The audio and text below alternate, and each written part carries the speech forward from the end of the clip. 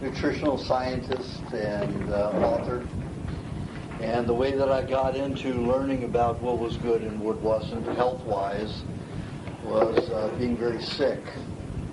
So I was born very sickly into a violent household, which perpetuated more illness. I had a brother who was about 18 months older than I. And when I came home, he was still in diapers, and he was not happy about me taking all the attention away. So he would push me down on rusty rakes and nails, anything that would panic my mother. And I'd be sent to the doctor and get lots of penicillin shots and tetanus shots. And, the thing is now, they say a tetanus shot lasts about 5 years. Back then it was 1 year, but my mother was a nurse, so it was maybe every 3 months they worked. That was her thinking. So I got lots of injections. So at 18 months old, I got my third tetanus shot. And after about 6 penicillin shots, the mercury went to my brain, caused autism. So I was unable to communicate.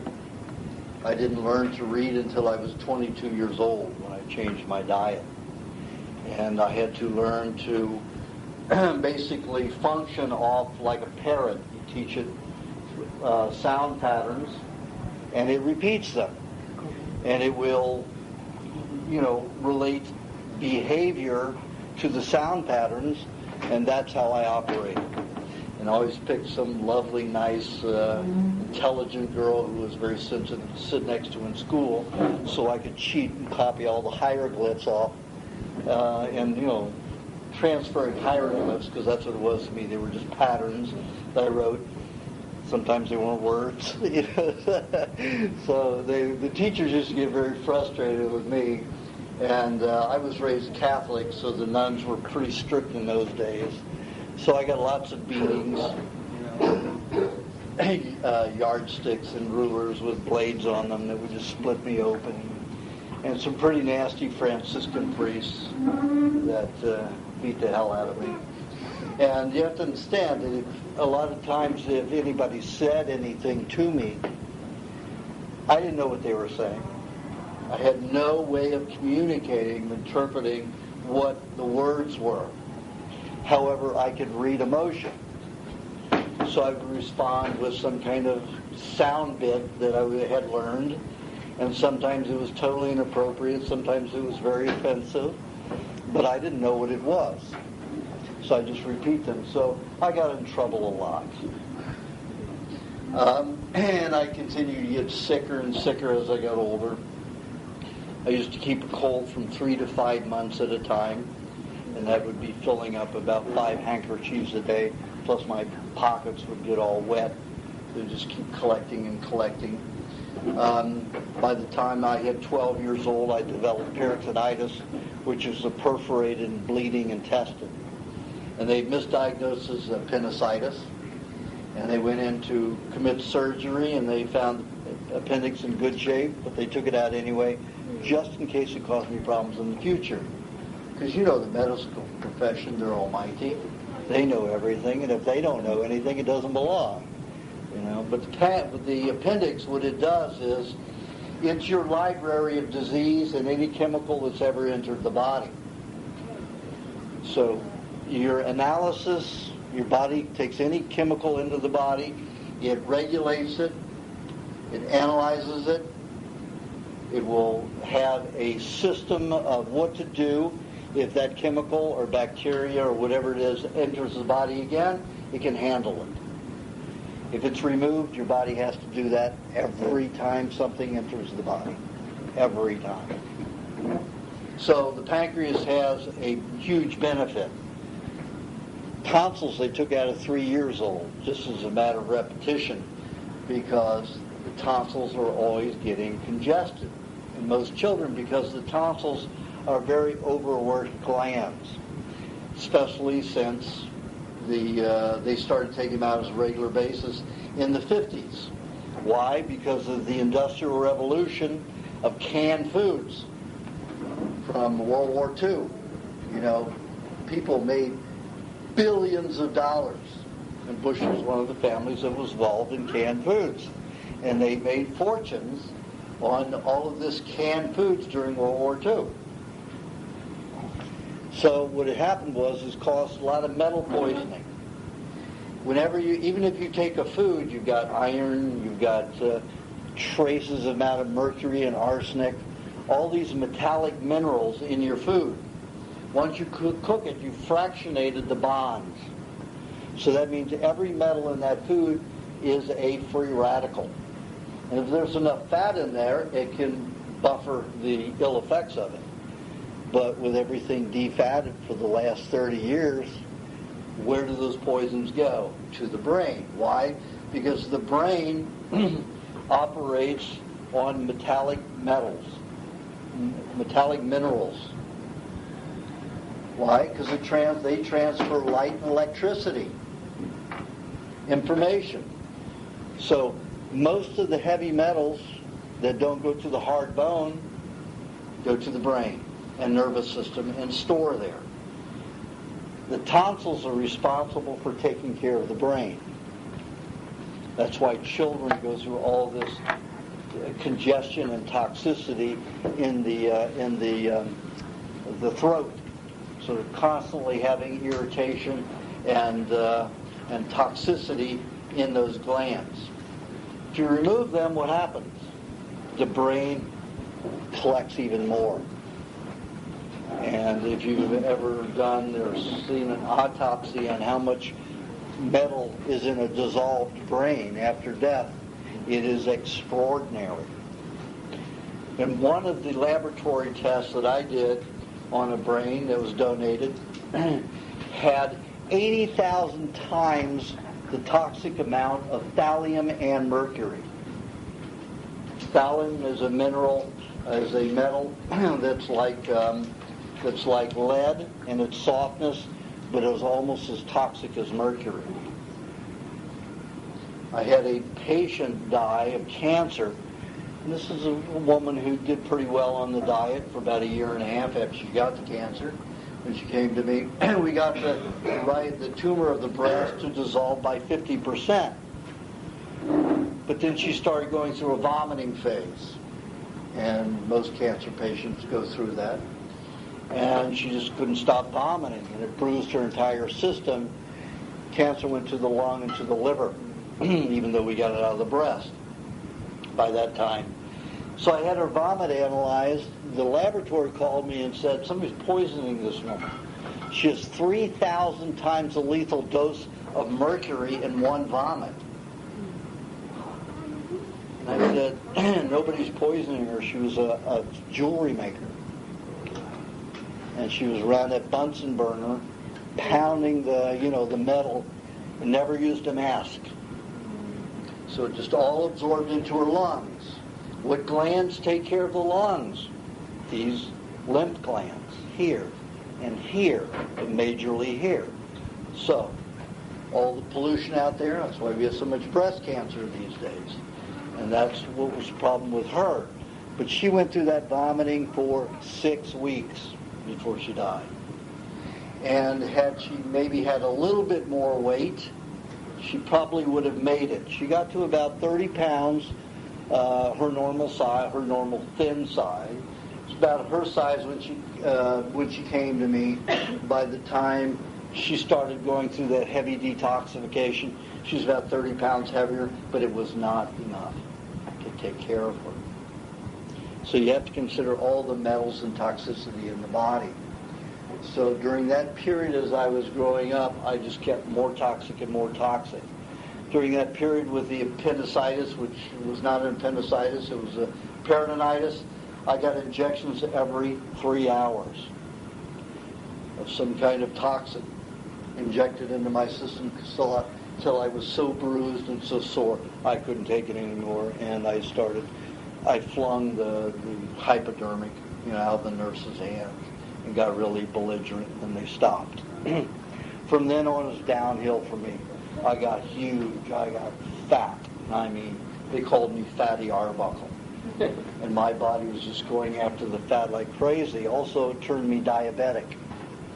So they didn't start giving me insulin until I was 15 and a half.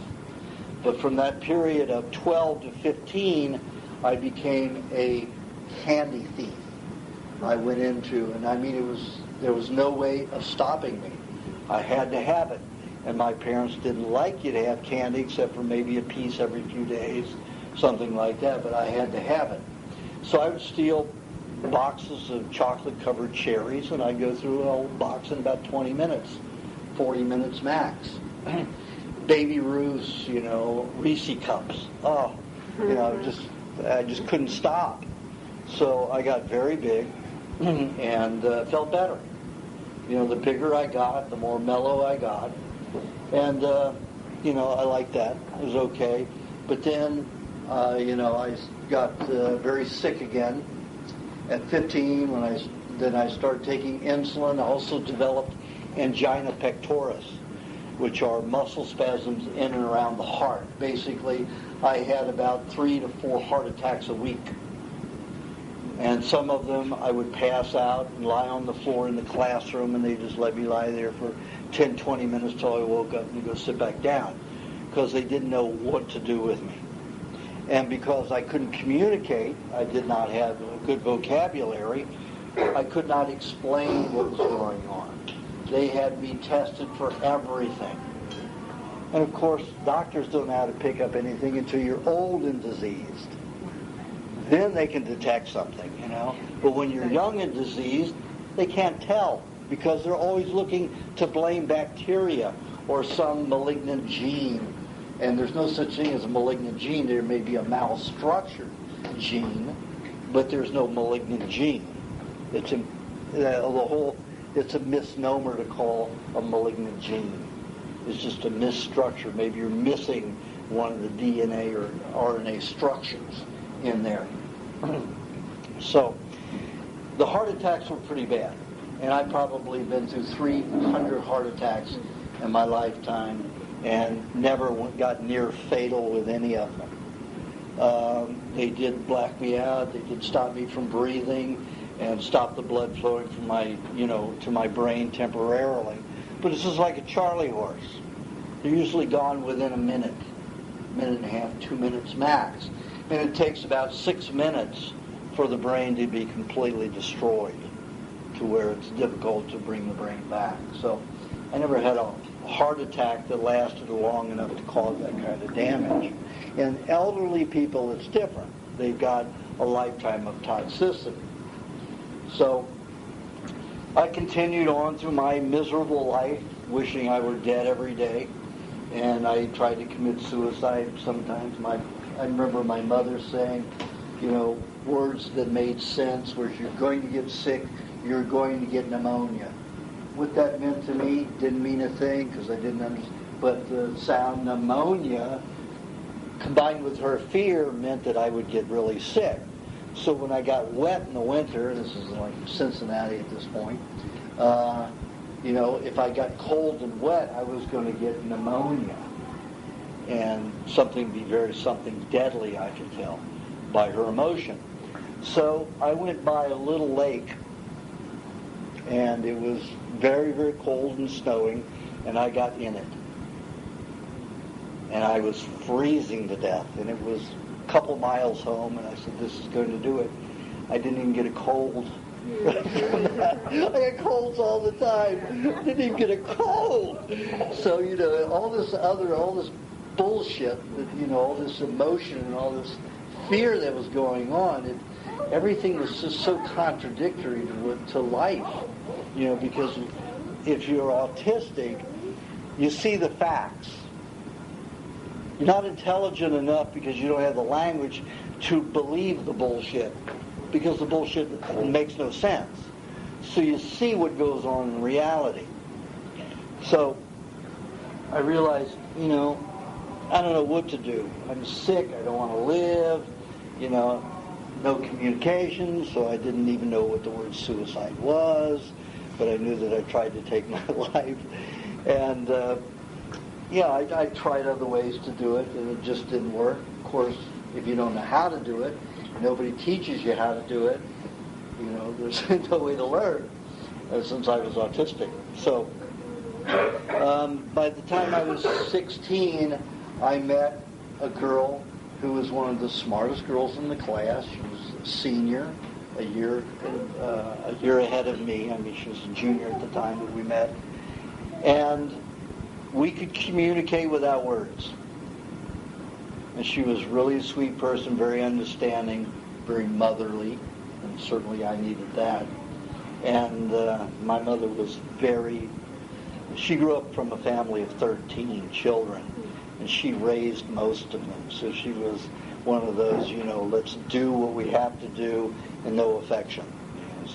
And this girl gave me lots of affection, and I was an idiot. She was getting, top honors in school, it was bizarre. So we got married. I was 16 years old. She was 17. We had a child, I was 17 years old. I was just 17 when my child was born. And here I was going to school, cheating my way through school, because I had to do it. And, then I had to work, support the family. So I was even more unhappy. This got to be grueling. This child was very sick all the time, crying. I wasn't getting any sleep. My wife wasn't getting any sleep. The doctors weren't helping us. Her parents, my parents, they weren't helping at all. And this poor baby was suffering every night, all the time. And just for a few hours a day, and it happened to be when I wasn't around, but it was with his grandparents, that he was okay, that he would actually sleep. But we'd have to rock him all the time, just to keep him from crying. So I was getting very unhappy, so I started drinking. I became an alcoholic. And staying away from home, going out after work, just partying, just like a typical idiot. And just drank and drank and drank. And smoked. I was smoking 2 packs of Lucky Strike non-filter a day. So they would give me that buzz, and the alcohol would calm me down. So then it went into Benzedrine to keep me awake, and coffee. I was drinking 11 cups a day to keep me awake. A fifth of gin at night to be able to go to sleep. And that's the way it was going. So I was a terrible husband and a terrible father. Didn't know how to get out of it. I still couldn't even spell the word "the" and have any comprehension about it. So I developed an ulcer at 19 years old. I realized it when I started vomiting blood. And I'm not talking about a little blood, I'm talking about cups of blood. So I went to the hospital. They found a huge ulcer. So they treated that with Maalox, bottles of Maalox. So I thought I was going to turn into a chalk factory. Mm-hmm. And sure absorbs all that, the hydrochloric acid, and also damage your ability to digest anything. And I was only eating donuts and, other garbage, so I needed all the help I could get. So, I did eat meat, good steaks in the evening with, some eggs.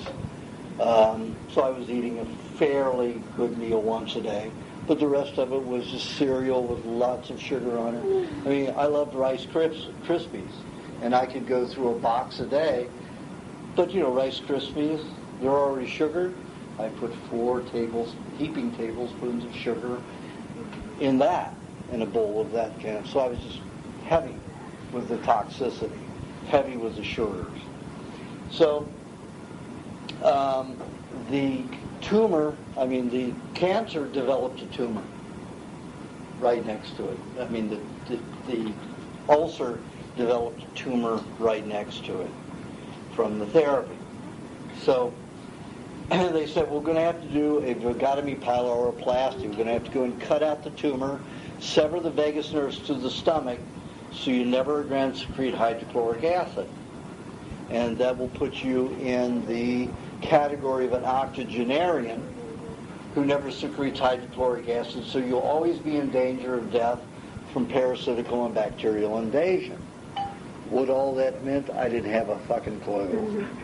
Here I am autistic, and this doctor's throwing that information at me. So, I didn't know what he's saying. Just did what he said. Went in, committed the surgery.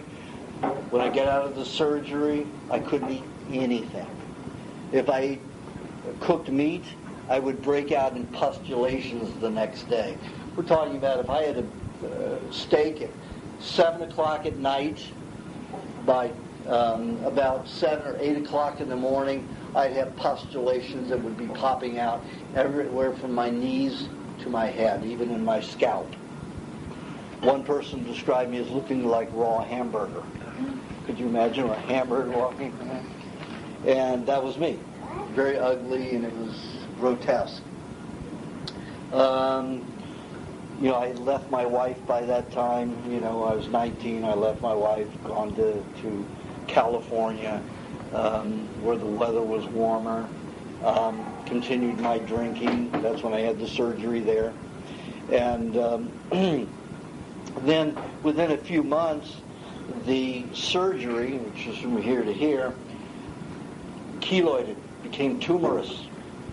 And I'm talking, sometimes as far as 1.25 inches wide, up to 3/4 of an inch high.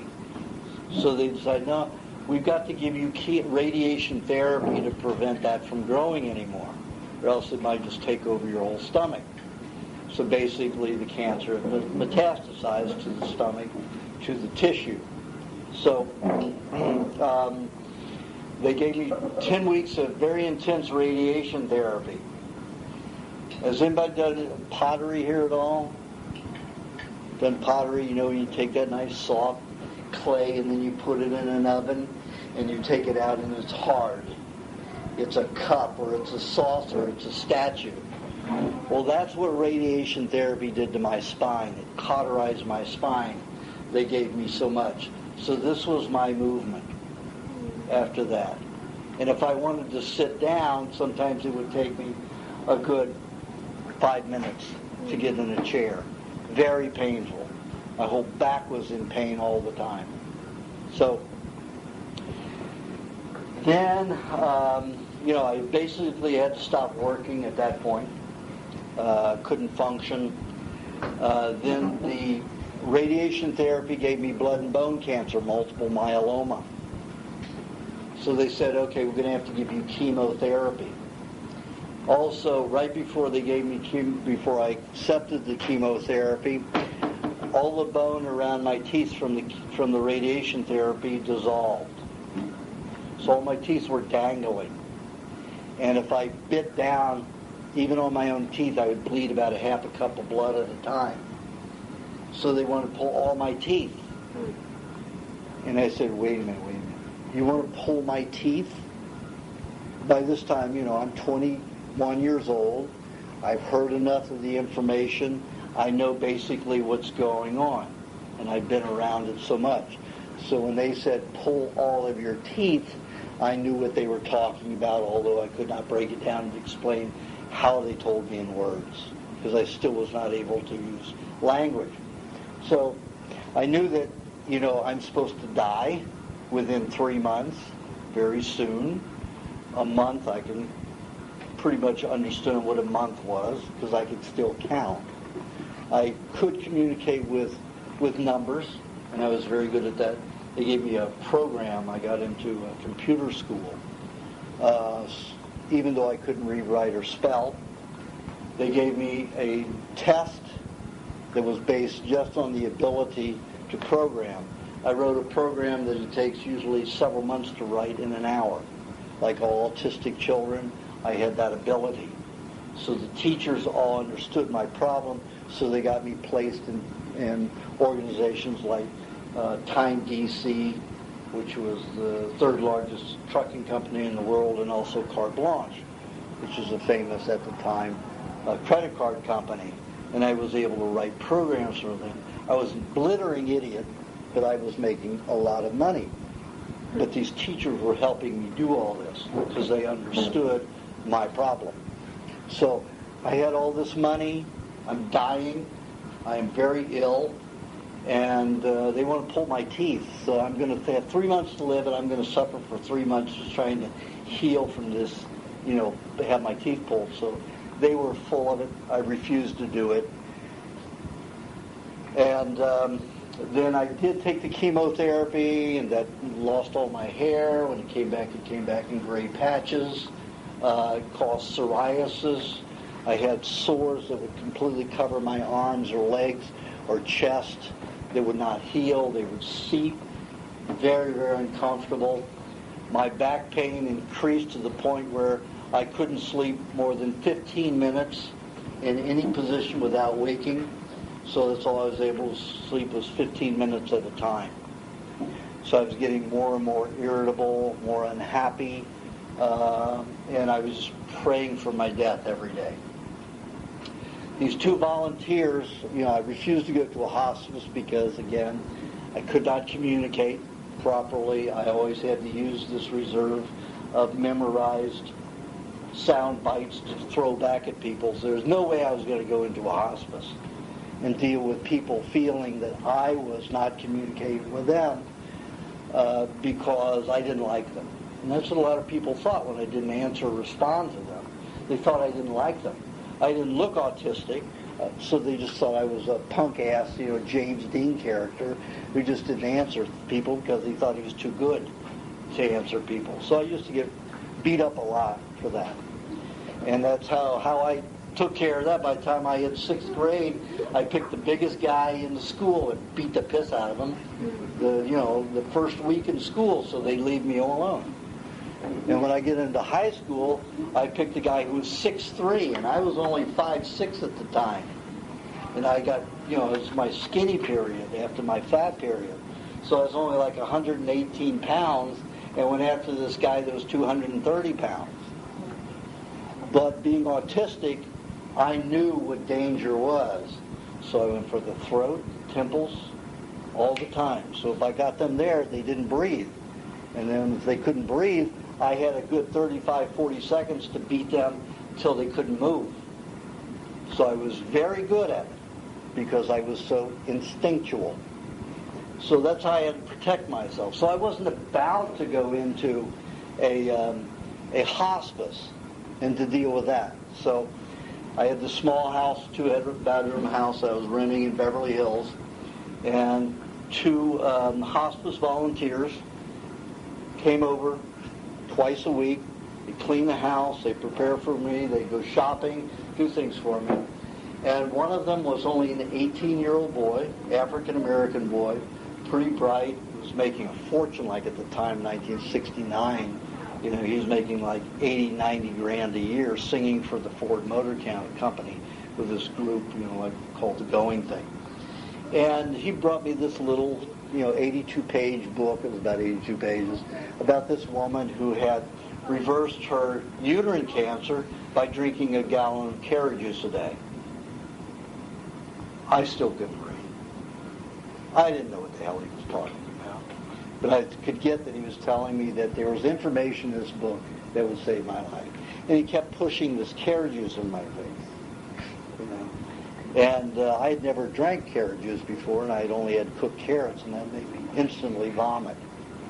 It's another thing when I was a child. Anything could make me vomit. I was very difficult digesting. So my parents used to make me sit for an hour and a half to 2 hours a night, every night, to eat my food and get it down.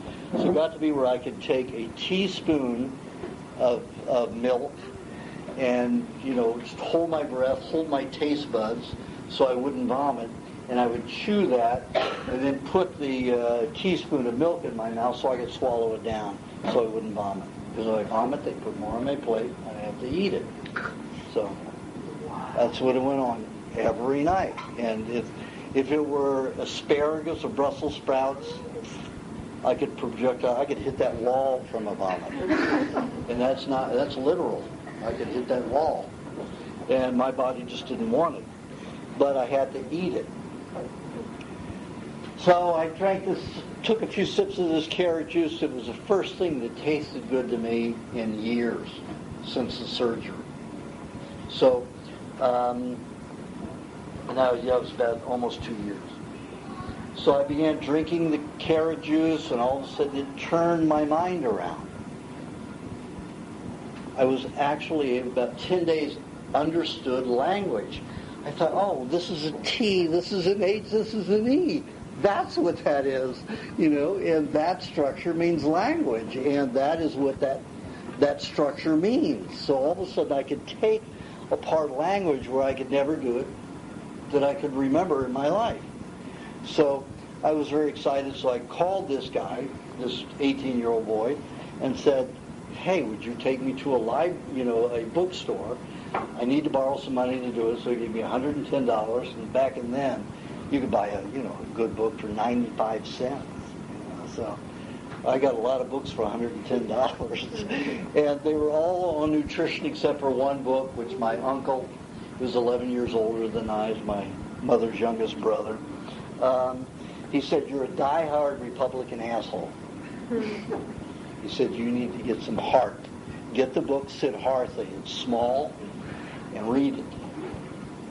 So, I don't know how many people know the story about Siddhartha. Is a normal guy who grows up and he becomes, to a wealthy family, and he goes out and becomes a lech and, the prodigal son, and does everything bad, and comes back and becomes the most spiritual, enlightened person in, all of eternity, so called.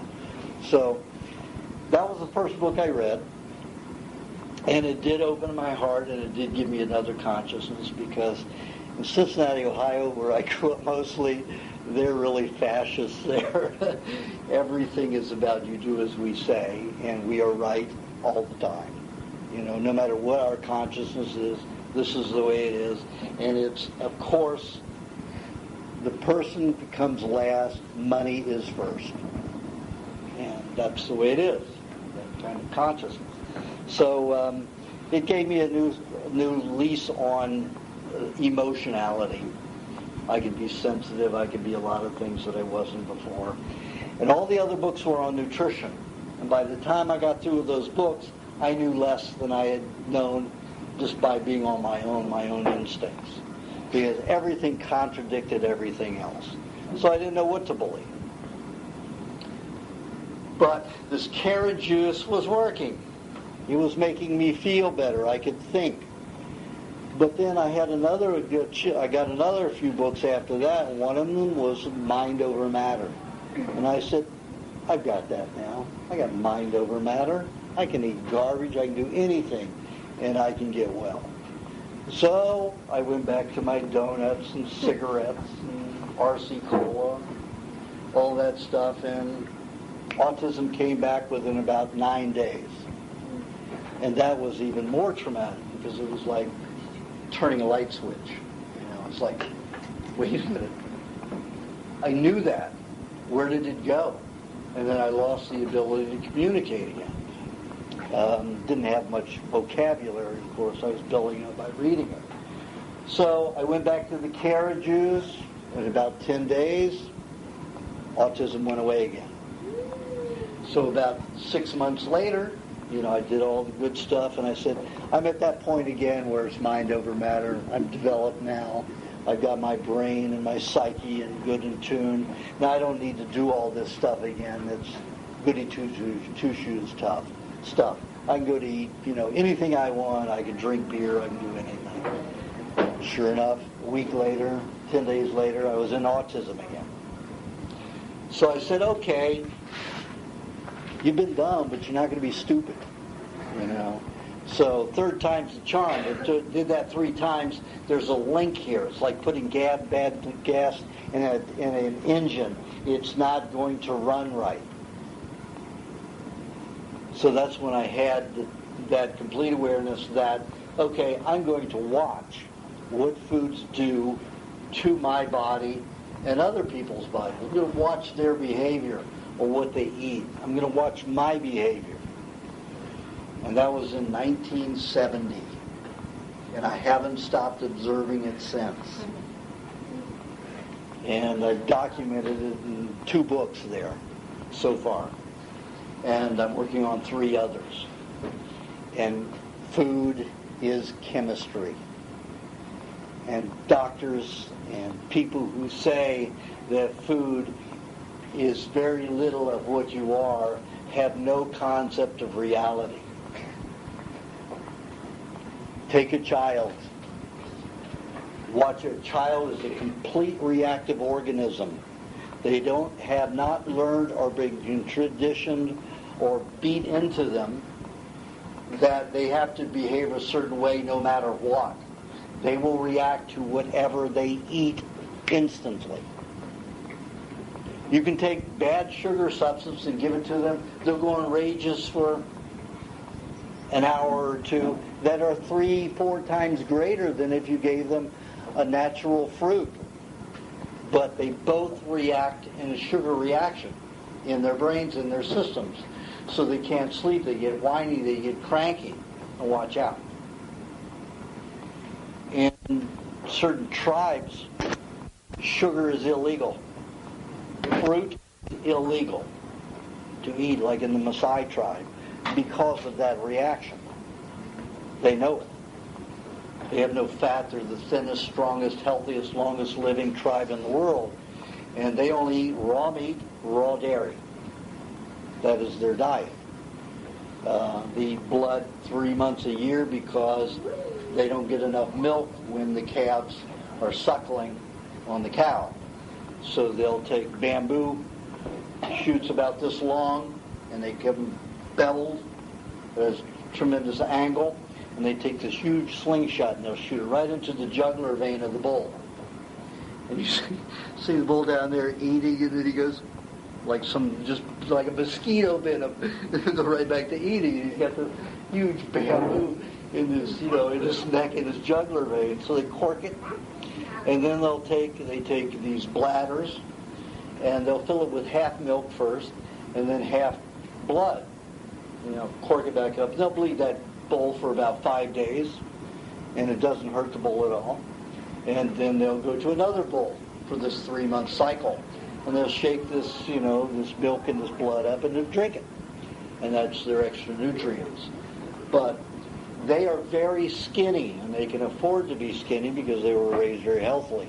But it is illegal for them to eat fruit because it causes such a radical reaction in the body. Demineralizes the body and defats the body. And they don't have a lot of fat in their diet like we do. So, after I got a little better eating these raw foods, ate lots of raw dairy to help me get back together. I was drinking a quart of raw cream a day, and I started getting back a lot of cheese. I was a cheese fanatic, raw cheese fanatic. Helped mineralize my system. The bones came back all around my teeth. It settled, so I didn't have to drink everything through a straw or drink it down from a cup. And at 27 years old, I felt I was in pretty good health, so I got on a bicycle and started traveling all around the North America, all the way from Alaska down to the Yucatan. And I lived with 4 different tribes and lived with alligators, coyotes, anything I could to find out what the keys to health were. And I saw that no animal, wild, ever ate cooked food, except for domesticated animals. None of them had ill health unless their environment had been poisoned or they were starving. There was a compassion among coyotes that are supposed to be vicious. No matter who didn't eat, the skinniest scrawny always got to eat first, or the only one who got to eat. And this was out of a pack of 11 coyotes. So they were all very concerned about each other. Every animal in the world. It seemed that man was the only one who had that tendency to, I'm primary and foremost, and that's it. So I saw that the consciousness, that survival of the fittest, which we were taught, exists out in nature, doesn't exist in nature unless you're in an African jungle, in an African desert, where everything's starving. And then the whole mind and the heat and everything starts disturbing their systems, then nobody's rational. Or you feed them some kind of high meat and then they become crazy. And by that I mean you take some rotten meat, you give any rotten meat to a carnivore, and it's the most delicious thing they can eat. It'll be the most foul-smelling garbage you could ever imagine. To be infested with anything, and a wild animal would just go crazy over it. Because it is all pre-digested and very, very assimilable. And they can tell it. For us, it's repulsive. For them, it's like candy. And they will fight amongst themselves about it. So I learned all this stuff as I was traveling around, and I stayed vegetarian. I would not eat meat. So I was into my 6.5 year, after 2.5 years of bicycling all over. And I happened to be in Alaska for my last trip. And I was with the Eskimos, and they had dug up, and the cancer of the bones was coming back pretty strongly. So if the temperatures dropped below 50 degrees, I was paralyzed in pain until the temperature increased. I would just be in agony, excruciating agony. So the temperature at, this was in early September in Alaska, so the temperature at night was definitely reaching below 50 degrees. So I was getting in pain, and they had this big feast. And they dug up these hides, unrolled them, and this raunchiest smelling stuff in the world. It was black, and it was green, and it was white. It had all these molds and funguses and worms and everything crawling in it. And it smelled so badly that I just wanted to vomit. So I couldn't get within 5 feet of it. And the children are dancing. This is like candy to them. And the adults are calm, and they're all smiling and happy. And I've got a headache from the stench. It's so bad. And, they told me it was, meat that they had, caribou that they had beaten, mixed with lard, and then buried, in this hide. But I didn't know that meat got molds and things in it. I just thought meat just got worms and decomposed, and that was that. So I didn't believe them, because they had been telling me, all the 4 tribes that I lived with told me that raw meat is what you need to eat. But I knew what cooked meat did to me. I broke out in pustulations, and it continued all I tried. The last time I tried up to that point was when I was 24 years old. And there was, the next day I was a mess. So I was completely, the wall was 30 inches thick for me getting through to eating any kind of meat, including raw. Here I had no vagus nerves. So if I got a parasite and it went to my brain, I'd be an idiot again. So there was no way I was going to eat meat. I just wouldn't open my mind to it.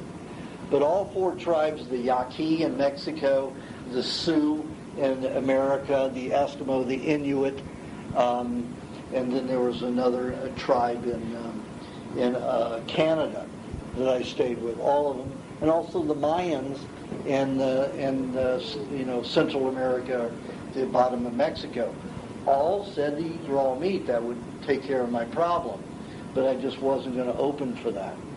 So here I am in Alaska with the Eskimos, and they're telling me it's meat. Meat doesn't turn those colors. What did I know? So they got me to eat, about a ping pong ball sized amount, and I had to stick 2 cotton balls with musk oil up my nose to get it past, to get close enough to eat it, and the pain in my joints reduced tremendously. So I worked for 20 days trying to get out of them what herbs were in that mixture. They just kept saying it was raw meat. And I didn't believe them, because I just thought they wanted me to eat raw meat. And it was just coercion. So I was still pretty sick at that time. So instead of bicycling all the way from Alaska down, because it was getting colder and colder and I couldn't take it, I threw my bicycle up on a freight train and bungeed it to the wall, took a hammock and put it across the side so when the doors open so I could just swing as the beautiful, scenery passed. And a couple of times, some railroad dicks came into the car with their guns loaded. And also some border patrol people in Canada and Mexico. And, they take a look at me because at this time, I was very natural. I went around in robes, and I had beard and long hair, so I kind of looked like Jesus. and I took full advantage of it. And you'd see these guys come onto the train, and they'd see me in the bicycle bunching to the wall, and they'd say, "Stay out of sight." And usually, I've seen them beat these people and take them off who jump these trains. They're pretty nasty people, so I was very fortunate. So I took a train all the way down to just below Palm Springs to die. I was going to fast myself to death, because I just wasn't going to suffer like that anymore, and I didn't see any way out. And I was getting worse instead of better, because I kept getting thinner on what I was eating. I could eat 7 pounds of nuts a day and wake up a quarter of a pound lighter the next day. So being a raw...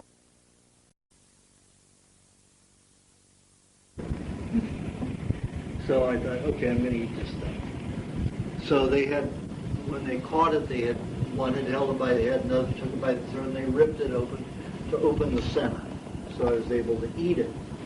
And first few bites, came right back up. It was like, okay, I've been here before, sitting down an hour and a half at dinner time, having eat this shit I hate. Here's this, warm, raw rabbit. I have to eat this thing. I said, but the 2 days of pain would be easy, very easy, rather than fast myself from 40 to 60 days. So I picked up the rabbit, and I just psyched myself for 5 minutes, and I got into that place. I was back at the dinner table, where my parents and everybody else was watching TV, and I was sitting down and looking at that awful plate of food. And here I was with this rabbit, and I said, okay, I can do it. So I started eating it, not allowing my body to taste it, not feel it or anything. So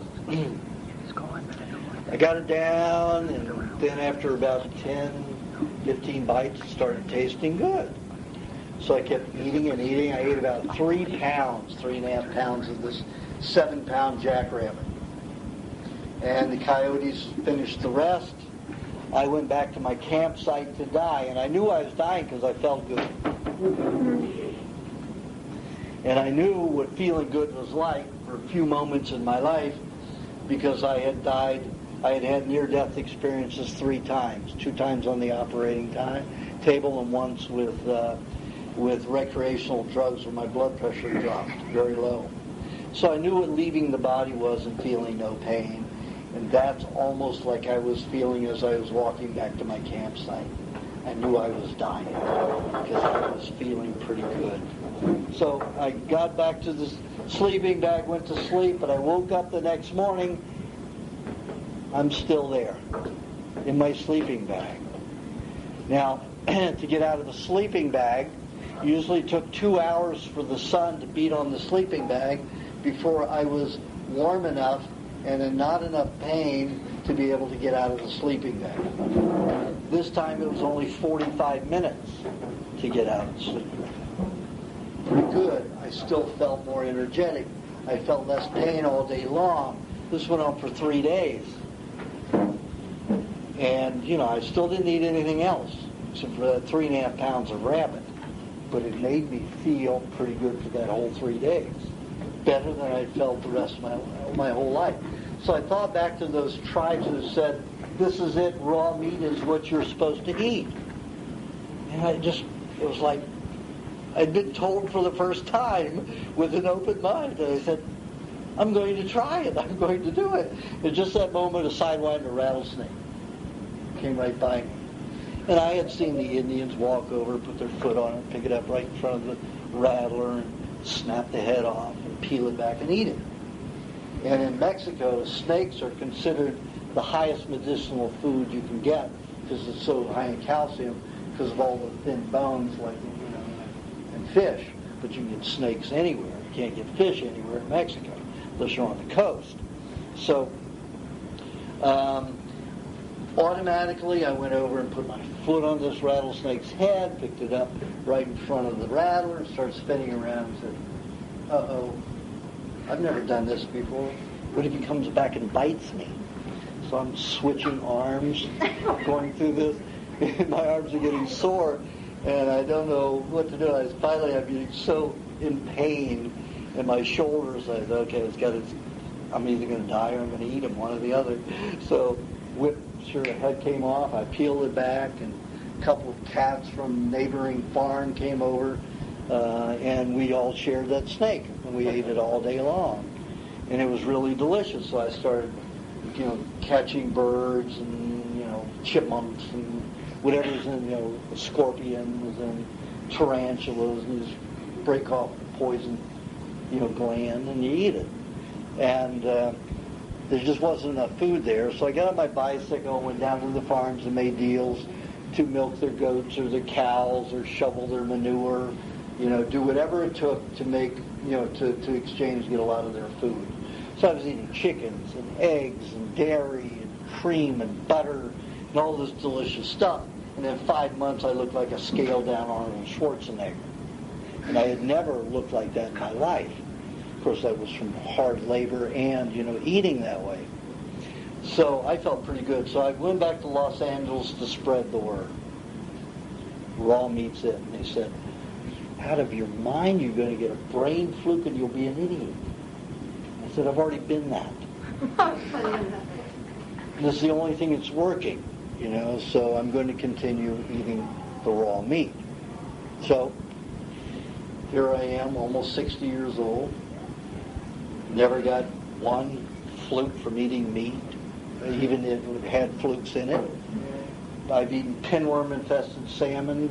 If anybody saw the episode on Ripley's Believe It or Not, they've aired it 40 times. I had a beard and long hair at the time.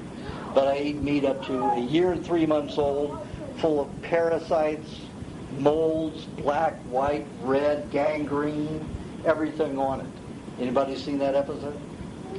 Nobody's seen it. I've heard a lot about it. Yeah? Yes. And they've got a food inspector there that says, you can't eat this, you're going to die. And I had 3 other patients that ate it with me, and, they just got better. It reverses, it's the only thing can reverse chronic depression instantly, within like 10, 20 minutes of eating it. And we'll leave it. People were taking 5 medications a day, 30, 40 years, gone, just by eating that high meat. Pretty incredible. And there are lots of tribes that do it besides the Eskimos. So here I am today to let you know that everything you've ever been told about cleanliness is wrong. Everything you hear about E. coli is wrong. Everything you hear about your parasites is wrong. All of this is incited by fear. It's like believing the worst horror story that's come out of Hollywood. And it's all fiction. Complete fiction. Parasites. You've heard about trichinosis, right? You come from that age. A couple of other people came from that age. Trichinosis. Worst thing you could ever get. Never eat pork unless it is very well done. Now you take a look at Joel Weinstock's work, Dr. Weinstock of Iowa University.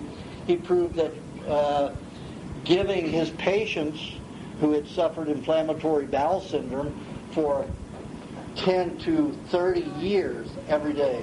Anybody know what inflammatory bowel syndrome is? It's intestinal cramping from anything you eat that either causes diarrhea or vomiting. Every time you eat anything. Your whole life, every day, all day long.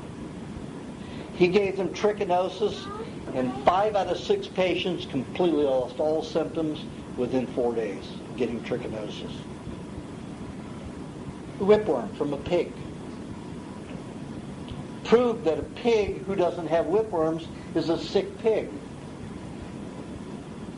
All humans used to have whipworms just like a pig. And he proved that we're too clean. E. coli. People for centuries have gone from wiping their butts to eating their food and touching them, getting dirt. They say that tapeworm comes from dirt, and who has tapeworms that doesn't live on sugars. You eat cereal. Humans who live on sugars get tapeworms. because the tapeworm lives on the sugars in the intestines, not the protein. Of course, they will eat the protein if it's from sugars. And if a person's only eat high carbohydrates like cereals, then it will eat all your protein. So there is all kinds of misconceptions out there about what is healthy and what isn't. And it's not to your good benefit. What about the avian flu that they're talking about? That is an absolute fiction. Absolute fiction. But I'm going to get into that when we get into the workshop. This is the finish of the lecture. So I'm going to do a workshop after this. It's going to last about 4.5 hours. In it, I'm going to explain how the body works, how food works, what parasites truly are, virus, bacteria, fungus, how the body utilizes them and how they work with the body, and then how to eat effectively so that you get the most awareness and clarity throughout every day. And then you'll be able to go away from here with a good solid knowledge of how to put this into practice very quickly. And if you have any kind of ailments or problems, just get into my first book in the remedy section, and it tells you which foods will help you do that. So we're going to end the lecture at this point, and any of those people who want to stay for the workshop who haven't signed up for it, see Sherry. It's $75, measly $75 for 4.5 hours.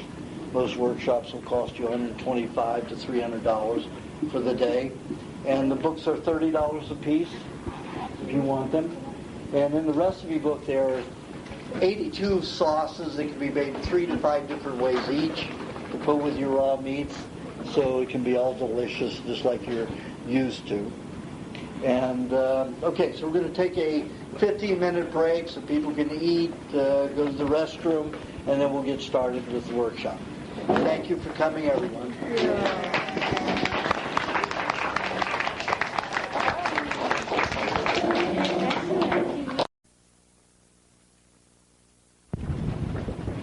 Let's just start right off by talking about the human body. Just so you understand how it works. We've got 3 main systems in the body, circulatory systems. One is the blood, which you're all familiar with. That's enough height. Next is the lymphatic system. The lymphatic system is as complex as the bloodstream. It's even more complex because it has nodes and glands all over the system. It connects to the lacteal system, in fact, part of the lacteal system, which is a web network going to the intestines to absorb all of the nutrients. When it becomes, it's called lacteal because it's like milky. Everything's digested becomes like milk. Then when it gets into the lymph system, it can get as clear as mucus. The lymph system feeds every cell in the body.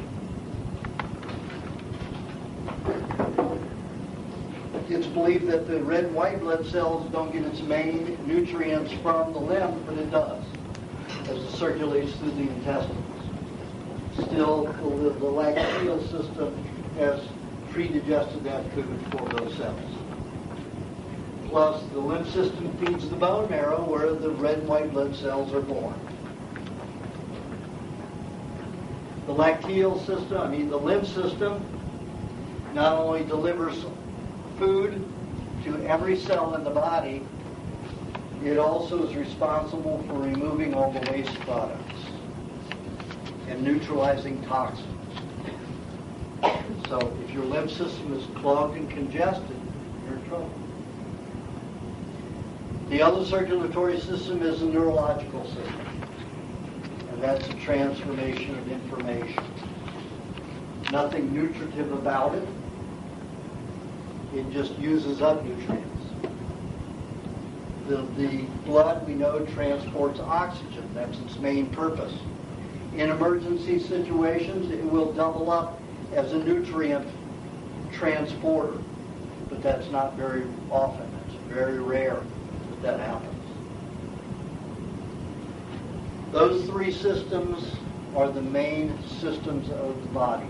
And the most important one to me is the lymphatic system.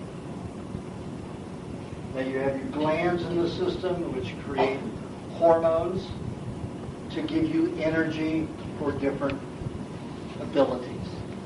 Adrenals give you lots of physical energy which can be utilized in strength. The thyroid, the pituitary, they all give you lots of energy for different things. The pituitary is usually growth, so that your body can grow. The thyroid helps activity throughout the body, especially brain activity. So it regulates between the brain and the physical activity of the body. Each system reacts a little differently. Everything works in a balance. If anything is missing, there's an impediment of functionality. That could be the whole of you. Death doesn't come from the elimination of any of these, usually, unless it's the liver. But that's an organ. And then there's a problem. However, there is an impediment in functionality and behavior. So the quality of life diminishes every time there is a gland malfunction. A lot of people go through, they go slowly through life getting more and more feeble. You've seen those people try and cross the street, and it takes them all day to get across the street. Those people have about 22% of their cells alive in their body, that's all. Getting ready to die.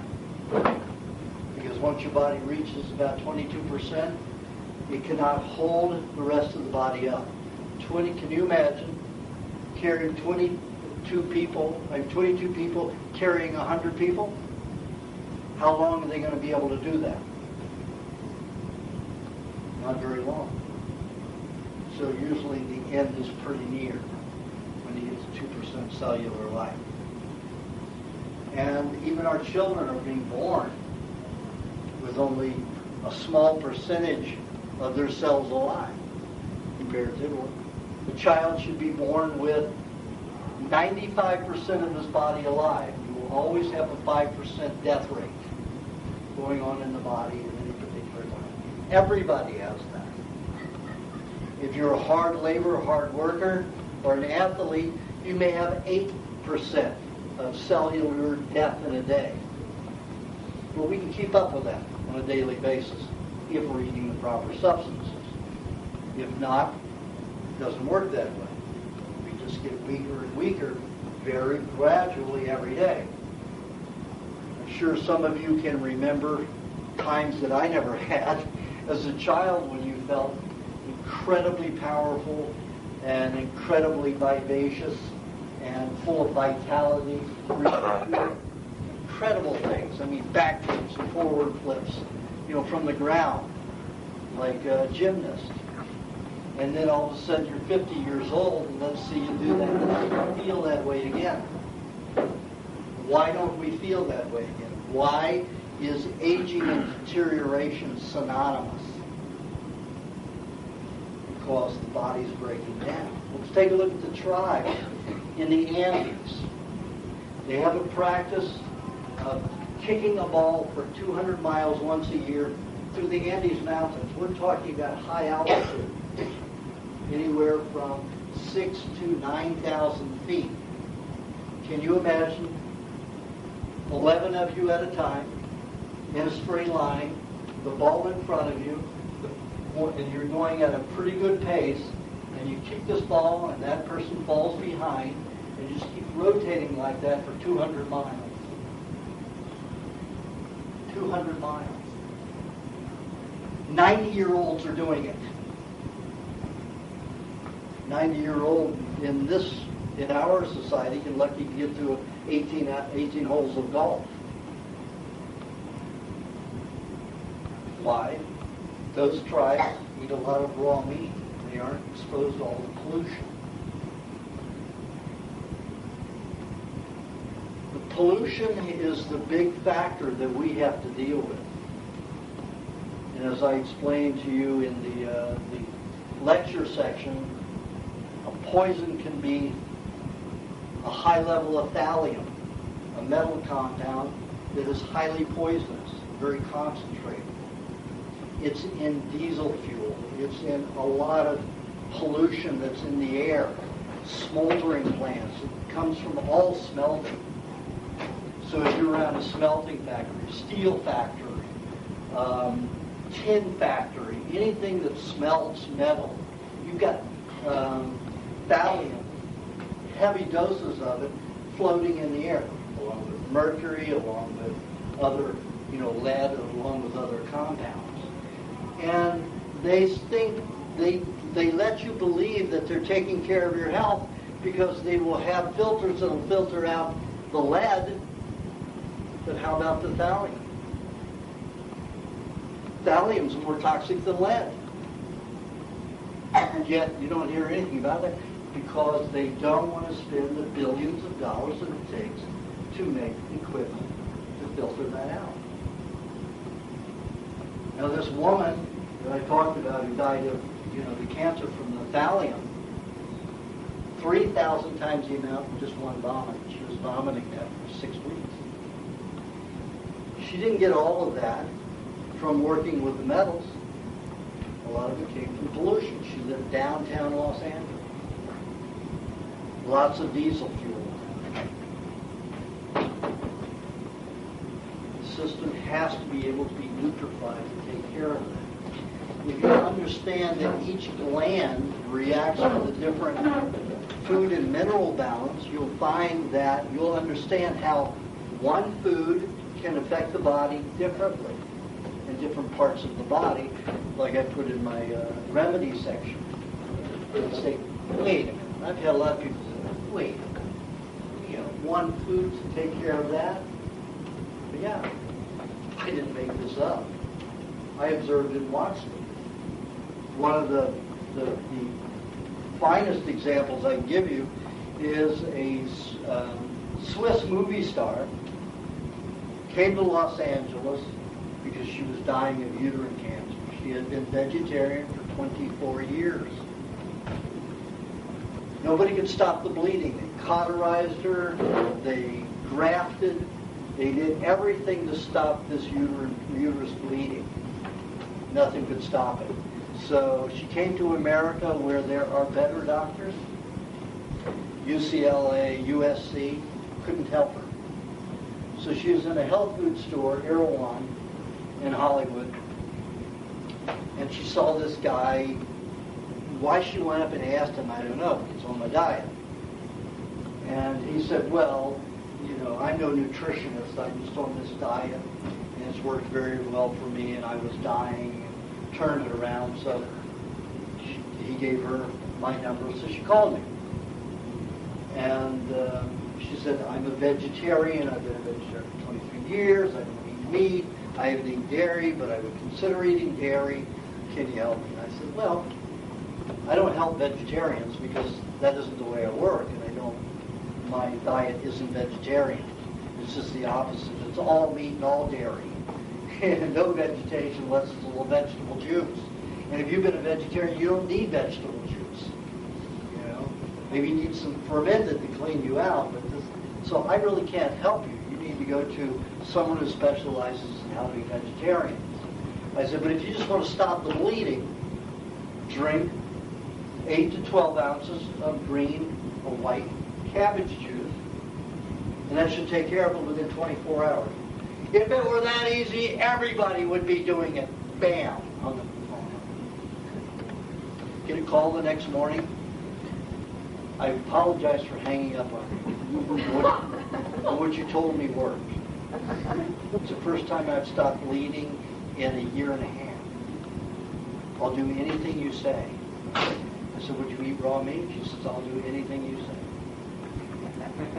So, she didn't bleed again. 3 months she did the diet, she did meat, she did everything. She went from the skinny, frail little, thing that she came out of Auschwitz to about close to your size, just a little heavier. Very good. She was happy. The life came back to her. She wasn't worried. And then all of a sudden, she got in with a group of vegetarians, and they told her that she was spiritually bankrupt, and that her life was not going to be good. She lived and continued that. And she bought it. She started eating vegetarian again and was dead in 2 weeks. Started bleeding. Thought it was her road to go to die. Started bleeding after 2 weeks of eating vegetarian cooked food. That was that.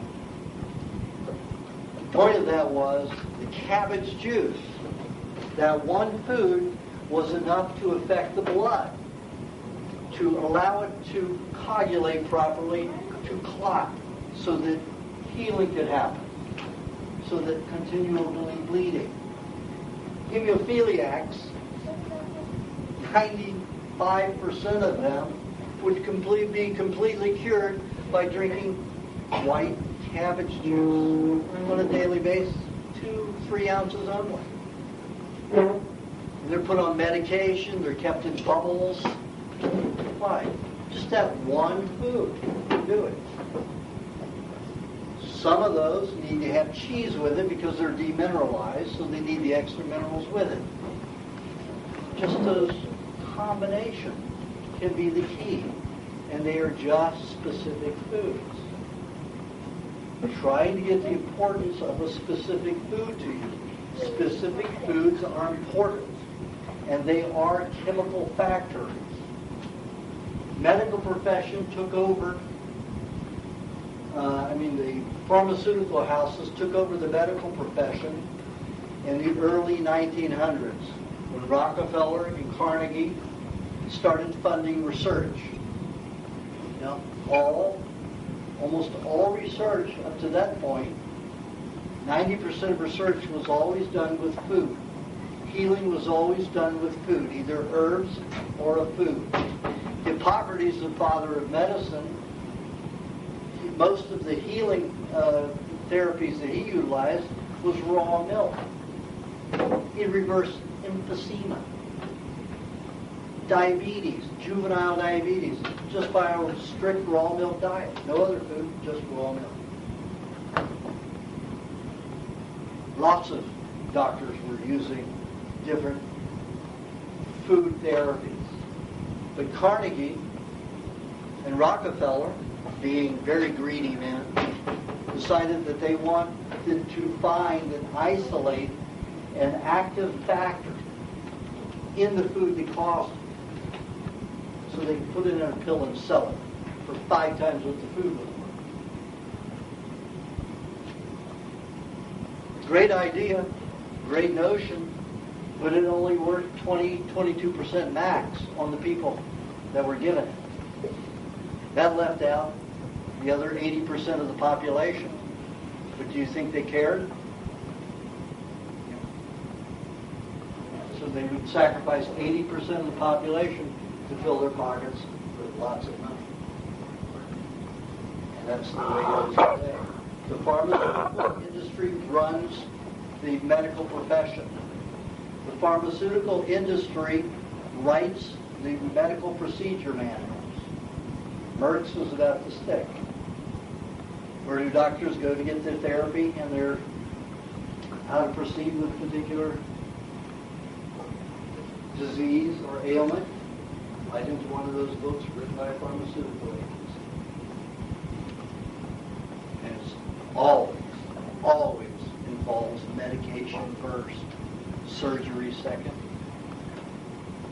then radiation is the least advised. But it's always pharmaceuticals first, chemotherapy. Some doctors believe that chemotherapy is more harmful than radiation, and they can't really see the damage that radiation does easily until it dissolves the bone like it did around my teeth and the rest of the body, so they think it's less harmful, but they're not paying attention. So, supporting the medical profession is really supporting the pharmaceutical house. And if that's the way you want to go, I have no judgment about it. That's fine. But I'm just here to offer you an alternative that has a lot more hope than 22% of you, or 22% of the cells in your body. The other 80% go. So how do you feed these systems? How do we know what are the proper foods for us? Well, we take a look at the digestive tract. The mouth, salivary enzymes, lots of bacteria. The human has more bacteria in his mouth than a dog or a cat does. The human has more bacteria in his mouth than any other creature on this planet. All of that bacteria is good for meat digestion. The only contrary to that is that the human's mouth has ptyalin in the enzyme. Ptyalin is a carbohydrate digestion enzyme. Horses have it. Helps break down sugars. Looks like we didn't have this for very long, and we may have developed it in the last 30,000 years of trying to be grain eaters. Like the North American Indians, if anybody's read the Coster excavations, Coster found that the American Indians in the Ohio Valley were mainly nomads. They were hunter-gatherers, mainly hunters. They tried every about 200 years, they would go to a certain area in this valley and try to be agriculturalists. They grew corn, they grew nuts. And they tried to base their diet on that with as much meat as they could get within the surrounding area. But you know, when you live in an area like that, you're going to exhaust the animals around pretty quickly within at least 100 years.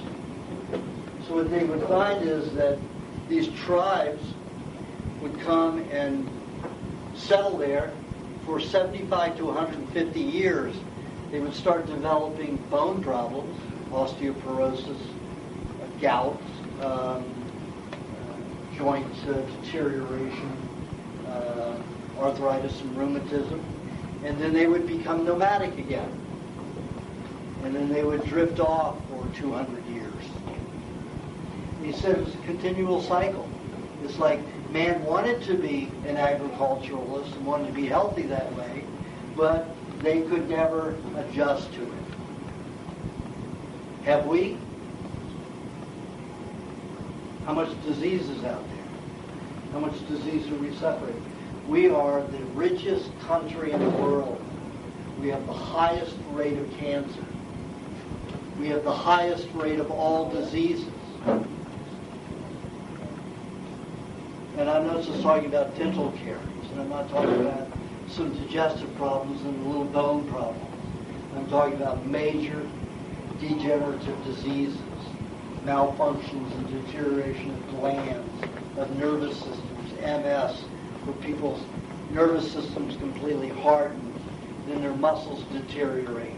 Very painful, very ugly death. Lupus, where your connective tissue starts dissolving and degenerating.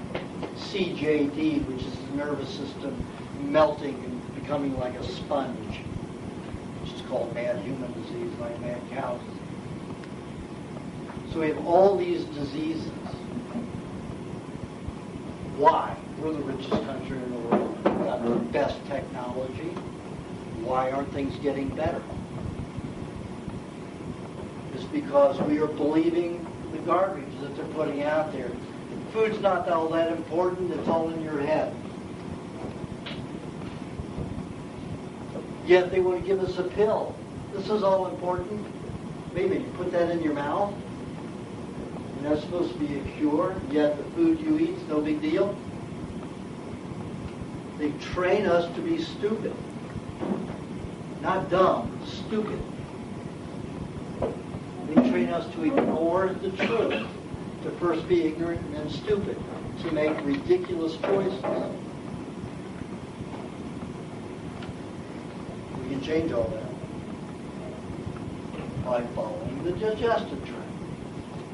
Okay, so we know that the mouth has a tremendous amount of bacteria that's best for animal matter, for breaking down animal matter. Then we get to the stomach, and what is mainly there? Hydrochloric acid. What does hydrochloric acid break down? Proteins, meats, dairy. How much protein is there in the brain? Max 15%.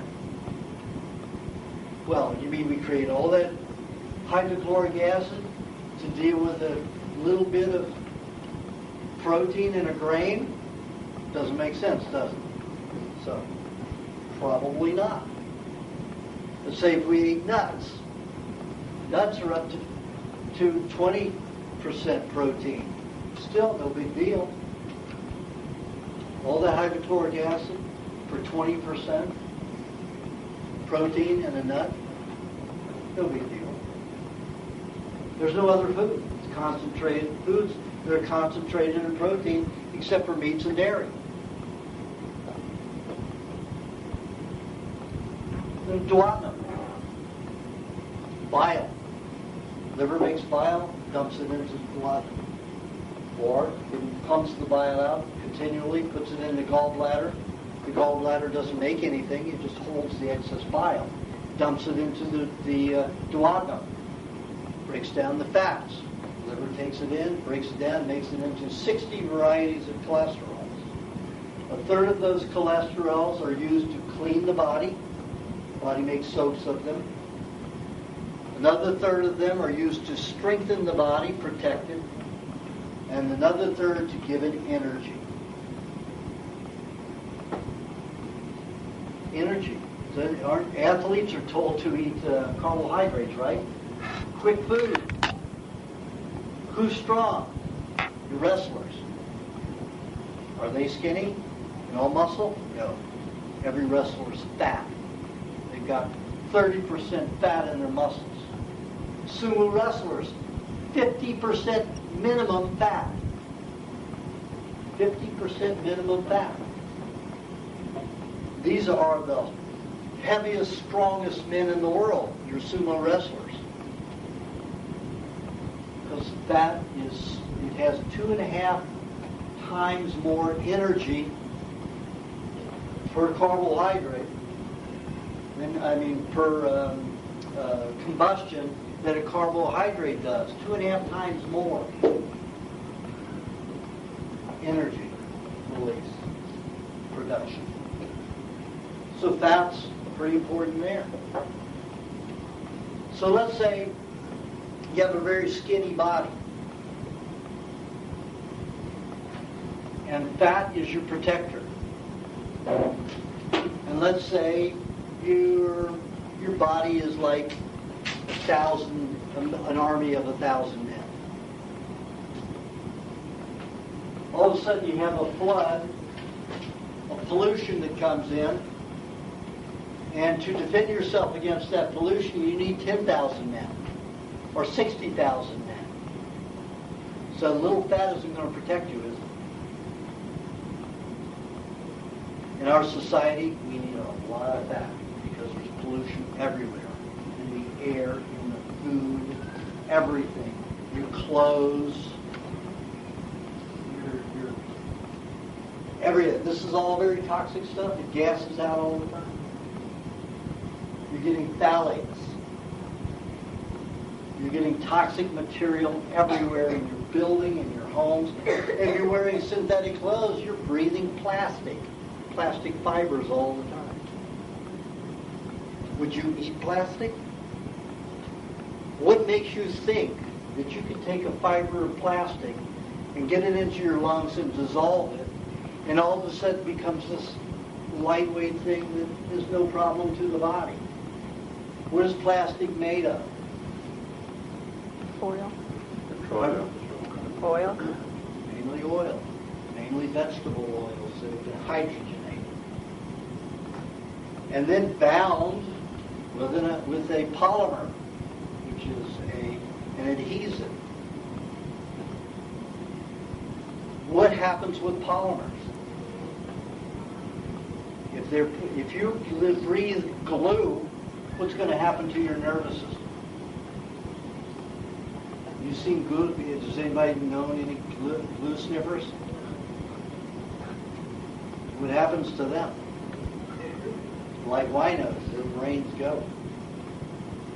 And they'll be out digging ditches the rest of their life, most of them. Because they can't clean that stuff out of the brain and nervous system. And if you wear plastic clothing, just remember, it always limps. It's rolled into fibers that have lint. It falls out. Doesn't matter if it's natural or unnatural, any fiber limps. And you breathe in that lint, you've got plastic fibers in your lungs. There you put a chemical solution that will have to be dissolved, and it's going to take on the same properties that it did while it was being made, formed. And how toxic is a polymer? If we were all exposed to one open bottle of polymer here for 48 hours, we'd all be hospitalized. So every time you inhale one of those fibers, and it gets into your sinuses or lungs or anywhere else, it has to be dissolved, and you're creating that chemical compound. What protects you? Well, what does your body do with it? It starts dissolving it, and it takes fat molecules and white blood cells, and it tries to surround it and stop it. It pulls minerals to help take it, dry it out. And then it'll try to eliminate it out of the body. Sometimes those get so hard and so clumped, they can't be removed from the body, so guess what happens? They store it either in the connective tissue or the lymphatic system. It's like constipation of the lymphatic system. Constipation of the lymphatic system. Where there's no flush, there's no enema, there's no colonic to do.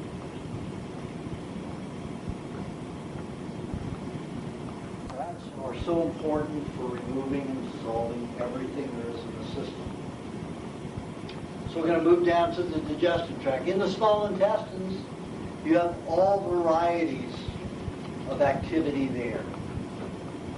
In there, we can be classified like the pig, an omnivore who can eat anything. So, but you still secrete hydrochloric acid throughout the small intestine. Lots of different bacteria. You got the villi. According to what the food comes by and rakes along the villi analyzes it. It knows what kinds of solutions to mix in there. But the body easily and normally is always secreting hydrochloric acid throughout the small intestine. A lot of vegetarians will argue, well, we only have 15,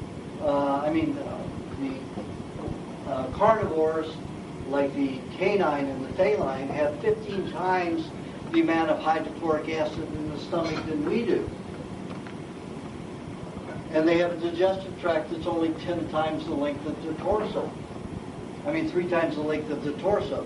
We have 112. But they don't consider that the small intestines, we produce that other 15 times in the small intestines, gradually throughout. We handle the same foods, but just differently than they do. And you have to look at your carnivores. All of them have rudimentary adrenal glands. So they have to hunt fast and quick or they will die. We can go days hunting, trapping, things like that before we have to eat. They don't. They have a very limited time. That's why they chase their animals. That's why cats who have even smaller adrenal activity have to bat their prey around before they can kill and eat it. It has to have a tremendous amount of adrenaline in that cat, or that cat won't be able to hunt the next time. So, a cat that lives in the wild and is exposed to the elements. A house cat doesn't need much adrenaline. Cats that live out in the wild, they eat it.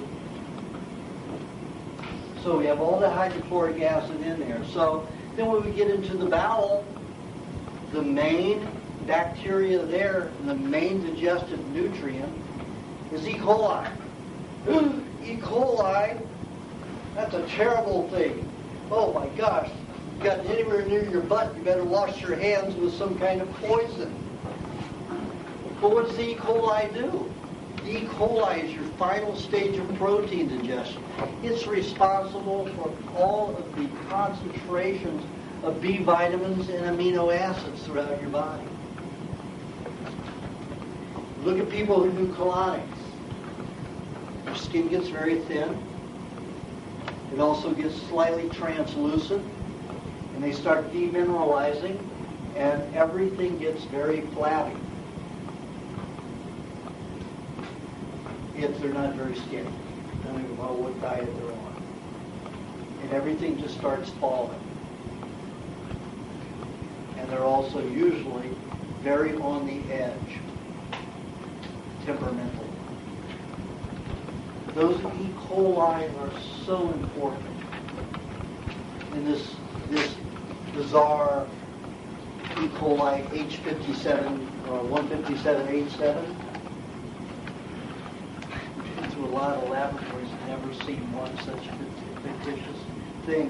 Even in animals who are diseased, I've never seen one of those so-called 157H7s.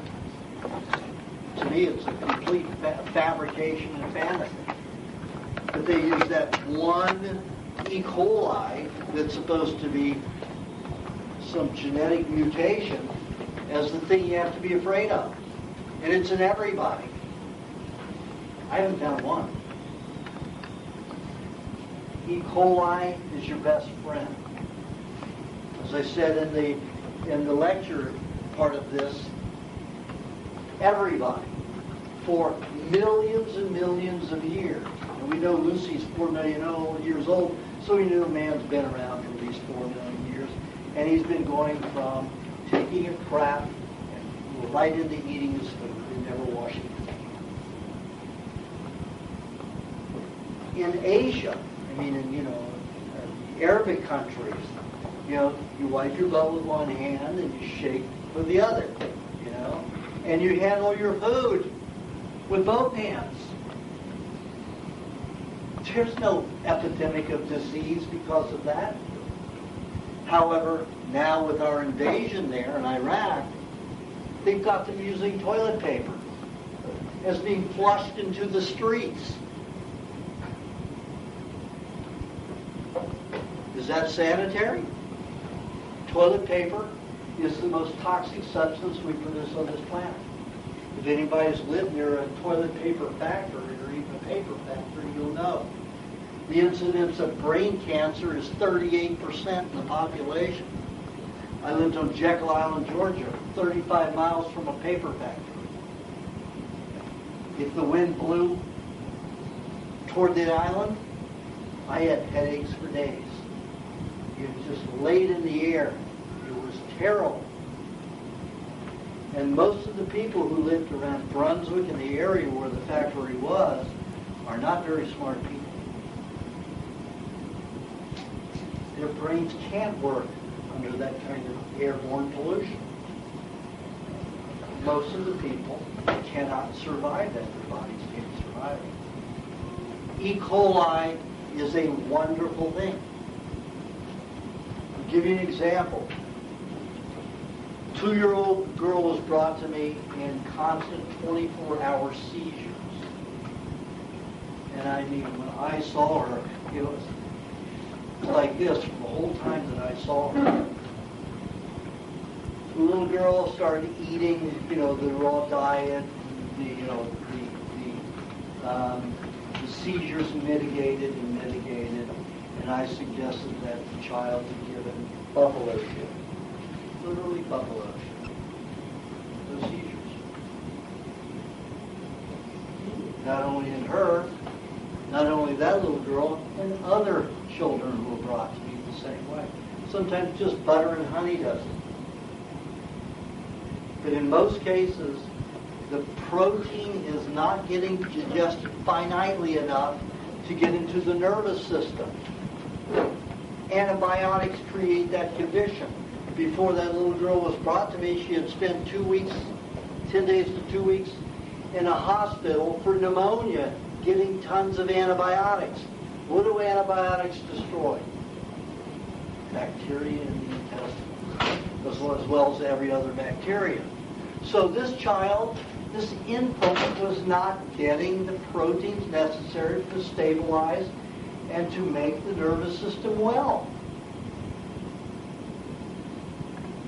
So the quickest way to build up that child's and any child's ability was to give that child shit to eat. Not food shit, but it probably would be better, but I can't find any humans who are even healthy now. I'm not even healthy. So we use buffalo. And it works. It provides the E. coli to get the system building again. The University of Toronto, in association with the Hospital for Sick Children of Toronto, have been using the baritoxin produced by E. coli to shrink and dissolve human brain tumors in 2 to 5 days, including the vessels going to them. The baritoxin from E. coli, that's the nasty thing. But they've been using it for 35 years. Why isn't it on the market?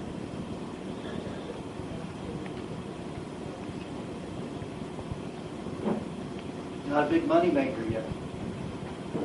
However, Yale has been using salmonella to dissolve human brain tumors in laboratory tests for 15 years now. I gave a lecture at Yale about almost 20 years ago.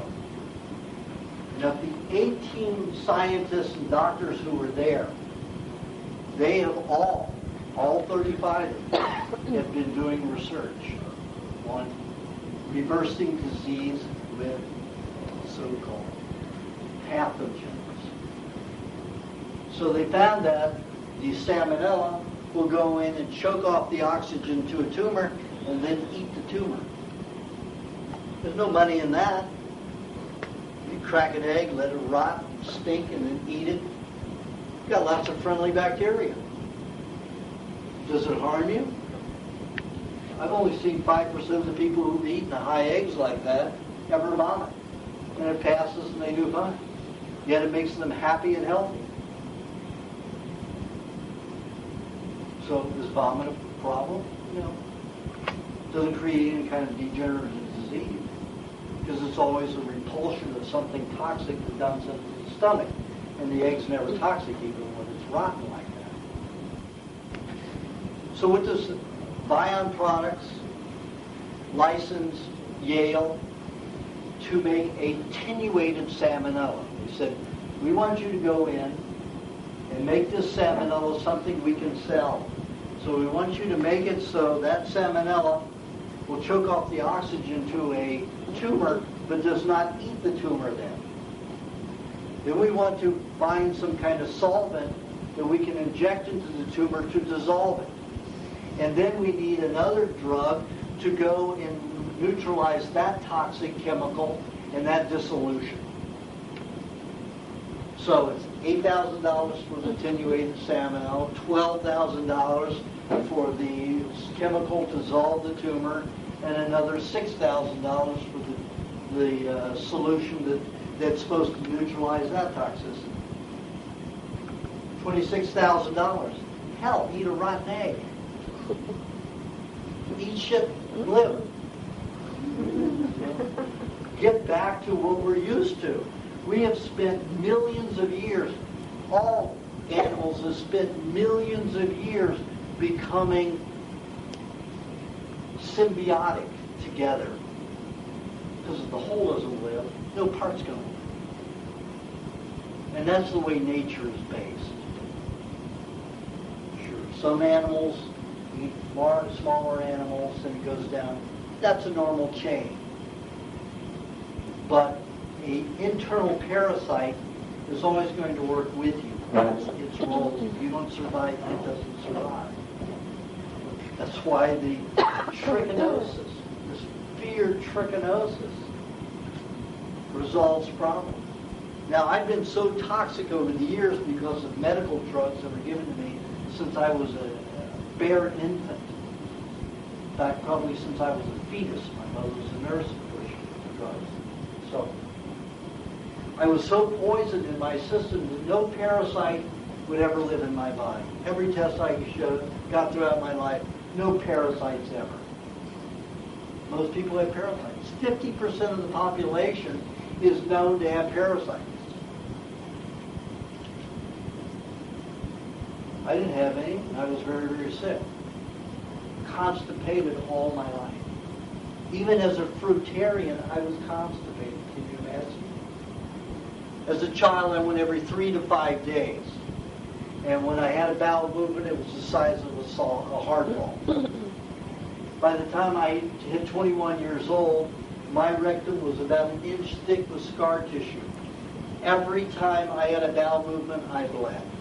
Every time. Every time it was painful. When I went on a fruitarian diet, sure, I was having a bowel movement every day, but it still would get very big at first and have to, cause me to tear tissue, cause more scarring. All of a sudden, for the first time last year, I got a parasite. I was in Vietnam, and I was very hungry for some vegetable juice.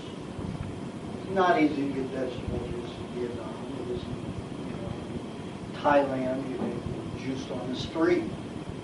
Celery, carrot, anything. A lot of things. Cucumbers. But in Cambodia and Vietnam, it wasn't. The only vegetable that was readily juiced on the street was sugar cane.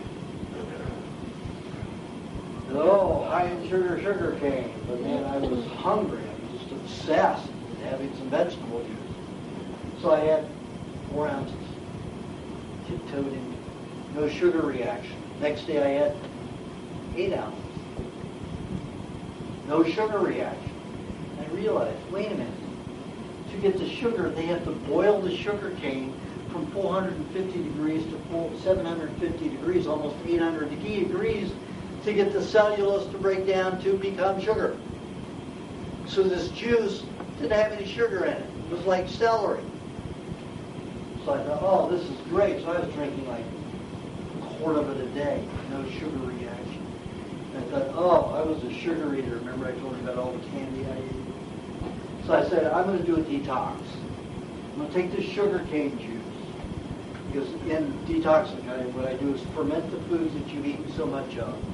And you eat that fermentation. So you've got fermentation bacteria and all kinds of other bacteria that are going to go in that are missing from your cooked foods because your body's natural process is ecological. It has the normal. There is no nutrient to help you dissolve. There's no janitors. So I use fermented foods to do that. So I decided to ferment this sugarcane juice, and I let it ferment, and I let it get really strong. And I drank it. And I drank 3 cups in one day, which is probably not the smartest thing to do. A little gung-ho. I had hives from here to here, especially on my gut, right in here. Everywhere I had a lot of injections. And I had used lots of sugars to bind to that toxicity. So I had these huge welts, hives, that got sometimes up to about half of an inch high. And I knew that I couldn't scratch them because I'd be all scar tissue. I mean, sometimes one was this big for a whole day. So I was, I had some coconut oil, natural coconut oil, put that on it. That would work for about an hour and a half. Then I would take refrigerated tomato, just kind of gently rub that for about 10, 15 minutes. And then I would take, sections of cucumber, and next time you do that. So I just rotated these 3 things. This went on for 3 days. I couldn't go out of the hotel room for 3 days in Hanoi with this going on. 5th day, finally on Thursday, I could bear it. I could go without scratching myself. I didn't scratch myself at all during that whole time. I just used those foods to soothe it. Sometimes I got into a bath, with lots of tomatoes and smashed up, like I say in the recipe, in the remedy section. Put tomato in the bath, vinegar, if you have to help soothe the hives. So I was doing all of those things. So by the 5th day, they started scabbing, literally scabbing. So I found a laboratory in Hanoi. I took a scraping. Compounds that ran that were phenomenal. It was nice because that test here would cost me $22,000. There it only cost me $200. So the compounds in there was penicillin, there was mercury, the thimerosal, mercury, not from food, that comes from vaccines and medical injection, penicillin, all of those things. There was old toxic sugar compounds, of course, which I inspected. And we're talking about old crystallized ones. And we're going to get into vegetable oils when I get into that section about that. But there were all kinds of compounds that had nothing to do with anything that I had consumed for almost 30 years. And coming out. So those toxins stay in the body very, very long. So, all questions. If you have a question, write it down. Because I'm going to get to the question answered. Usually you'll get everything answered by the time we get to the question. If I start taking questions and answering them, I'm going to get sidetracked. So, the E. coli environment in the intestines is ultra important. All of the bacteria that naturally exists in food is all important. It's all a symbiotic relationship. It's been going on for hundreds of millions of years. And we would have never have made it out of the caveman era if they were a problem. Bacteria and parasites are not our problem. They are not our cause for disease. Because if it were, all these tribes that are now living very primitively without toilet paper would be having gross problems. And a lot of people say, but what about the Hawaiians when the white man got there? What about these Brazilian tribes? Well, if you really know history, they were poisoned. They were putting formaldehyde and arsenic in their drinking water systems. And do you know what the two effects of those look like? Smallpox. You have the same skin reactions as smallpox. So they call it smallpox. But it has been for a long time a method. Poisoning is a method of clandestine warfare to empower one nation with another's resources. It's been going on since the beginning of time. Shakespeare wrote about how many people were poisoned to gain access to thrones or villages or whatever it was. And there was a writer who wrote a play called Savages in the early 70s. He was a British writer who was down in Brazil. And he was in the bars when these people would come in and give them poison and automatic weapons to go in and slaughter the natives. Coca-Cola, the diamond industry, and the German jewel industry was very involved in that, paying these people $1,500 a week to go do this. You're talking about Brazilian people out of work in Brasilia getting $1,500 to go kill anybody. And they would go in and do this, and then they would have these skin rashes that looked like smallpox, and then saying these people died of smallpox. The same thing happened in Hawaii. The same thing happened in the Aztecs and Mayans with the Spanish. It's all about how to overthrow easily. Poisoning is the best way to do it. So you poison before the influx of taking over their territory. Because then, by that time, those poisons are deep into the muds of the earth and not in the water system. A couple hundred years, when it gets down to the aqueduct, you get a well, they're going to pop out again. But most of them didn't.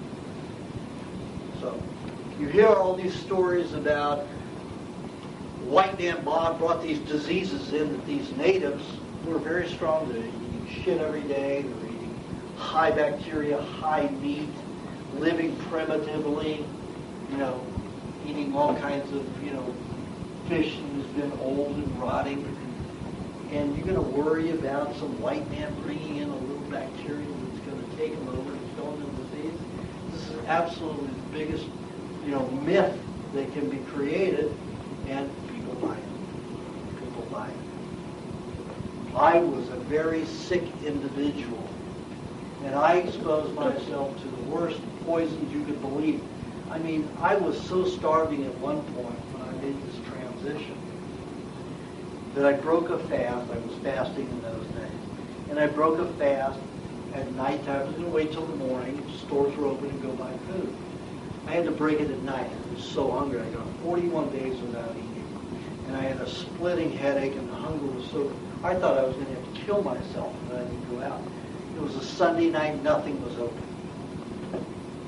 So what did I do? I went to a couple of grocery stores. I went to the garbage. You could find any kind of meat or anything. Nothing that was raw. So I went to a fish market. I said, there's all kinds of something. So I went to a fish market and I found this beautiful piece of salmon in the dark. And it looked beautiful in the dark. And then when I got it home, on my bicycle, I got it home, it was undulating with pinworms. I mean, you just see it, the pinworms just moving in and out of the flesh. And I ate it. And then I was paranoid the next day. What did I do? What did I do? So I had my urine and feces and blood checked for 10 weeks. I didn't get one worm. That was in 1979. And I was very sick at the time. And I didn't get one parasite. I've done all kinds of things. If you see that,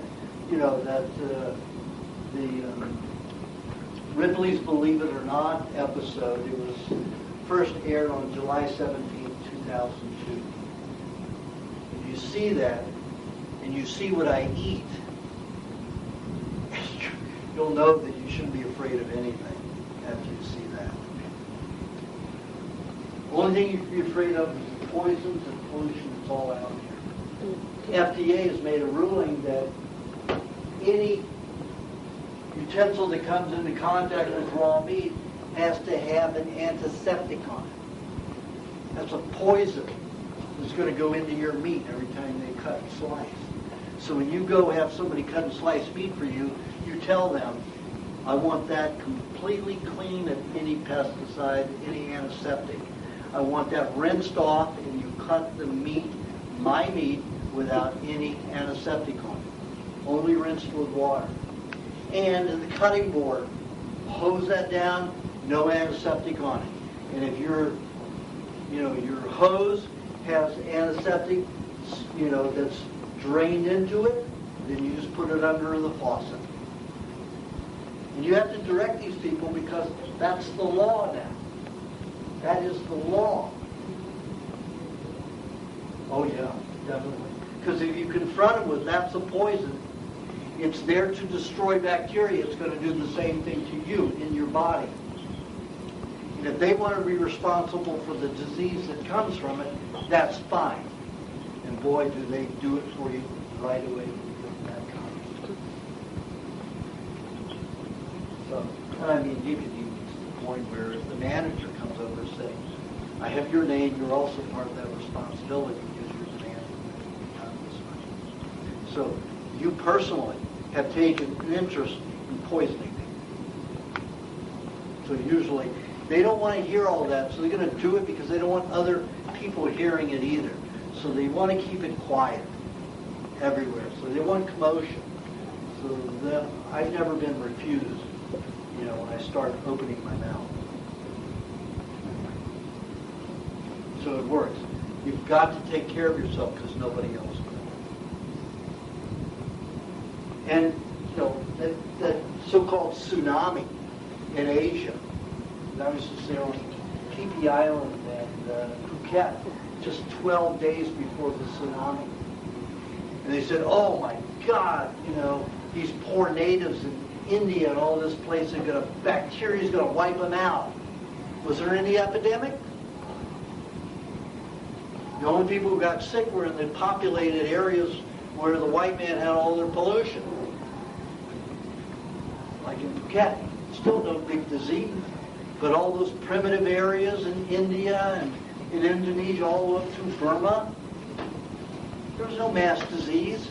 And yet that's what they were claiming. The same thing with the avian flu garbage. It is a myth.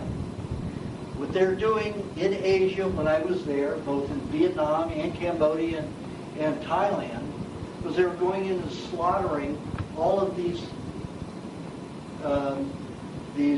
fowl farmers who are small farmers. They don't do it to the big ones. Here, this little farmer has got maybe a couple hundred chickens for eggs without ever testing the animals who are going to slaughter the whole flocks. And I did testing of 200 of those birds, and not one of them had any kind of retrovirus. So it's just like they do here. They wipe out the little guy so that the big farmers can come in, the agribusiness, and do their thing. Same thing they did with the sheep here in this country. I knew several of those sheep farmers.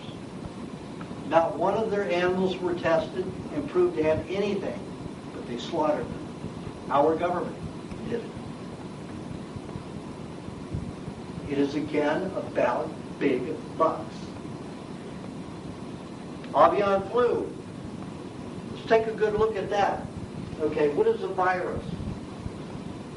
If you look at all the biology books and all the chemistry books, viruses are protein bodies structured together without life. They do not have any ability to function. They cannot do anything except dissolve. There's no reproduction, there's nothing. You take virus, you put it in a fertilized petri dish, not one multiplication. You add live cells to it, and all of a sudden you have multiplication. So they say they are self-replicating. Can Tide soap replicate? I mean, you have to really get down to the science. A lot of these scientists are so brilliant they are stupid. It is sad. Cells, when they cannot use a bacteria or a fungi or a parasite to help them clean waste products out of the body, which we've learned to do symbiotically for millions of years, the body uses a solvent process. Virus. Protein bodies which will disassemble particular structures. So there are over 100 million viruses. And only a particular one or a few will come out at a particular time, because if they all came out at once, and your body used all the soaps at once, it would completely dissolve the human body. And when some bodies are so toxic, that is what happens, like in the Ebola. But the Ebola is man-made, just like the AIDS virus was man-made.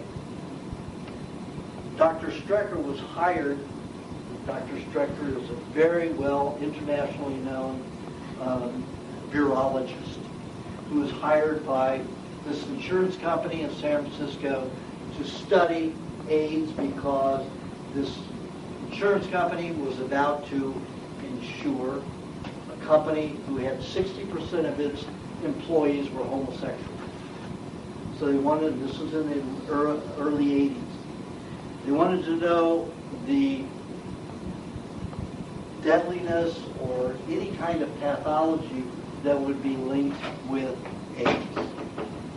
So he took an enzyme which normally fractionates a virus into its parts, and so it can be studied.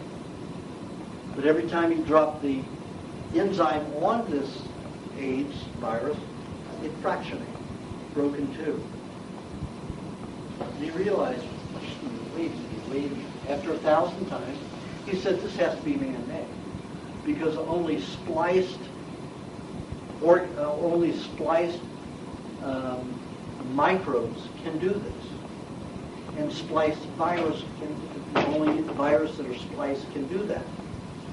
So he took the two opposite sides and bound them together, found that he had the lymphonomic virus of a sheep and the leukemic virus of a bovine. So he put the two names together in 15 different combinations. He was going to go to the universities that he thought would have been doing research on that back in the 60s. And he happened to be in Los Angeles at the time, so he went to UCLA's library, came up on the computer, the very first name he had come up with was the name in that computer. It had been created to incite cancer laboratory animals so they could study cancer. So what happened? There were links to the War Department. So he called his brother, his doctor called his brother, who was a very well-known, famous attorney.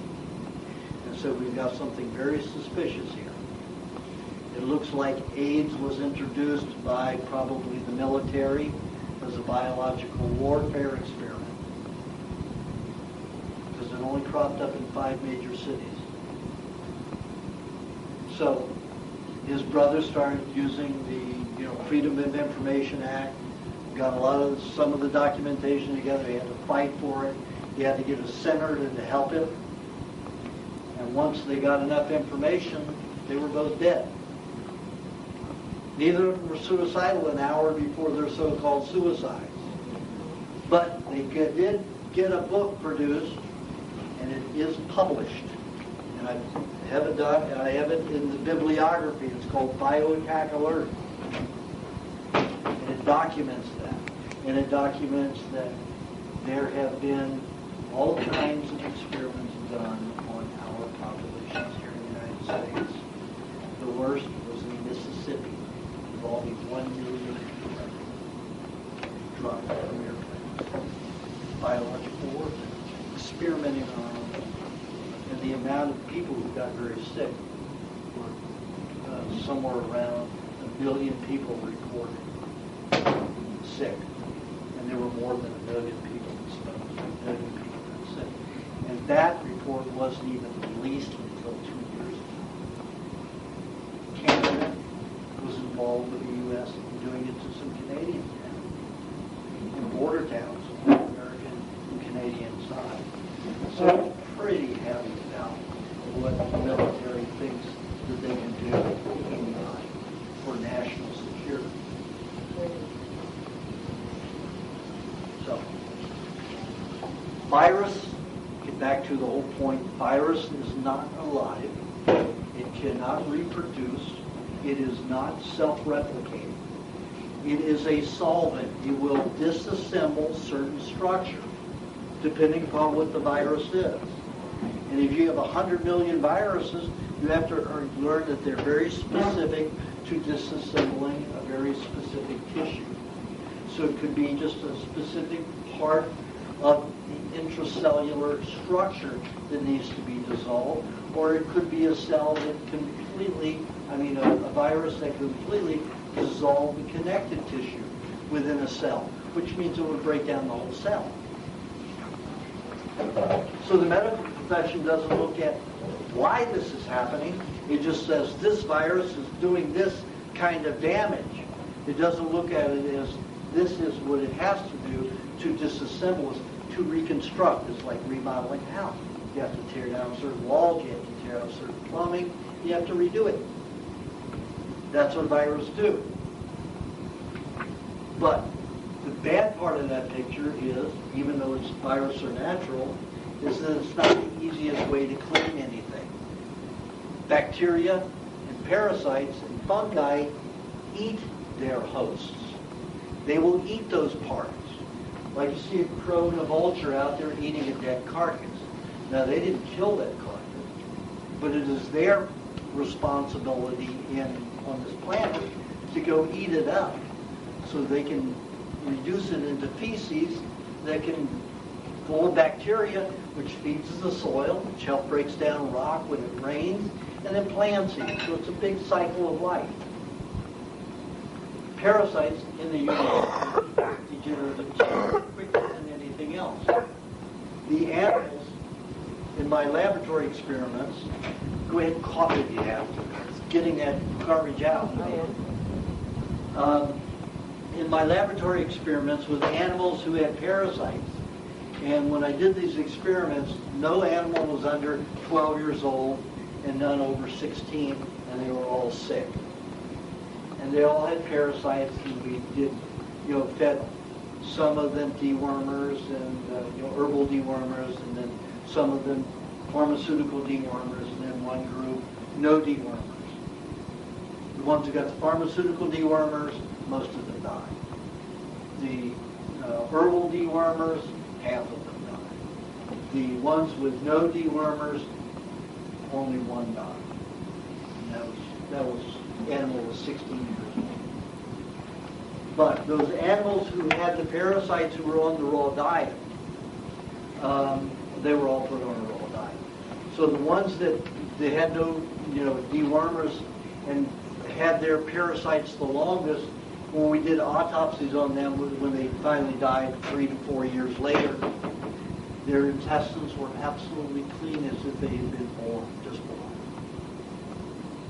The animals who killed the parasites early from the medical dewormers, when we did autopsies on them, at their death, they were either black or brown in their innards. Like if it was a liver parasite, the liver was black. If it were a liver parasite on an animal that lived, and we let the parasite grow in their livers was like a young, beautiful, brilliant, healthy liver. So we found that parasites eat about 100 times their weight in a 12 to 20 hour period. Plus they only secrete or excrete 1% waste. That means they take 100-pound or let's say we take 100 pounds of food and you reduce it down to one pound feces. 1 pound feces from 100 pounds of weight. That's pretty extraordinary. But now the body only has to deal with 1% of a waste product when it had 100 times more. So I want parasites all I can. I want parasites. Give me parasites. Quickest way to get well. Quickest way to remodel the whole body. Bacteria is your second preferability, or my second choice, because they can do about 50 times. The reduction is about 5%. So let's say in a 48-hour period, they can eat 100 times their weight and reduce it into 5% feces. That's pretty good. Still better than we do. We eat about 7 pounds of food, and we defecate about 3/4 to a pound of feces a day. So bacteria is still better than we can do. So you have these bacteria, and fungi is kind of the same way. It has a mycelium, which is a liquid substance, which goes down and dissolves and deteriorates, connective tissue. It's like mushrooms. You know what a mushroom is? A mushroom is a flower of a mycelium. The mycelium is a milky like fungus that goes through and eats dead roots under the ground. And when it finishes, it's out of mushroom. The spores go, and when the rain comes, and they go into the ground, and if they find dead roots, whether it's from a tree or whatever, they can go to work. They found something to eat. Just like the crows and the vultures fly around, they find something to eat. But they don't go around and attack something live. They go for degenerative tissue. That is their host. That's what they love. We have it in the body, lots of it, and all kinds of it in the body, because we are so toxic. So we want these parasites, we want the bacteria, we want the fungus to help break this stuff down. If we are so toxic that we can't have those, that if they eat the toxicity, they die, what's left? Virus. And virus is just a solvent. They will dissolve. Well, what happens when we use a solvent? Take a degreaser. Let's say you're on the floor of your garage, you've got all this grease, and you take gunk, and you put it down there. And then you mix it with water. And then what do you have? You have an entire, gallon or, 2 quarts of water that are just contaminated. And there's nothing to reduce it, unless you put a calcium carbonate or something to absorb it. But you still have contamination that will poison anything comes in contact with it. So you have to bury it. Where do you bury it? Without destroying some other life form. That's the way viruses work in the body. They are a solvent. They're not alive. They don't dissolve. They don't eat and defecate by reducing volume. They just spread it out. They thin it out. So virus isn't the best way. It's the worst way to clean the body, but it is a way that the body does it. Viruses are not alive. Now, how does it work intracellularly? How do they keep producing? Well, if a cell is structured badly, the virus will enter the RNA and DNA, so it will keep reproducing until it's dissolved, until the toxic substance within that cell is dissolved. So if you have 100,000 types of different tissue just within a cell, and then a couple million types all throughout the body, each virus is different. And it is different from cell to cell. So what I'm getting at here is, when you have a retrovirus, means that the RNA and DNA has been altered. That's what a retrovirus is. Every freaking virus is a retrovirus, unless it's man-made. Every virus is a retrovirus. So if they're blaming on a monkey or a bird, guess what? If they're going to produce a vaccine to protect you, is that vaccine obsolete? It's obsolete within 48 hours of the change. 48 hours. So every vaccine for a flu, every vaccine for a virus that ever goes out on the market is an absolute joke. But there's billions of dollars in it. What's TV hyping right now? Avian flu, get ready for it. We're making a vaccine. Vaccine's already obsolete. 48 hours after it starts. 48 hours. It's going to take them 6 months to manufacture an avian virus. And they're going to go around giving it to everybody. Because people are gullible enough to swallow the whole myth. And they're going to take it. There were a couple of doctors and one consumer advocate back in '76 that realized it was the swine flu. Ida Arnold and Dr. McBean, an MD. She said, this is a hoax. And those two people filed a suit against Ford and the government for sponsoring the swine flu vaccine. That, the news industry at that time wasn't all owned by the big conglomerate. So it got on the news. So they had all of these reporters at the centers where they were giving all of these elderly people free vaccines sponsored by the government. 2,300 people died in the first week within 3 days of receiving the vaccine. Guess what went into the vaults? Swine flu vaccine. Guess what stopped? Ford went on the TV and got his own vaccination after the suit. But when they started delivering it to the public, there were lots of problems because people were there watching.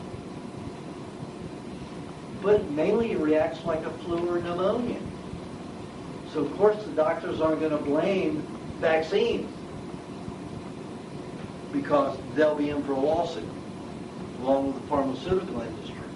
But it stopped the swine flu. It didn't stop the swine flu that existed within the swines. It stopped the epidemic of us injecting all of these people with swine flu vaccines. So just remember, the biggest hoax that's going on in our time is the whole virus mythology and vaccine. Impossible to vaccinate anybody against a retrovirus. And all viruses are retro unless they're man-made. What did you say about something about 40,000?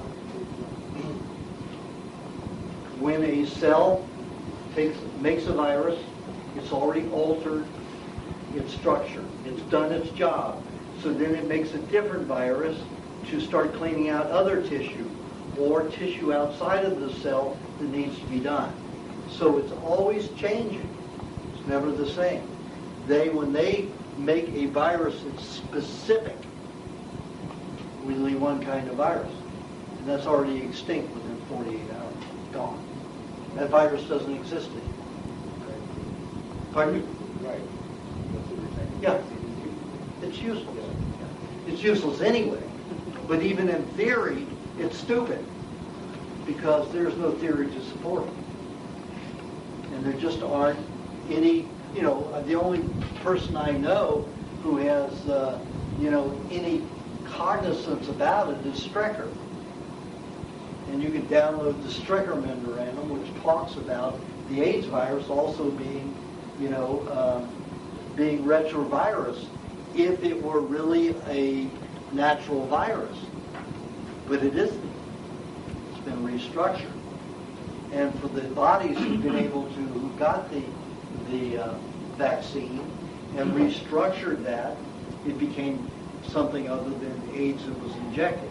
But the people who can't restructure it, then it damages their systems. Now, the documentation that was got by that attorney and that senator showed that the military uses biological warfare on so-called an undesirable faction of the human population of the United States, homosexuals. So they went about analyzing what would give it to mainly homosexuals. So they found that in the 70s and 80s that homosexuals were using a tremendous amount of drugs that damaged the liver. So they found that 90% of all of the people in New York City, Houston, San Francisco, and Los Angeles, 90% of the people who were getting hepatitis were homosexuals from the drug use. So they decided to put it in the hepatitis B vaccine. And that's how it got to the homosexuals. That's why 10% of the people who were homosexuals got it. Because they were getting the hepatitis vaccine. Every person that I knew that ever came to me with AIDS, and I've known 60, I've only worked with 5, but the 60 that came to me all had that hepatitis vaccine. Everyone. Not so coincidental.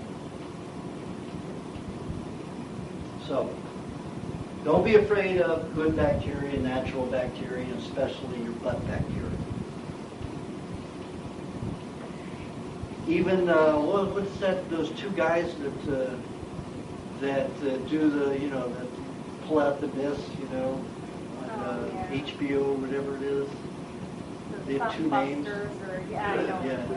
They even they check the butts of butt bacteria, on like 6 individuals, and they had it analyzed, and they show it, and they said there was less bacteria on the butt than there was on the hands or mouth of anybody.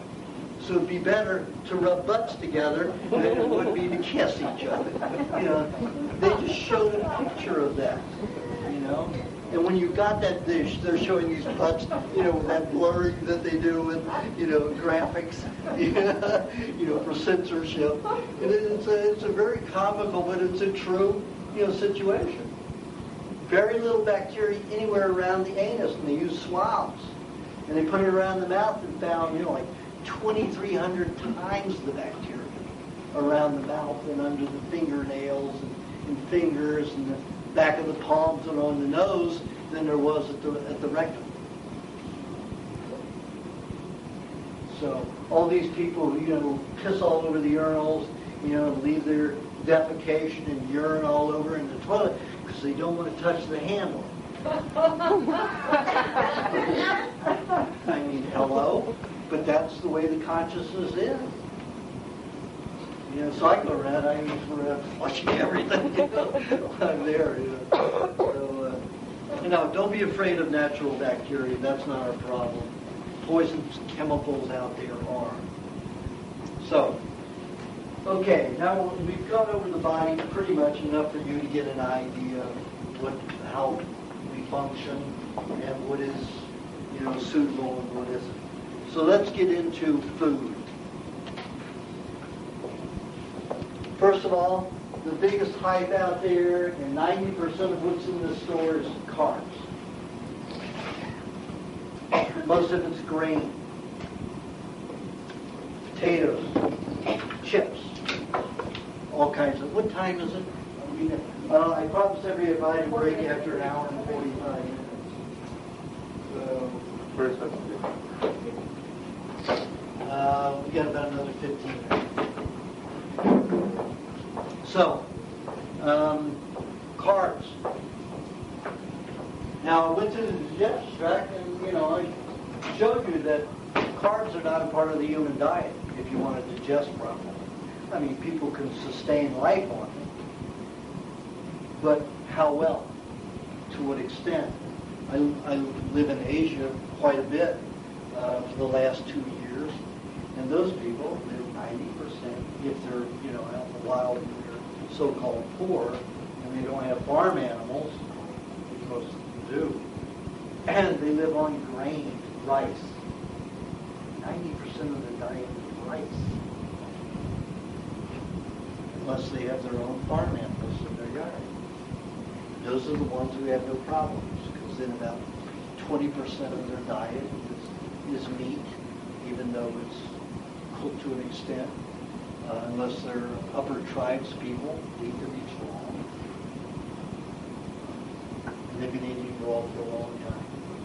But those people have health problems. They're not health problems like we have. Their teeth degenerate, their bones degenerate, especially the women. There's not any fat in that society. They don't milk the cows to get cream and butter.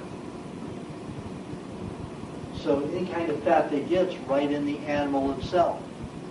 And they don't feed, fatty grain to the chicken, the ducks, to get them fat full of really rich fat to help them take care of the toxicity of food. I guess I should have talked about that first. What does cooking do?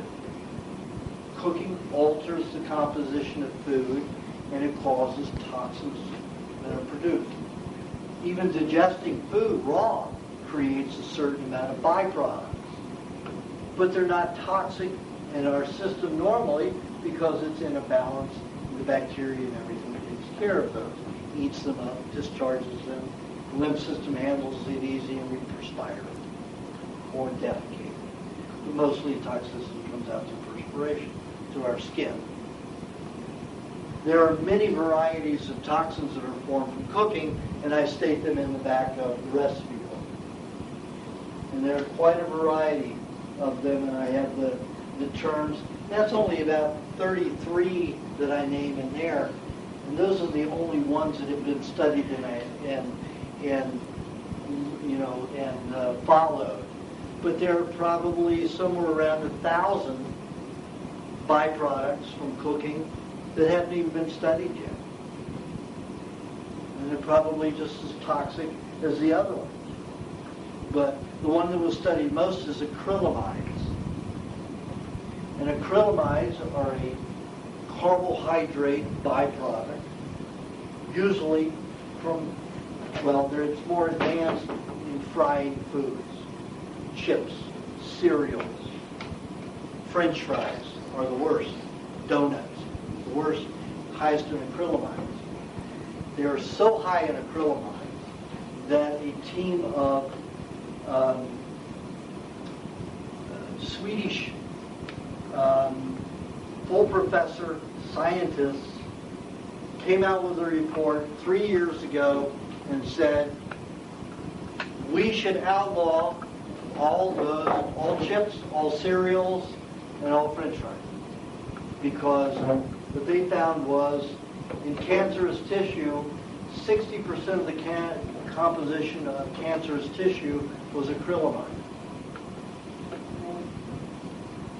And potato chips were 15,000 times richer in acrylamides than the potato itself when eaten cooked. But when fried, 1,500 times more acrylamide. So frying was the bad thing to do. They wanted to outlaw it. They went right to the press with a report.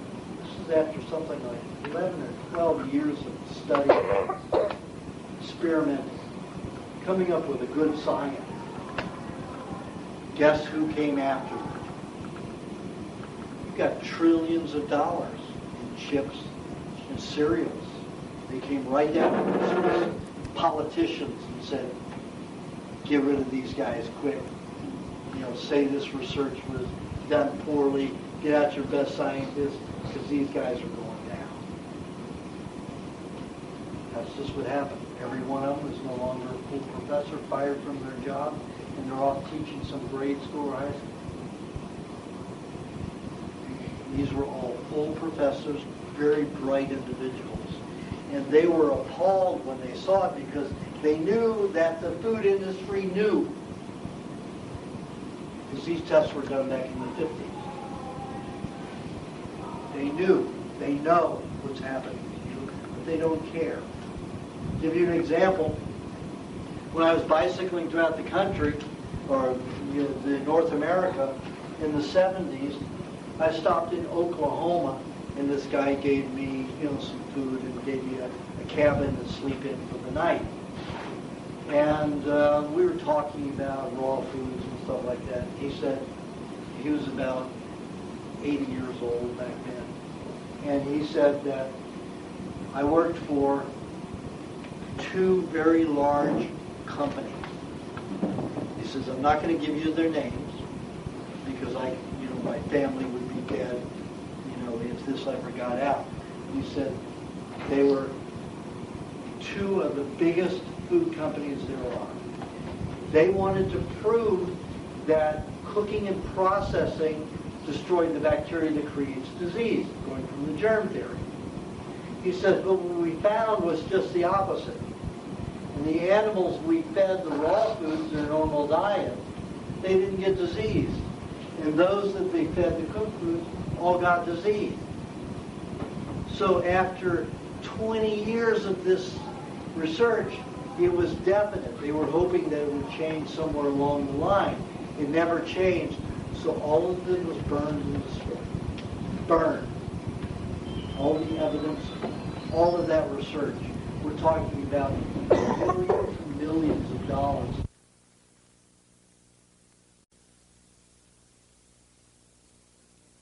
Go to the hard bone structure, make it brittle, or the brain. And when it detoxes, mucous membranes out the gums, tongue.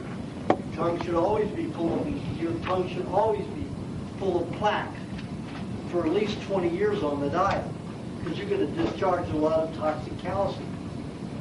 And calcium destroyed at or altered at very low temperatures. You look at the statistics on, and I put them in the, I think I put them in the recipe book. If not, you can find it on rawmilk.org, where I give a chart of the absorption of minerals from pasteurized and raw milk. The pasteurization temperature only happens at 141 degrees for 20 seconds. That's all it was pasteurized. That's all it was cooked. Yet 50% of the calcium is rendered unassimilatable. So you imagine how much damage is done to calcium when the temperature goes above 140 degrees. So a lot of that calcium goes to the brain to help neutralize the toxicity and acidity created by the metallic minerals, which are very caustic. They're very acid form. Calcium is very alkalinizing, so it can bind, but then you've got rock. Then you've got rock in your brain. And those two come out together out the tongue or the gums. That's what creates all that plaque on your tongue and your gums. You should be thankful that it's dumping. And it will never, you'll never create more to be dumped as long as you're not eating cooked foods. When you stop eating cooked foods, you're not adding to the garbage. You'll be eliminating everything that you see come out is out forever. And then there will be an end to it. And my teeth used to just completely plaque from all the chemotherapy that I had and all the medication. So my body was constantly dumping. My teeth were terrible. And yet most of these are my teeth, capped, most of them, or half of them are capped. But there's still my teeth underneath, except for this one. This is the bridge between these two caps, right here. So that's the only tooth that's missing there. So I was able to save my teeth by going on to this diet. Had I not gone on to this diet, I'd be like my brothers. All of them have dentures. My father doesn't have dentures. He still has some of his own teeth at 90 years old. Why? He was raised on a farm with raw milk. My grandparents owned the dairy, 110 miles from here in Sheffield. They delivered all the milk by Clydesdale horses on wagons, all the way up to Chicago. Didn't deliver in Chicago, but right up to the border, all the way around, 110 miles around. So he grew up on good raw milk. And he only had fresh food during that whole period. You know, the only thing he ate that was really cooked to any degree was bread. So he grew up stable. And then when he left the farm to go to Purdue, and you know, all that good diet was good for him because he invented the first Berry computer while I was in college. I mean, it was so bright that he didn't like this problem that it took 35 minutes to solve. He didn't want to do that, so he created this little machine that he could, you know, this little hand computer that he could have the answer in 5 minutes. While he was in college, studying, he did this. But as he got further off of the, you know, into pasteurized dairy that was available at, you know, normally around, he started getting very sick, and he lived with, and he still lives with the intestinal ulcers. He always has to be near a toilet. Can you imagine living for 70 years near a toilet because you're going to have diarrhea in any minute, bloody diarrhea? I got him to eat raw foods once, and even raw meat, and it all stopped. But then when he stopped having pain, then he went back to his cooked diet. his choice. He wants to live with his, his diarrhea. That's a choice. I don't have any judgment against it. It's certainly not something that I choose. But I did choose a lot of sickness to get here. And now I don't have to choose it anymore. I don't. And I want to tell you also, leading to this, is that when I did that experiment with the sugar cane juice, fermented sugar cane juice, I also did it with milk right after that, and I got a tapeworm. So eating all that sugar from, the detoxification of the sugar cane juice and the extremely fermented milk that I did. I mean, when I popped the milk cap, the alcohol burned my nose. It was so strong. So I got a tapeworm. It was a year ago. I've had a tapeworm. I didn't know about it, so I saw little inch sections, looked like a noodle, flat kind of, and about 1/4 of an inch wide by an inch long section. I said, I've got a parasite. So I got all excited. I said, wow, I wonder what change I'm going to have now that I can finally have a parasite. At 58 years old, I've got a parasite. This is great. So, guess what? Remember I told you I had constipation all through my life. For a year, I've not had constipation. I've had a tapeworm, got a tapeworm. Once the tapeworm did its thing for about 3 months in my body, I shat them out, 46 feet of them. One time, 6 weeks after I got it though, I got this craving for onion. So, and that's not me. I like little bits of spices.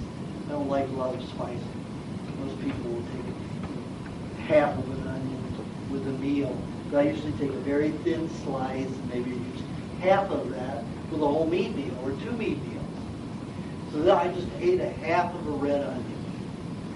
And I just craved it. And then all of a sudden I had diarrhea the next morning, and 36 feet of this tapeworm came out. And I was heartbroken because I thought, oh no, I just forced him out by eating this onion.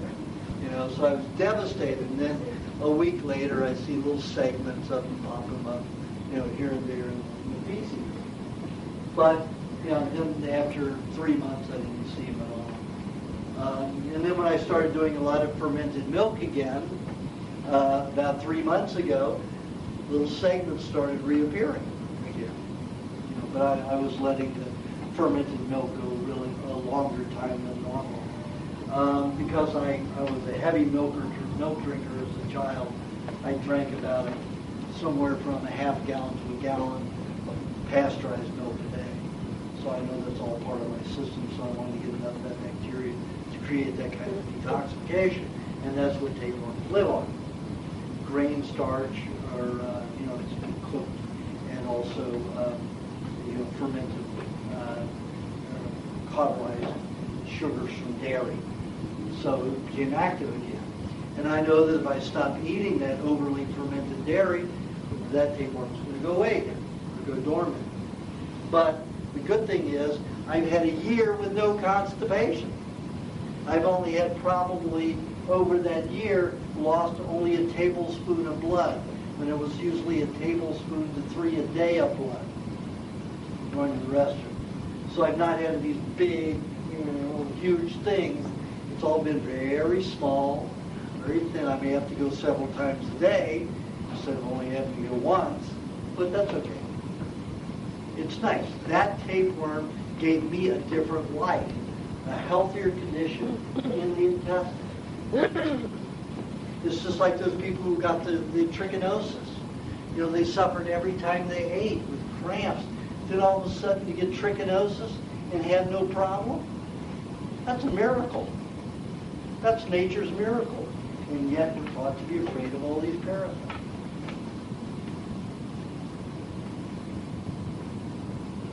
Fat, fat, fat. Get fat. That's all I can say is get fat, because when you start dumping those poisons, the fat will protect you. People who get fat have fewer symptoms when they're detoxified. People who don't have excess fat suffer when they're having colds, flus, pneumonia, no matter what it is. they're weaker, they suffer. With all the toxicity we have, who knows what degree of toxicity is in any of you? Let's say your body decided to go into cancer. Cancer's not a bad guy again.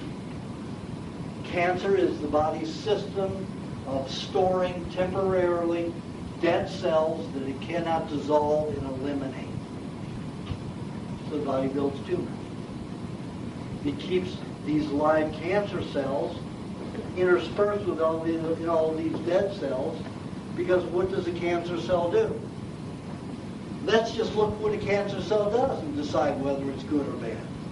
Cancer cell doesn't eat anything. Causes no problem inside of the tumor.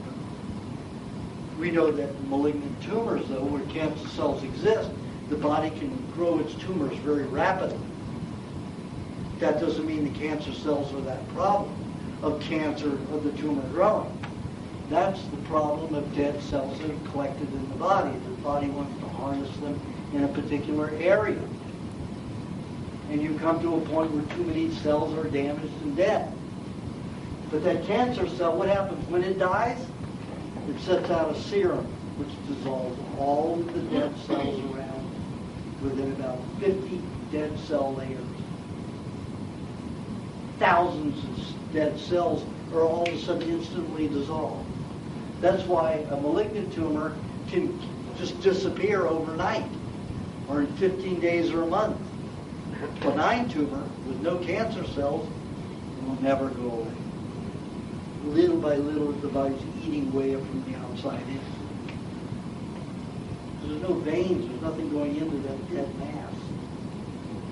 But where you have cancer cells, it dissolves. That means you can get rid of it.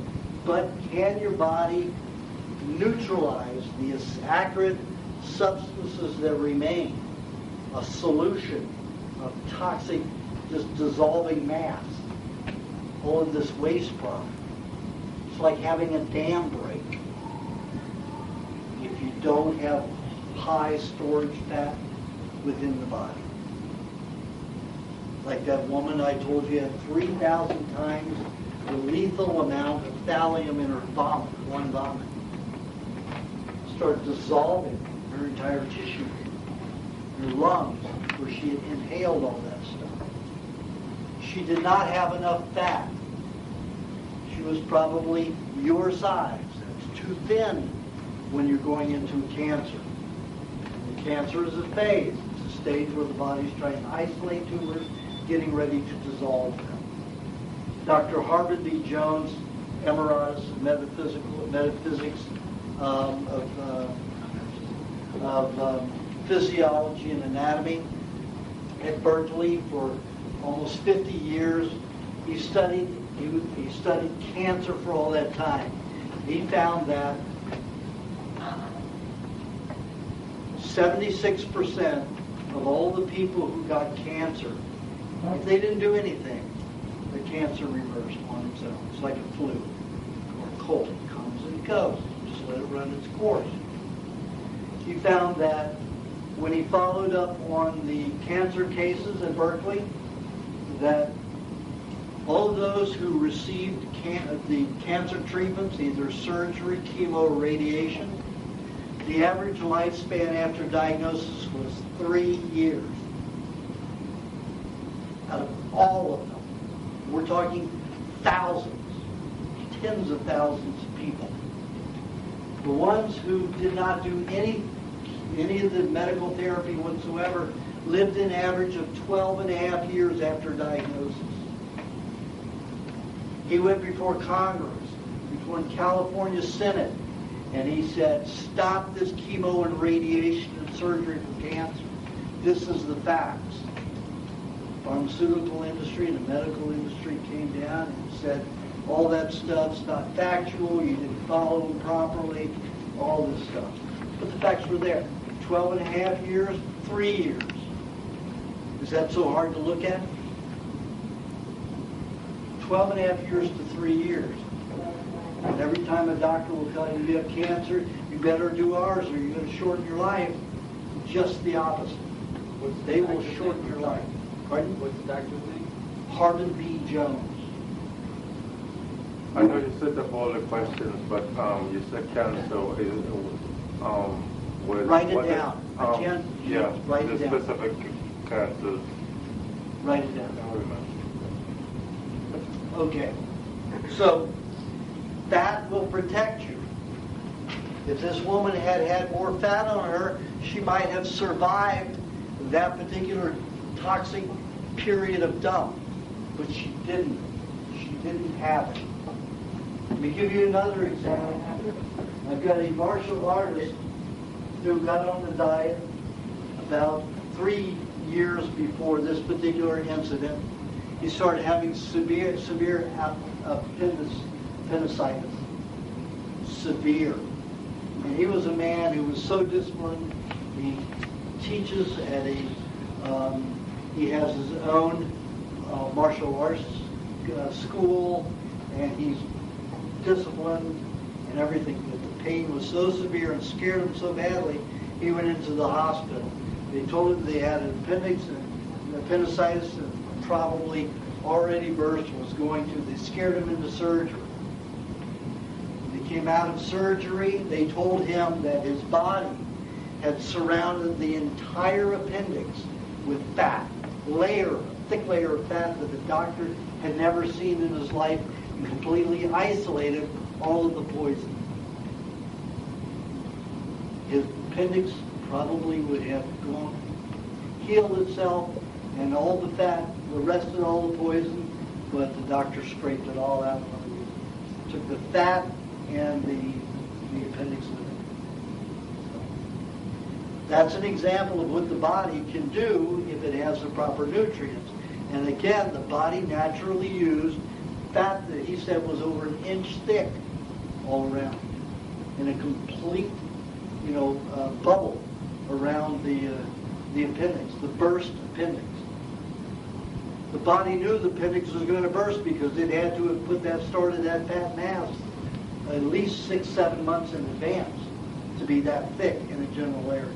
That's why I don't know for sure, but I would have to assume it may take 3 to 6 months for that kind of fat mass to gain in one area. The body may be able to magically do it in a week. I don't know. Some imagination I have. I think if I were to say it would happen in a little time, but it may. But anyway, the point is, the fat was the savior again. His body had enough weight to do it. Not like his weight.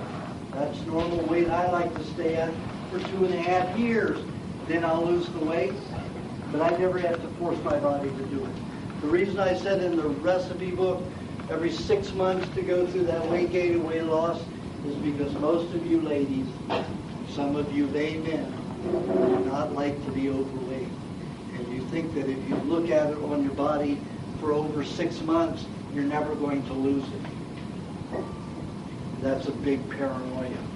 So if people get to see that they can lose it every 6 months, after the 4th or 5th time, they say, I'm not worried about that fat anymore. It's no big threat to me. And then they may keep the weight on for 2.5 years, which is best. You let it work for you, and then you take it off. And that's what I prefer. I've seen that work the best. So, gain the weight. Gain the weight and enjoy the fat. Because, you only have to do it for maybe 10 years or you should be that heavy. As heavy as you are. 10 years on this diet, you have to be that weight anyway. You can get down to this size after 10. And then another 10 years, you can get down to this size. Well, if you're an athlete, you want to, see the weight. You can do it. It's very easy. I had a guy who came to me at 56 years old, been on the diet for 2 years, and he'd been, skinny. Take 20 pounds off of him. That's how skinny he was. And he was that way all of his life. He was 56, skinny, tall kid, 6'1". And he said, I feel so good on this diet. He said, all my, intestinal problems have gone. I can eat all the time. No problem digesting, no constipation, nothing. And he said, can I bodybuild on this diet? I said, sure. Just every time you eat a meat meal, and you need to eat a pound twice a day, so 2 pounds a day, eat a whole lubrication formula with each meat meal. And have half of it with the meat meal, and the other half about 10, 15 minutes after you finish the meat meal. And then work out after one of those meat meals. 2-3 hours, whatever you want. So in 2.5, 3 months, he put 4 inches on his arms, 6 inches on his chest. They were accusing him of using steroids in Gold's Gym. He says, no, man, I'm telling you, just raw meat, raw butter, raw eggs. They just didn't believe him. Where do you think Schwarzenegger is? In Austria, all the athletes there eat raw meat and raw eggs as a natural part of their diet. And they've been doing it since the 60s. It was in a magazine that a friend of mine showed me in the late 80s. One of the Olympic coaches admitted what they were eating. It was 7 times Mr. Universe. Does he go around telling people to eat raw eggs and raw meat? The only actor that's got any gumption behind him is Mel Gibson. When he went on David Letterman 2.5 years ago, and David Letterman said, "Wait a minute, you were in, the Patriot, and you were all puffy and bloated, and it didn't look so well." And he said, "Now, you come out, here right after you do what women want, what women think, whatever that was, and you're all svelte, and you're bright red and colorful, and your skin's thin." He said, "Well, when I did the Patriot, I was an alcoholic and not eating well." And he said, "Well, what are you doing now?" He said, "You really want to know?" He said, "Yeah." He says, "I eat all raw foods." Raw meat? He says, "Yeah, they eat raw meat, so do my children." He had 5 children at that time. Now he was 6, and all eat raw meat. So one of his... pardon? He looks great. He looks great. Yeah, he looks good for him. He's 9 years younger than I am, but he looks pretty good. And for somebody who's an alcoholic and abuser, he looks pretty good. He didn't come to me, for the diet. So one of his trainers told him about my book, and he got my book and does it from the book. So he's doing okay with it. He goes on and off from what I understand. But he's the only one who's admitted it. Well, that actress, Hawk, just came out with her book, and she admitted that she doesn't do raw food. That model.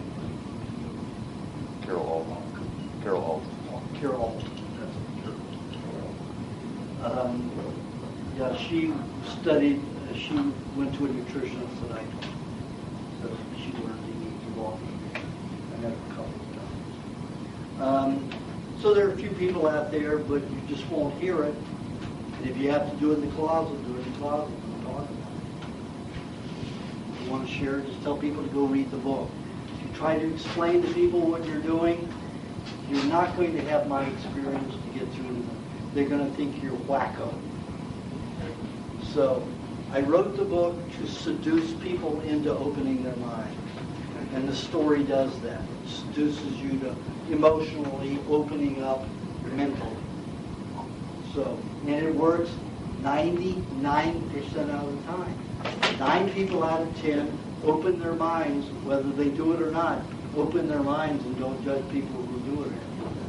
And only 1% think that the other 9 are wacko.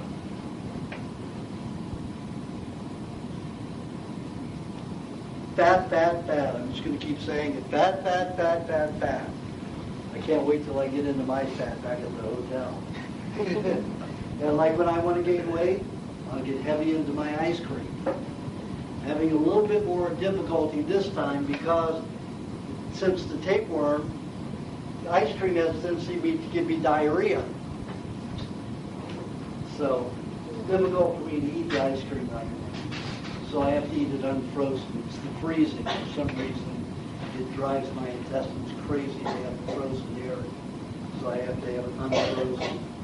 Not quite the same. I don't have frozen taste. It's enjoyable going to bed and my stomach feels like it's calming. Oh, and another thing that happened after the tapeworm, you know that sensation when you have a food that's just so calming and nourishing in the body, which I didn't have after the severing of my vagus nerve.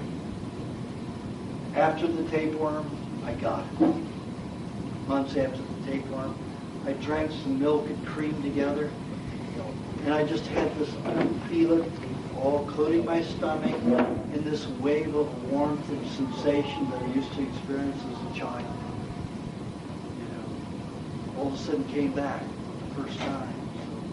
Maybe those nerves are getting back together because of the old tapeworm, or just the, being on the diet that long, my body started to take care of this nerve damage from having it severed. But I'm getting better. I'm almost an old man. I'm getting better instead of unhealthy. Okay, timing. Timing of eating is important. Why? Because our bodies go through its different cycles because we are so toxic. Animals out in the wild don't have to go on any routine to do that because they're not contaminated like we are. So when we wake up in the morning, the bloodstream is over-acidic. If you take a blood analysis, you will find that the concentration of acidic minerals is very high. That's not a good condition. It causes lethargy. Times people have to go for chocolate or coffee to give them a boost in the morning. So we need to alkalinize the blood without over-alkalinizing the intestine.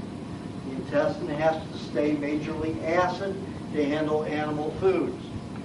If we eat whole vegetables, it causes all this alkalinity to break down and secrete in the small intestines. Neutralizes the hydrochloric acid. It changes the whole condition of the intestines. If you're eating cooked meat, eating a raw vegetable is the best thing you could do because the over-acidic meat from cooking will putrefy and not move through the intestines because it paralyzes the nerves in the intestines and causes peristalsis to not move ahead, not manipulate the food all through. So if you eat a raw vegetable salad with cooked meat, it balances it out and moves it through.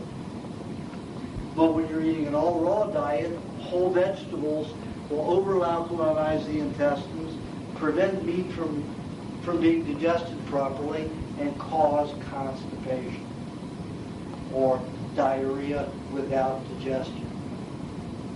Neutralize most of the E. coli in the colon. So, to alkalinize the blood without alkalinizing the intestines, the vegetable matter that we need has to be in juice form. So it's all absorbed by the time it hits the intestines. The duodenum. So there's very little that ever drifts into the intestines. Maybe a little bit of parsley fiber, but it's not enough to cause a problem. Unless you filter your juice entirely. But it's always better, unless you've been on the diet a long time, to let a little bit of that fiber in there. So, that alkalinizes the blood.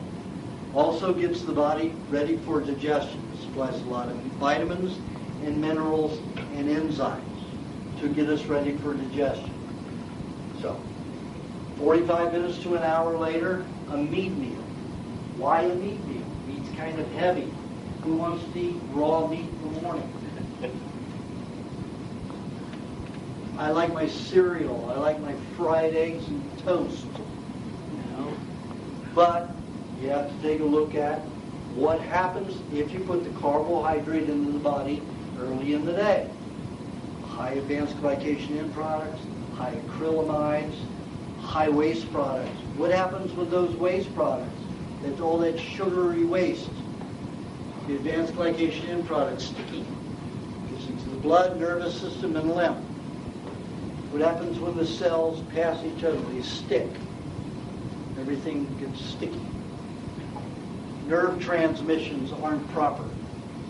Get sticky. Synapse misfire. Ganglions bunch. Axons bunch.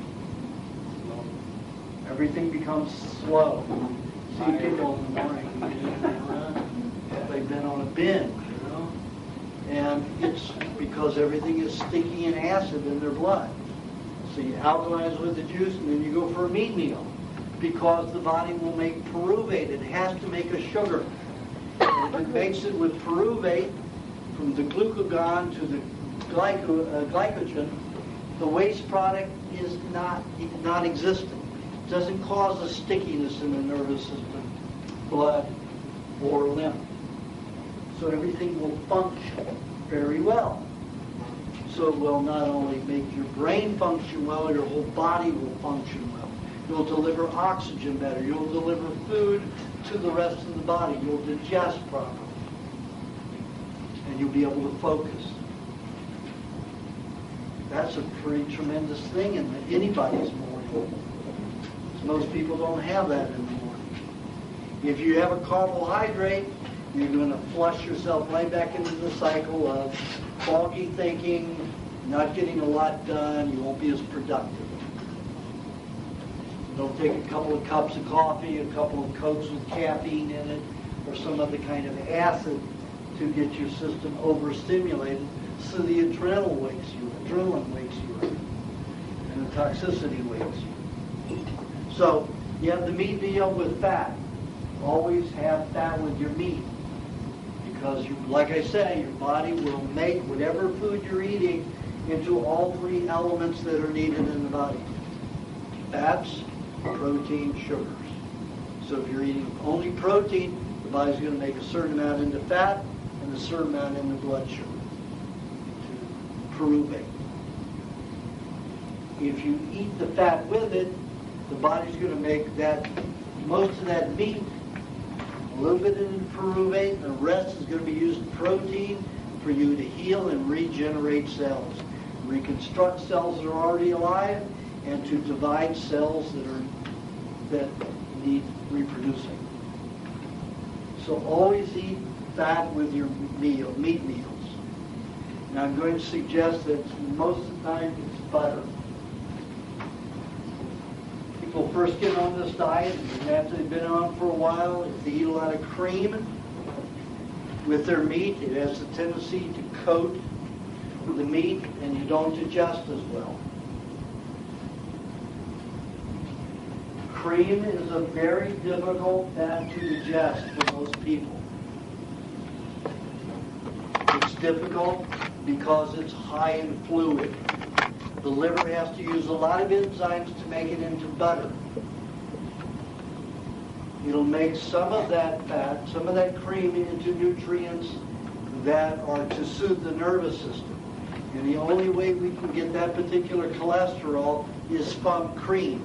But it's best not to have too much with your meat when you do it, when you have cream. So have only a little bit with your meat meal. If you're going to have cream, make sure it's mostly butter that you have with your meat. And I would say at least 3 tablespoons if you're already overweight. If you're underweight, like 90%, 99% of the people in here, then you need 6, 7 tablespoons of butter per meat meal. Sometimes I'll eat a whole, cup. I'll eat, let's say, 8 tablespoons of butter, 1 egg, about 2 tablespoons of lemon juice, and a tablespoon of honey. My loop formula. And that's all I eat of one meat meal. You have to be gaining weight. Pardon? If you eat excess butter, The body just gets rid of it. Excess stuff. There's no excess urine. Sometimes you'll see it in the urine if it's a little cloudy. But that usually means you're taking out some old. I always found a lot of old LDL crystallized fats that are discharging from the bladder and the kidney. So it's never wasted. Never wasted. Your body will always utilize it. You have to realize that if you come from a cooked diet, which everybody has, onto a raw diet, more than half of the fats that you consume are going to go right through you after they've dissolved and ripped toxins out of your body and going to go out. So half the fats that you eat are just going to pass through you. That means the other half, you have to rebuild your system, you have to stabilize it and give you fuel. Then you're going to burn half of that. So there's very little fat that's going to stay in your body unless you're eating a tremendous amount of it. Like me, I have to go through a pound every 2 days. Go incrementally upwards. When I'm in Asia, I have a pound every 2 days there, and I never gain weight because I have no cream and I have no milk. You know, I take my butter with me, and I eat lots of coconut cream. But coconut cream won't put on weight. You know, for most people. For some people, it will.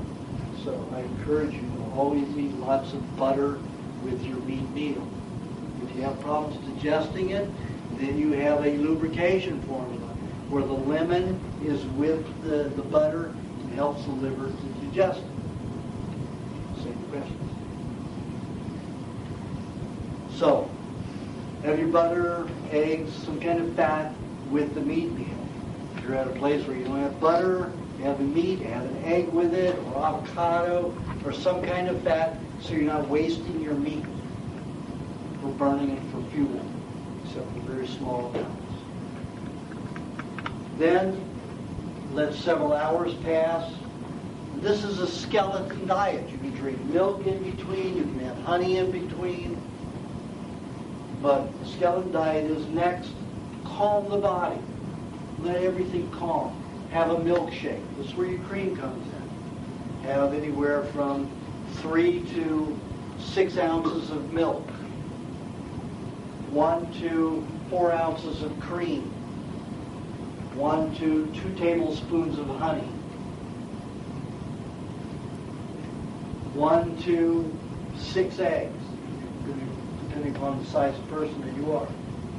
That milkshake will relax the nervous system, will stabilize you for the rest of the day, will ground you. Then, hour and a half, 2 hours later, another vegetable juice. You've done a lot of digesting by this point. You've got rid of toxins from some of the toxins in the body. So your body's always going to be detoxing to a little extent all the time. So the red blood cells, the blood condition is going to get slightly acidic. So we have another vegetable juice. Helps alkalinize the blood without over-alkalinizing the stomach and intestines. Hour and a half, 2 hours, 3 hours later, usually won't be that long after vegetable juice, you have either another meat meal or your fruit meal. Now, there are people who have hypoglycemia, diabetes, where you need to eat 3 meat meals a day instead of 2 because if the pancreas is in bad shape, you don't have the proper enzyme disassemblement to help you digest quickly and easily. So you need to break your meat meal up into 3 meat meals. Not because it's hard to digest meat, that's the easiest thing to digest on this diet. It's that the pancreas needs protein more often if it has a problem. So, if you have to eat 3 meat meals a day, the second meat meal comes after the second juice. That may only be an hour. That's usually best only an hour. Then, after that, you have a fruit meal. For the people who are only having 2 meat meals a day, one first thing in the morning, one in the evening, that meal after that juice should be your fruit meal. Because fruit will cause high advanced glycation in products, and that stickiness in the system, even if it's fresh fruit, if it's very ripe and high in sugar, it's going to create that problem. In Asia, the elderly, anybody over 25, only eats unripe fruit. Hard green mango. Everything's green. They eat green mango, green papaya. Nobody eats green, citrus. Completely green and unripe. So it's not high in sugar. The kids nowadays are getting flooded by this garbage from TV. So the younger ones are eating all this sugar. They're having all the dental problems. And I went into the hospitals there and looked at the teenagers. We had children. And I probably saw 127 of them from Bangkok to Vietnam. And they were, getting their stomachs looked at. And they all, 127 girls under 20 years old, from 16 to 20 years old, who had a child, who had stretch marks that would look like plastic. They're getting all this plastic American food that's worse food than we get over here. Because all the garbage food that won't pass here gets sent over to these countries and sold. That includes at McDonald's. The worst of everything gets sent over here. And there actually, a lot of that vegetable oil that you're using is actually coming out as plastic on their stomachs. So you've seen kids, young girls, having one baby, and they have this distended stomach area that looks like they've had 15 children. And then they've been cauterized to stop some kind of bleeding. It's disgusting. It's terrible. Their mothers don't have that. I've seen the adults, and they don't have that kind of condition. If the mother's had 5 or 6 children, sure, she's got some loose flesh, but she doesn't have those tremendous amount of scar tissue that these children do. The diet difference between now and the young generation and the older generation is night and day. Completely different. All this Americanized garbage, Western food, European, whatever it is, all of it, and the elderly people who eat their normal diet who don't have that kind of condition going on. So, the elders don't eat any ripe fruit because they know it causes teeth degeneration. They know it causes demineralization of the body. They know that if the sugar content's low, they won't have that problem. So I encourage you not to eat ripe fruit. Eat green fruit. And always eat it with a fat. Because if it doesn't find fat, you can better believe it's going to go for calcium first. That's going to lower your calcium level. That's going to cause your body to become over-acidic. It's going to demineralize your system. It's going to prevent bones from stabilizing. It's going to prevent you from replacing bone cells if you're losing bone cells. And everybody loses bone cells because of the metal toxicity in the environment and your diet. It gets into the hard bone, the bone discharges it through the skin. What is fluoride from? Fluoride is from manufacturing metals usually. Fluoride is so toxic that they can't even find ways to put it in particular storages. So national security has figured a way to distribute all the fluoride from producing all of the military metal. And do you know how much military metal there is? Trillions and trillions of pounds produced every year in tanks, planes, guns, everything. Where does that fluoride go? It gets put in your water system. As a benefit to your dental health. You know they used a experiment to prove that fluoride was good, and you know what the results were? Less dental decay. You know why? Because people had less teeth, their teeth were falling out. So they had less dental decay. But they left out the part they had less teeth because people's teeth were falling out. They were losing their teeth. They were abscessing and falling out before they could decay from fluoride. So, all of this stuff is to keep the machine going. When the machine's going to break down, then who's going to go with it? Everybody who gets disease is going to go with it. If we look at the reports of animals that are fed cooked and raw foods, like pottingers, cats, and he studied for 10 years, 900 cats over a 10-year period, found that all the ones that were fed cooked foods had diseases. All the ones that ate raw foods had no diseases at all, lived congested in cages, wonderfully together. Those that ate the worst foods, you put them into sections. Some were fed things like powdered milk and, really overly processed foods.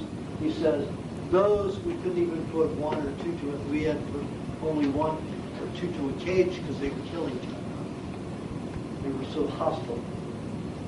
Yet the ones that were fed raw food, you could pack them into one cage and they would always be peaceful. So, they also found that after the third generation, they became infertile, started becoming infertile. How much infertility is popping up now? I mean, in the last 10 years, infertility is the big new business. Third generation. What happened to the fourth with the cats and Howell with the rats? Howell did it with rats, same thing. Raw foods, no disease. Cooked foods, all diseases. Every disease a man has. Fourth generation, all diseases starting to break down. No, after the fifth, that was it. No reproduction. They all became extinct. They also showed that when they took the healthy the diseased animals, and put them on good diet, the same raw diets the animals had before that didn't have disease, it took 5 generations for them to get optimally healthy again. 5 generations for us means every cell has to be replaced in the body one time. That takes 7 to 7.5 years. It's 5 times 7, almost 40 years. So it takes 40 years for us to renovate the entire body. That's not bad because you figure it took us 20, 21 years to build it and finish it. Then to tear it down and rebuild it only takes 40 years. That's pretty good. The reason that Howell and Pottinger said 5 generations, because once the animals reproduced, gave off their offspring, and the offspring became mature, which is a very short period of time, then they would kill that animal and do autopsy. So they didn't get to fulfill their lives. But if we regenerate 5 times all the cells in our body, that's 40 years. Now, I've only been eating raw meat on a daily basis. It will be 23 years in December. I'm just over halfway. And I'm already satisfied. I can do things that I could never do as a child. I get healthier every day. And every day at time I go through a detoxification, I celebrate. Because I'm that much stronger after that. I'm so full of poisons, though, some of the detoxes I go through are brutal. And they may cripple. One time I was crippled for, 5 days when I had spinal meningitis. It was very painful, but it only lasted 5 days. I used to suffer 365 days a year for 3 years, and then 366 days a year for that year, and that went on every year of my life up until, I started doing the raw meat. Then every year, less days of detoxification. Now I may spend only 30 days out of a year detoxifying. That's pretty phenomenal when I used to spend 365 to 366 days a year suffering. and the detoxes get lighter, easier, and more joyful.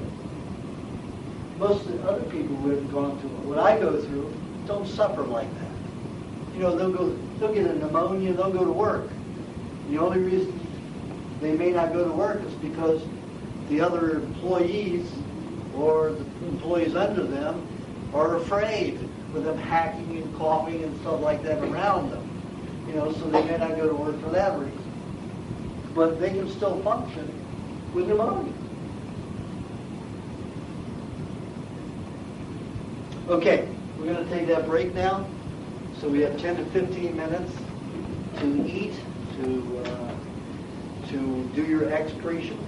And then we'll come back and start again. Start to talk about foods, the carbohydrates, what they can do cooked, and what cooking does in general to foods, the toxicity it creates. And of course, if your body has to deal with toxicity, it has to use a lot of enzymes and vitamins just to deal with the toxicity. And we are born with a huge bank account, savings account. And if we cook foods, we're constantly spending that savings account instead of using it for an injury or, you know, a particular time when we have to do a great deal of physical activity. That's when we get into that savings account. But on the diets, the SAD diet, the standard American diet out there, every day, every time somebody's eating something, it's spending their savings account. So by the time they get up to older age, there's no account left. You know, it's been closed quite a while ago. And the only way to add to that bank account is to eat raw food. It's the only way you're going to get anything extra, that you're not going to spend it from your body. Every time you eat something cooked, the pancreas has to send out, it has to form hormones and send them out into the body to leach enzymes and vitamins and minerals and proteins, everything that's slightly uncontaminated from every cell in the body. So that's like the mafia going out with its thugs and taking a little bit of change from everybody on the streets to be delivered to Washington, D.C. Spend it for you. And that's basically how it goes. So if you eat raw foods, you won't be spending that savings account. It can be reserved for injury or under big times of physical exertion. Carbohydrates, like I say, burn very rapidly, and there's lots of toxic byproducts as toxins. Columbia University found that in the human body, when the body uses carbohydrate as glycogen, that there is advanced glycation end product produced. And they found that in the human body it stores 70 to 90%. Listen to that. The byproduct, the garbage, the waste from carbohydrates stores 70 to 90% in the human body. They say if you're a healthy person, 70%. If you're an unhealthy person, let's say with a damaged pancreas or kidney failure, 90% of it will store in your body. That's a tremendous amount of waste product. And if that is your major diet, guess what? You've collected a lot of advanced glycation end products. That doesn't also include the acrylamides and the rate that they store and all the other poisons. That's just looking at one natural byproduct of AGE, advanced glycation end products.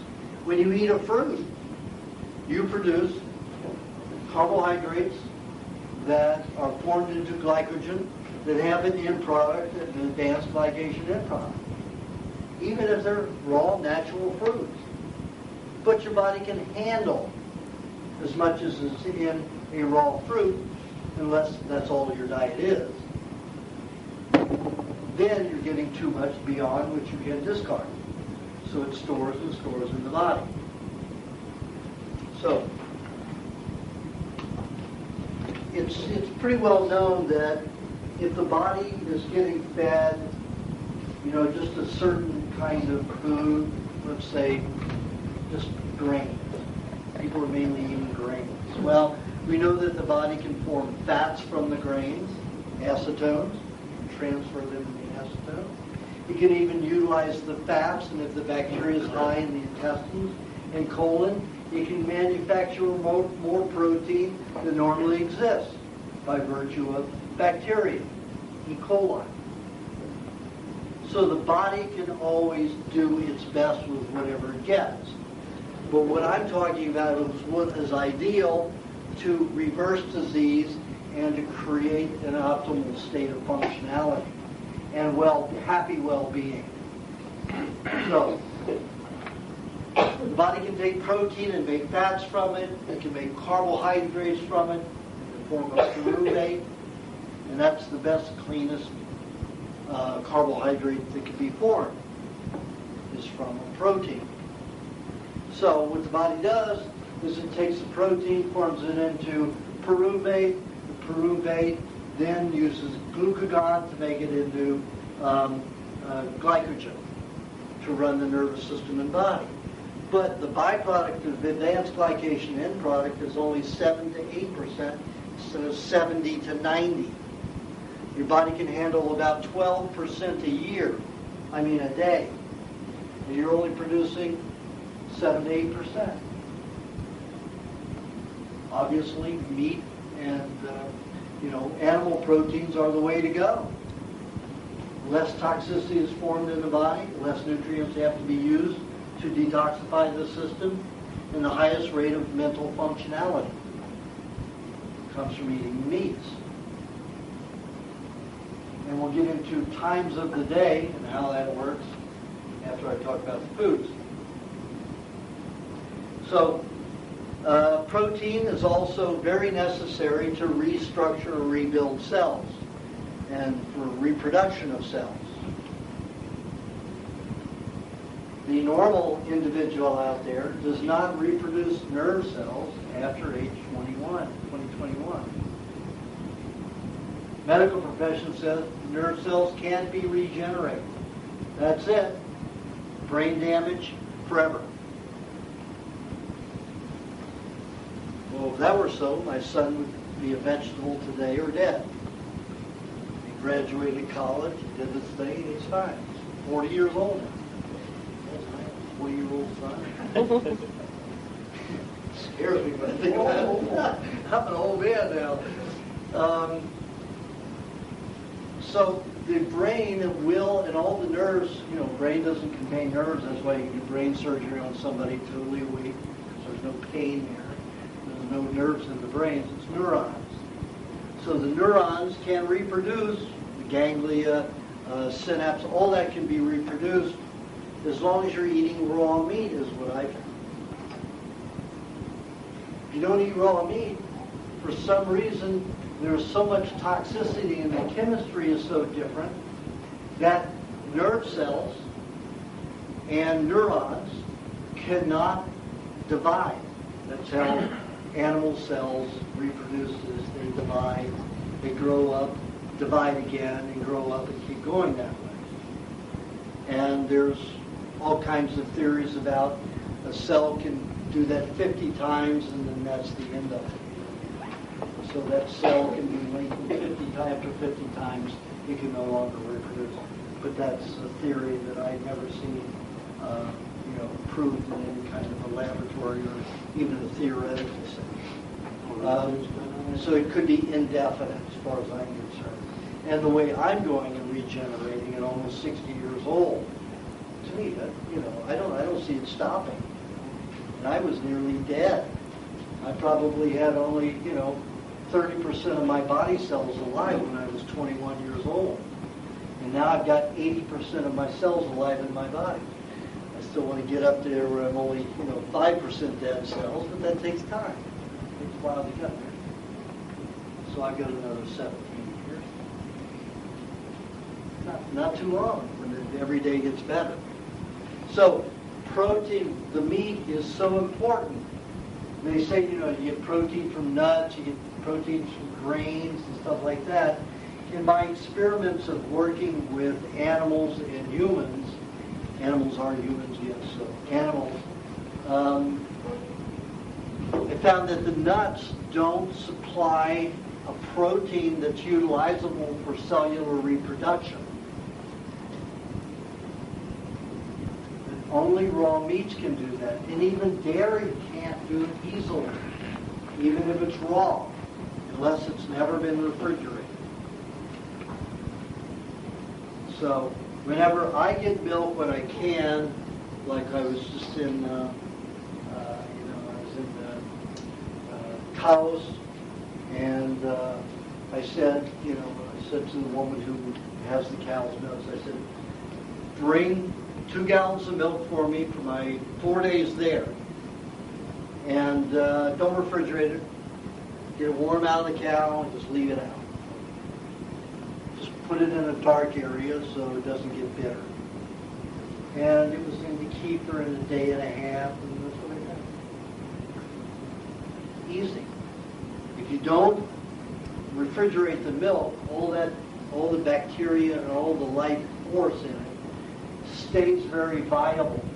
And it will help regenerate cells almost as much as meat does, just like it does for an infant or a calf.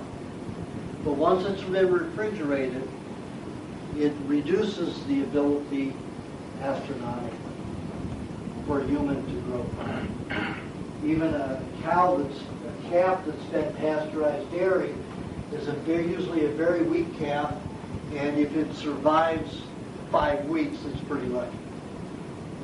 So they're always giving it extra chemicals to boost it, because calves that are fed on only raw milk, pasteurized milk, die usually within the 6th week after birth. This is known. That's why they're spiking it with stuff. But there's still, the FDA and USDA is encouraging people. I just saw a statement, last week that said all farmers should know that they feed their calves pasteurized dairy. We're just trying to wipe out the little farmers, what they're trying to do. Only thing it can be. Bankrupted, because herd all diseased, and then what happened? Big conglomerates move in, and they dictate what the cows eat and what you eat. They can feed them all kinds of chemicals, medications, everything, and you have no choice, or else you starve to death. So the only way you're going to be saved from anything is to know people who have farms or have some land where you can grow things yourself. That's the big issue. Have some land that you can grow things on if you want to survive in the next decades, because it's coming to that very quickly. Our rights to food are diminishing every week. And with all this disaster and everything, who gets all the money for relief? Because these big companies who are getting the money to go in and take their garbage food, just like in wartime. Your troops eat only the rations you give them that are produced by big manufacturers. That's basically the way it is. So if you want some rights, have some land, grow your own. Protein in the milk is better if it's raw. Reproduction of cells, cellular division, depends upon meat after you're 20 years old. Depends on under 20 years old too. But at 20 years old, we stop producing much HGH, human growth hormone. That's usually the end of maturation, 2021. And what identifies that is the vast reduction in human growth hormone that's naturally produced by the pituitary and other cells in the body that produce growth hormone. So, meat is the best thing that I've seen help facilitate that in my 28 years of eating raw meat. Although I've only been eating raw meat on a daily basis for 23 years. I've been eating raw meat for 28. The reason it took me so long to get to that point because I became afraid after listening to all those people telling me, you're going to get a brain fluke, you're going to get some kind of disease. You know, I knew it made me feel good, and I was impervious to the noise of people's fears for about 3 years. And I was eating it 3 times a week. I thought that maybe was all that's necessary. But then after the poison mushroom, practically destroyed my liver. You know, when I started eating meat on a daily basis in December of '82, I saw how much I progressed and how much quicker I progressed by eating meat on a daily basis. So I've been actually following and watching not only myself but other people eating meat. And regeneration and healing always progresses when people are eating meat at least twice a day, a pound a day, depending upon your size. You can probably use 1.5 pounds. I eat from 1 to 3 pounds a day. If I'm going through a sleepy period where I may sleep 7-8 hours a day, for me that's a phenomenal amount of time to sleep. 90% of healing happens in the sleep state. So I'm an opportunist. When I go into a sleep state, I double my meat. That means 2 pounds a day minimum. So that I can take full advantage of that sleep period. Because normally I sleep 4.5 hours a day, 5 max. And I don't sleep all at one time. I take 2 hours here, 2.5 hours there, or 3.5 hours here and an hour there. That's usually, I don't need a lot of sleep. Feel good? Pardon? You feel good? Oh, yeah. A lot of energy and all that? One time I went 21 days on an hour and a half sleep a day, 10 minutes at a time. And I was suing the city of Los Angeles and the police department in federal court, and I'm not an attorney. But yet I did all the legal work myself. I had 2 stacks of documentation, legal briefs that I did, and legal documentation this high, 2 stacks, that high. Did it all myself. I had 22 officers in that courtroom, tied up in that courtroom for 21 days. I had to travel from Malibu downtown. That was, at least an hour and 10-minute trip. On my feet all day, questioning these detectives and police and city officials. Then driving back home, and then preparing for the next day. So I was only getting an hour and a half sleep a day. Sometimes it was right during the trial. I'd pick a time when I knew I had 10 minutes to doze, and I ate right in front of the judge. I said, "Judge, I've been diagnosed with diabetes. I have to eat my food all during court." Nothing I think you can do to stop me. But I went, and after that 21 days, my normal sleep pattern, 4.5, 5 hours. No problem, didn't lose any energy, and I was bright and wide awake for that whole thing. Did you win? No, I did not win. You know why? The judge knows exactly what to throw, all the right wrenches to throw in. And the worst one was, he thought I was going to win, like everybody else did. So when the jury left for deliberation and came back, there was a different juror on there. And that juror had worked for the police department for 10 years. 2 of the jurors waited for me after the trial and said, "Oh, this person came on the jury and she said if we didn't have this and didn't have this, then we could never find those policemen guilty." I mean, they have the smoking gun, and because they didn't see the smoke, all of a sudden they're not guilty. So these people were bamboozled by it. But I took it all the way up to the Supreme Court of California. Every time I had 21 reasons that that the judge had made errors during the trial, and 6 of them were as bad as that juror implantation. And the Supreme Court The appellate court and then Supreme Court didn't even respond to those 6. Didn't even respond to them. All the other, 15, they just threw them away. Like they were, oh no, that wouldn't be enough to cause a mistrial. Those 6 were very important. Yes? It's that way all over. It's just not California. Just not California. So, no, but I won in that. See what I was doing a lot of research on Venice Beach because I was trying to reach. I was writing my book, and I needed to experiment on thousands of people instead of the hundreds that I've worked with. I wanted to see how my diet would work on a lot of people. And Venice Beach sees 10 million people a year. 10 million back in those days, through the late 80s and early 90s. 10 million people a year cross Venice Beach. Second biggest tourist spot in California. First is Disney World. Disneyland.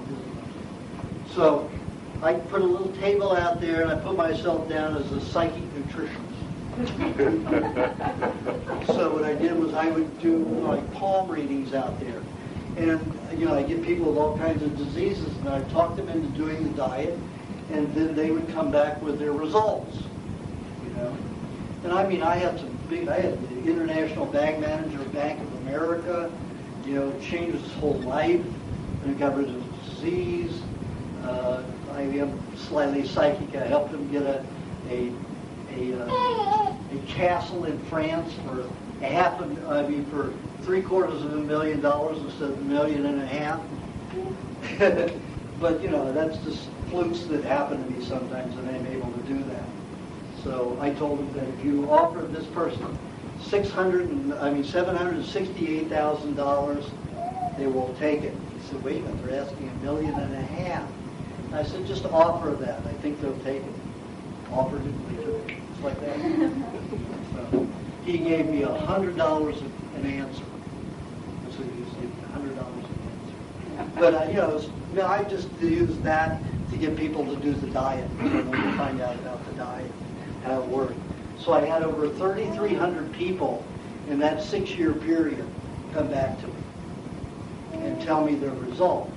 So then I was able to incorporate them into the remedy section, of the book. So I knew it'd help a lot of people because my limited experience with 500 people over a 15-year period or 18-year period didn't, I'm not comfortable. I wouldn't be comfortable with saying this is going to help so many people.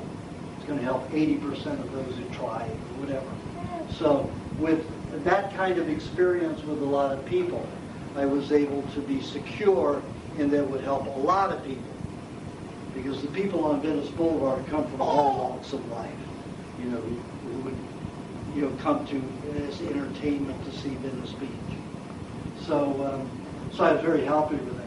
I don't know how people like Jordan Rubin can be nutritionists for 2 or 3 years and put out a book and say, this is what works. I say, give me a break, man. I was like 28 years before I even considered to publish a book. I mean, how do you know unless you've done it enough? Doesn't make any sense to me, but everybody's an expert out there with no experience, lots of thought processing and no experience. Everything in my book is from experience. It's not theoretical. It is what has worked. So you can use it. I'm sure that you can use it. And that's why it works so well on the people who do it. Okay, then fats. Fats, last but not least, is the most important nutrient we need in a toxic society. Like I said, the liver makes 60 varieties of cholesterols to do 3 main functions. One is to cleanse the body, the other is to give it energy, and the other is to protect and sustain it. 30 different cholesterols minimum for each variety of those functions.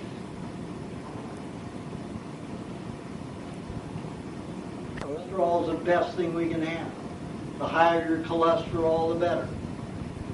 I've got an Olympic gymnast. When she was 10 years ago, she had about a 327 cholesterol level, LDL very high. She would get a flu about every 6 weeks, and it would knock her out, take weight off of her. She couldn't even work out for about a sometimes 2.5 week period. So they were getting ready to kick her off the team, the Olympic team, because she would build up, she'd do better than anybody else, then she'd get sick, break down, and couldn't continue. So then somebody suggested that she do my routine, so she gave her a diet. Cholesterol stayed at 327. But guess what? She didn't go into those detoxifications like that. And she went on to win nicely. Now, not to say who she was, but she won nicely. 327, her level stayed at. But here we're talking about she had good fats in her body. The body's always going to throw off toxic fats from old toxicity in the system. It's okay, you put your head down.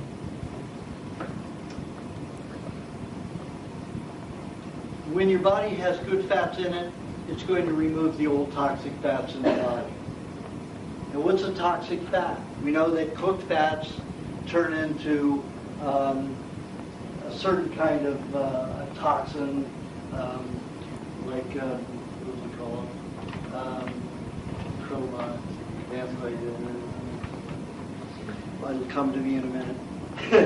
Anyway, fats have a main toxin that are formed from cooking, lipid peroxides.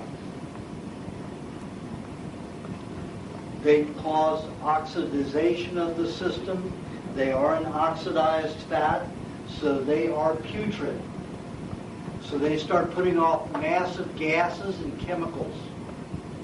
And you know that most of our cleaning compounds are all from oils. Every cleaning compound we have in this world has a oil base, usually petroleum base, which is mainly vegetable oil.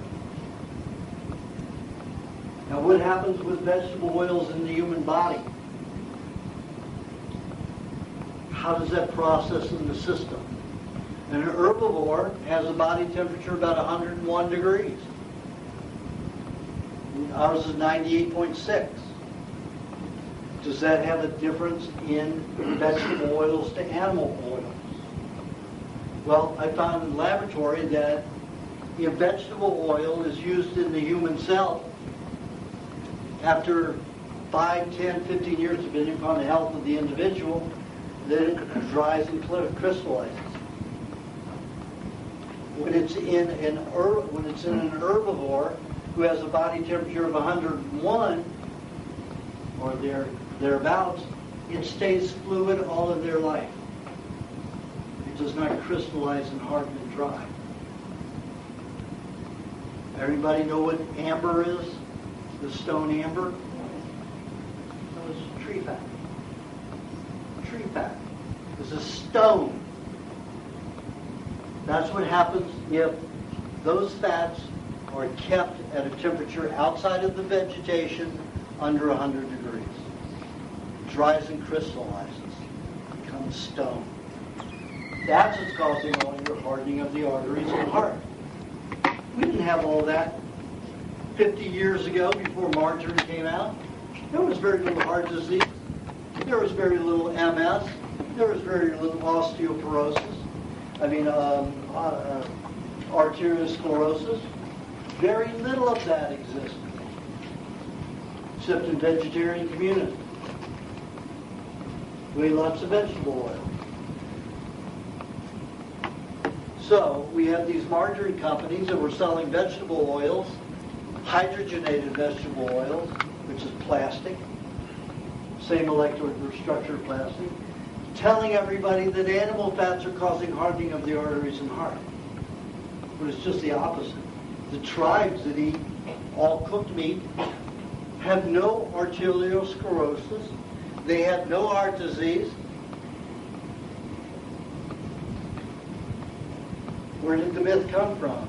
Selling product. They wanted to sell margarine. They wanted to sell safflower oil. Before that, all we lived was lard and animal fats, butter, lard and butter. That was it. Then all of a sudden, this vegetable oil came from World War II, and now heart disease is the highest rate of disease, biggest killer.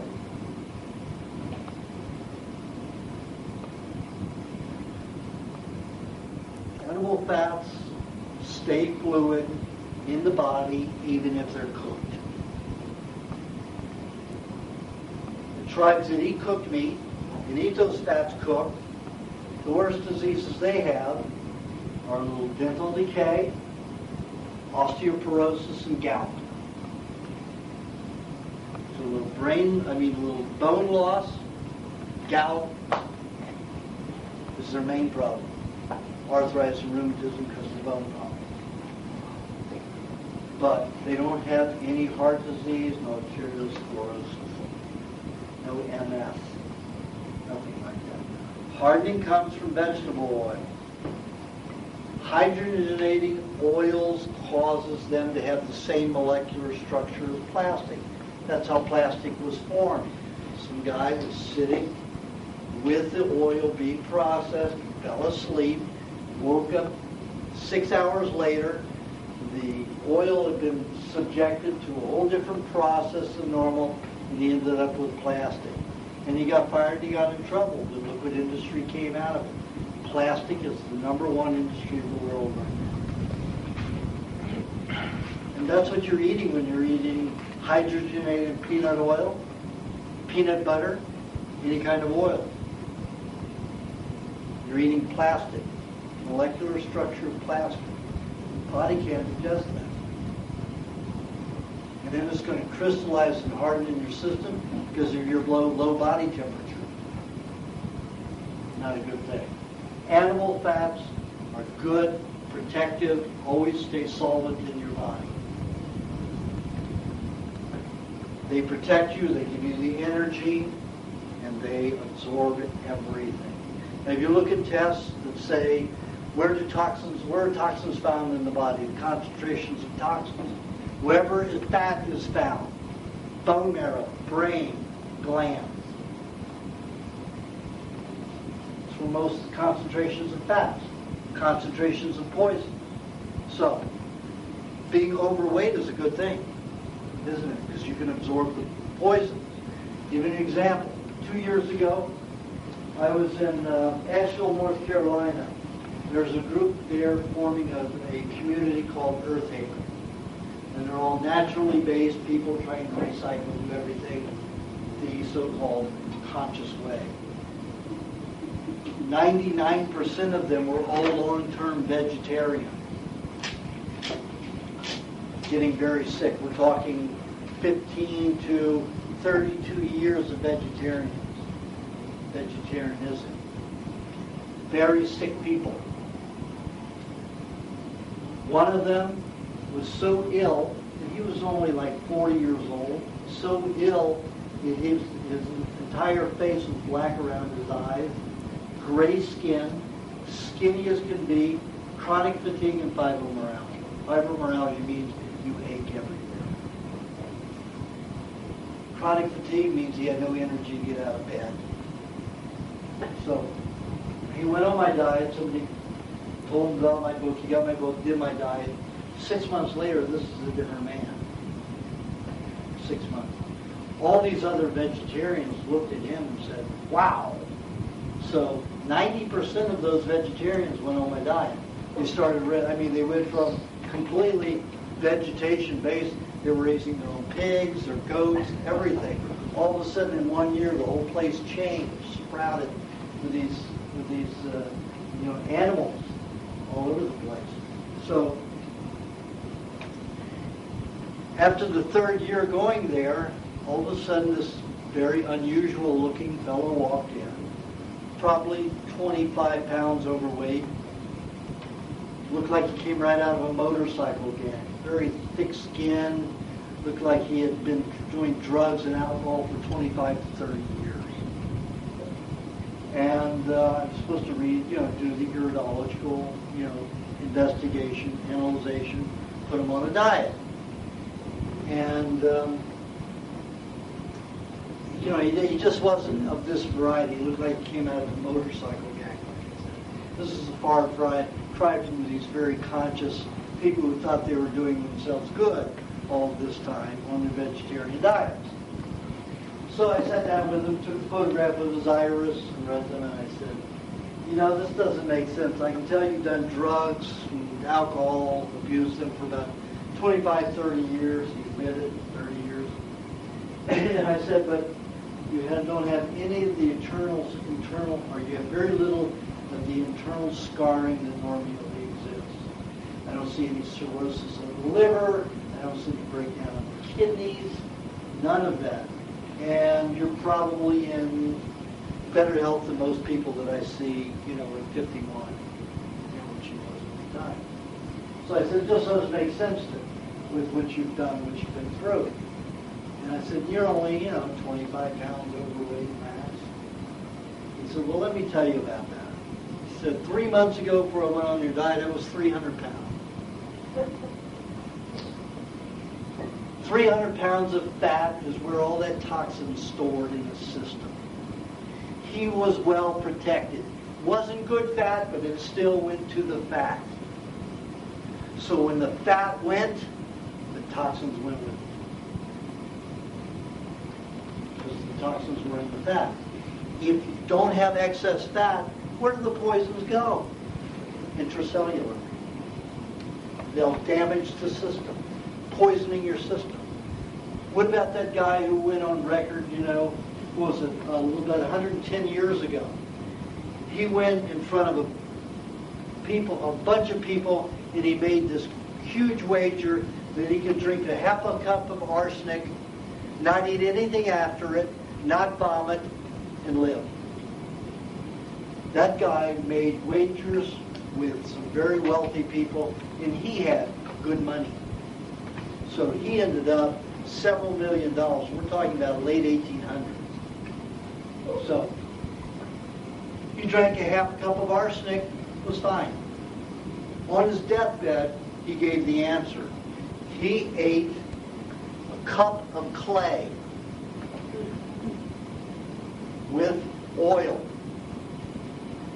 So he knew the timing was exact. He knew that when he drank the arsenic, it would all be bound in the clay and the fat to protect him. You every day breathe toxicity, and if you're underweight, you're not going to survive. Cells are going to be killed because it's going to go into the cells instead of fat to protect you. So you should be happy about your weight. You should be happy about your weight. Everybody, you should get fatter, fatter, fatter. Pretty good. So wouldn't that slow you Much down? fatter. Wouldn't that slow you down? Pardon? Wouldn't that slow you down if you get fatter? So who cares? You You need to slow down. Everybody needs to slow No, what down. I mean is like, normally if you, wouldn't it cause you to be panting and puffing and just have shortness of breath, like if you walking up the steps and Oh, instead it of might. getting the elevator? Yeah, it might. Most people it doesn't if they're doing this kind of diet.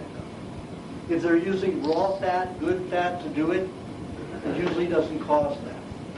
When you have oxidized fats from cooking and you have all the lipid peroxides floating in the blood, it takes a lot more oxygen to deal with that toxicity.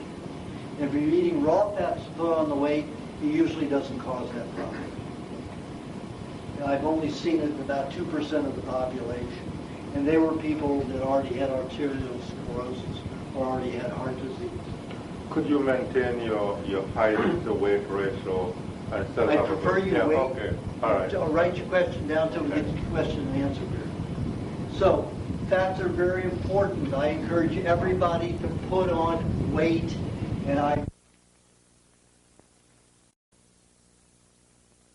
was 5% carbohydrate to burn fat optimally in the citric acid cycle. That's all you need is 5% for good metabolism. For detoxification, you're going to need a little bit more fruit, but never more than 10% of your diet. If you're first going on the diet, I say never encourage detoxification, only do 5% fruit. After you've been on for a year, year and a half, then you can start increasing your fruit and causing detoxification. And that's good, but never over 10%.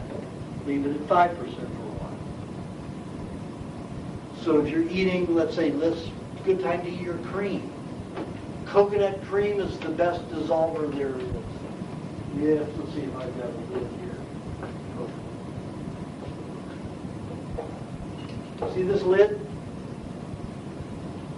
It's a certain type of plated tin. This is a little bit less corrosive than tin, so it's harder to get it to rust. But I can take cream, butter, olive oil, coconut oil, any kind of pressed oil, flax oil,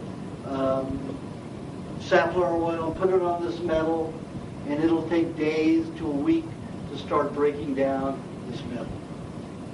If I put coconut cream on here, in an hour it will turn gray. Coconut cream rips metal out of the body and dissolves it. So coconut cream is a very important part of our toxic diet. It is a great cleanser. Do you know that 50 years ago, 90% of all soaps contained coconut?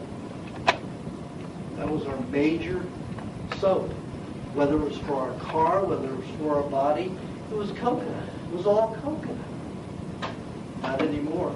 Well, back in the old days, we used to render lard and we clean with pig fat. That was our soap. But then it became coconut when we had boats and transportation and planes, to get the coconut oil here.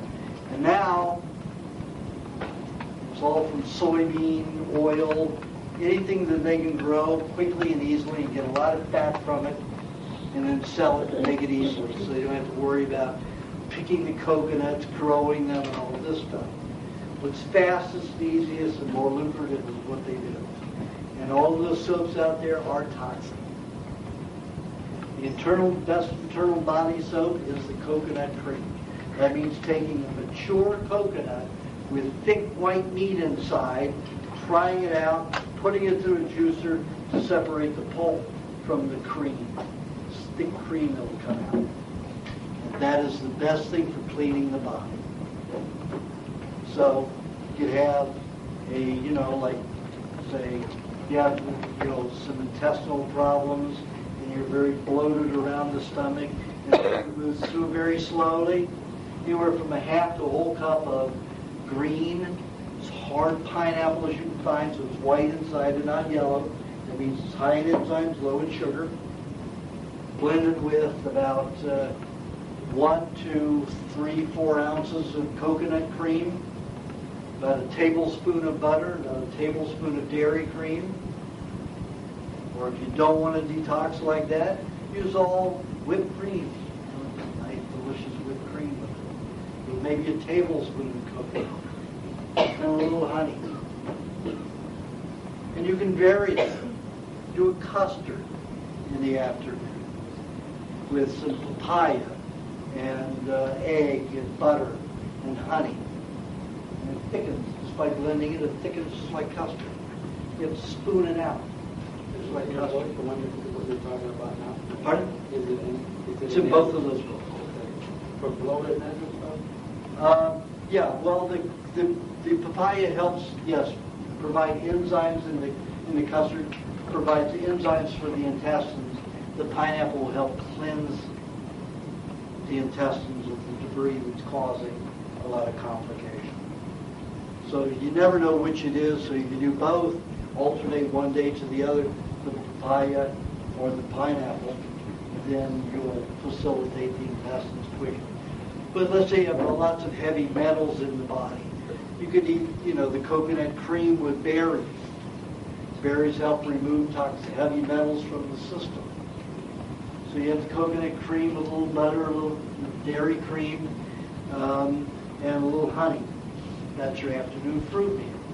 Or you can just sit down and you say, I don't want to cause any kind of detoxification, but I want to have enough, fruit sugar, some carbohydrate to help burn the fats, so I have enough energy. So I'm going to sit down with a green pear and eat it with cheese and butter. Or an apple, green apple. So it's just better, preferable to eat it green and just to snack that way. There are other suggestions in the recipe for what we can eat for the fruit meal. Then several hours later, another juice or not. If you're one of those people who has a sugar problem, diabetes or hypoglycemia, or very overweight, this will be the time for another vegetable juice to get ready for your next meat meal. So you have another vegetable juice. Some people don't need another vegetable juice, so they go right into the next meat meal. 2-3 hours after that fruit meal. Maybe 3.5 hours. Then again, the fat with that meat meal should be predominantly butter.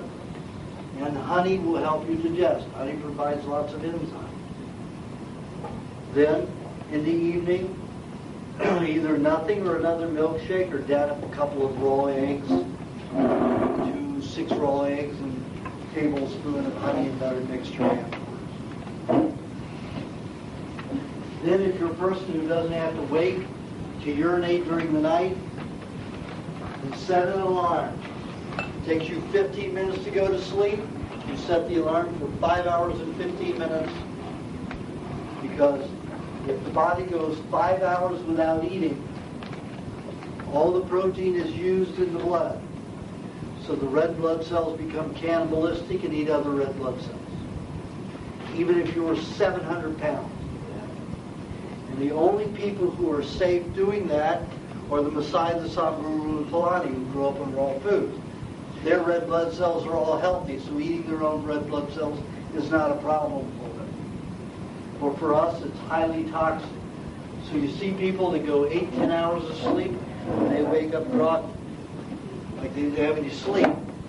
Blood is too acidic. The red blood cells have eaten each other. Very toxic condition. So if you waken, say you've made a milkshake, and you drank half of it before you went to sleep, and then when you wake up after that 5 hours, you drink the other half of the milkshake, or down a couple of raw eggs, or some, room temperature milk, that has a little protein in it. It's got to be something protein. You just can't have cream or butter and honey. It's got to be more concentrated in protein. You can even have a meat meal. Have a half a cup of meat correctly with a tablespoon of egg and honey or something like that. So when you waken after, after your normal 8 hours of sleep, if you get that much, you'll be bright and energetic. Let me give you an example. This fellow who was in his mid-40s, about 46 when he came to me, and he looked like he was an old man. He looked up like this. He just had no energy. He was sore and didn't have severe fibromyalgia, but it was just beginning. So he went on the diet. After 3 years, standing up straight, robust, feels good. He says to me, Aajonus, I just don't get it.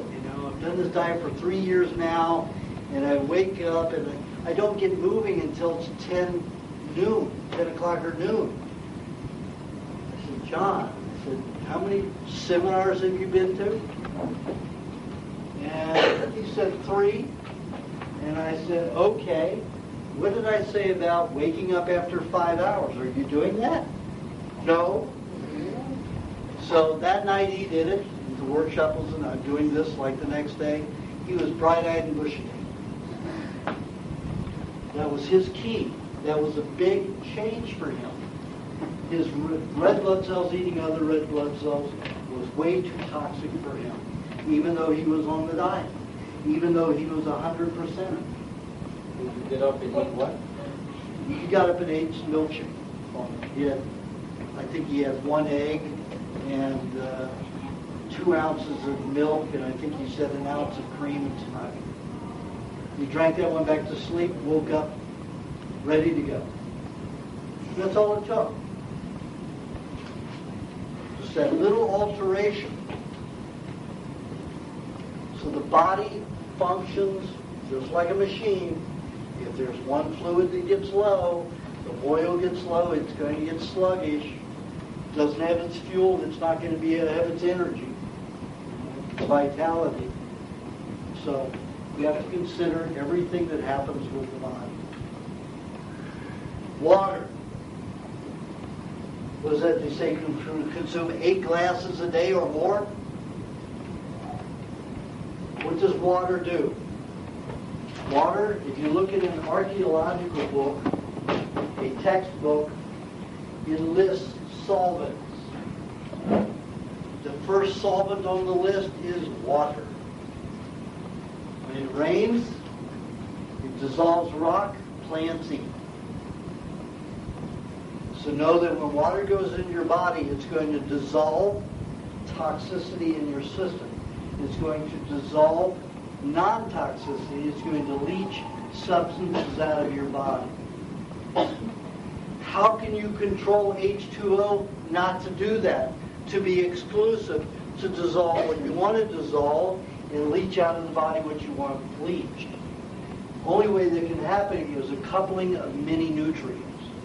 And it will never happen in water.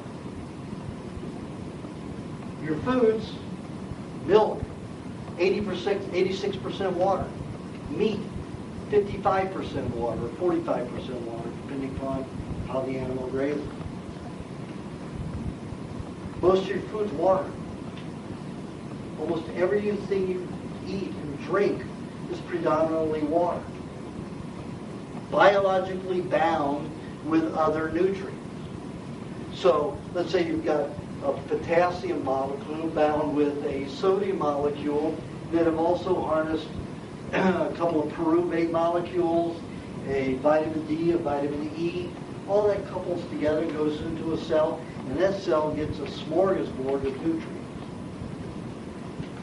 When you have water, H2O in there, it starts fractionating everything to where nothing is in a nice balance. So only eat water, drink water, little at a time, and very little of it. You will need some. Everybody needs some water because it's like taking, you concentrated detergents. You can put them on something, on dirt, and it won't even break it down until you add water to it. Then all of a sudden it works. Well, your body needs a little extra water, but you have to be careful about how you give it to it and how much you give to it at a time. So just be careful.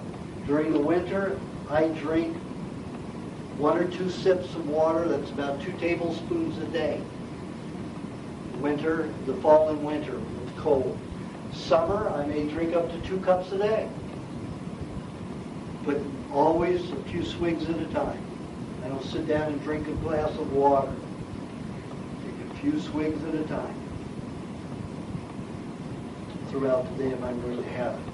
But mainly I go for juices. When I do my juices religiously, even in the summer, I don't drink water.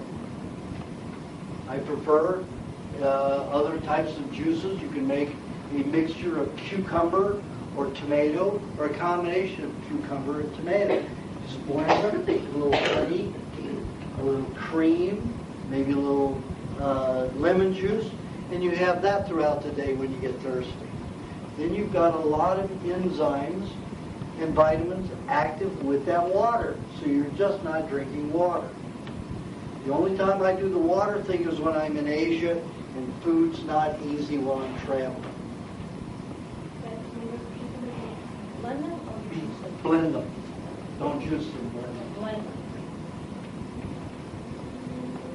Unless you've got, unless you're an elderly person that, gets a lot of, you know, the tomato seeds may cause, with people with diverticuli, the tomato seeds can cause a little bit of problem. So, but that's in very few people. I only have probably 2 clients that can't eat, you know, they have to have the seeds removed from the tomatoes before they can eat them. And they're both in their 70s. So, that's usually not a problem. So water, just realize what water is. Water leaches, dissolves compounds. It does not deliver good nutrients to your cells, but it can help them dissolve some external garbage. So keep water to a minimum.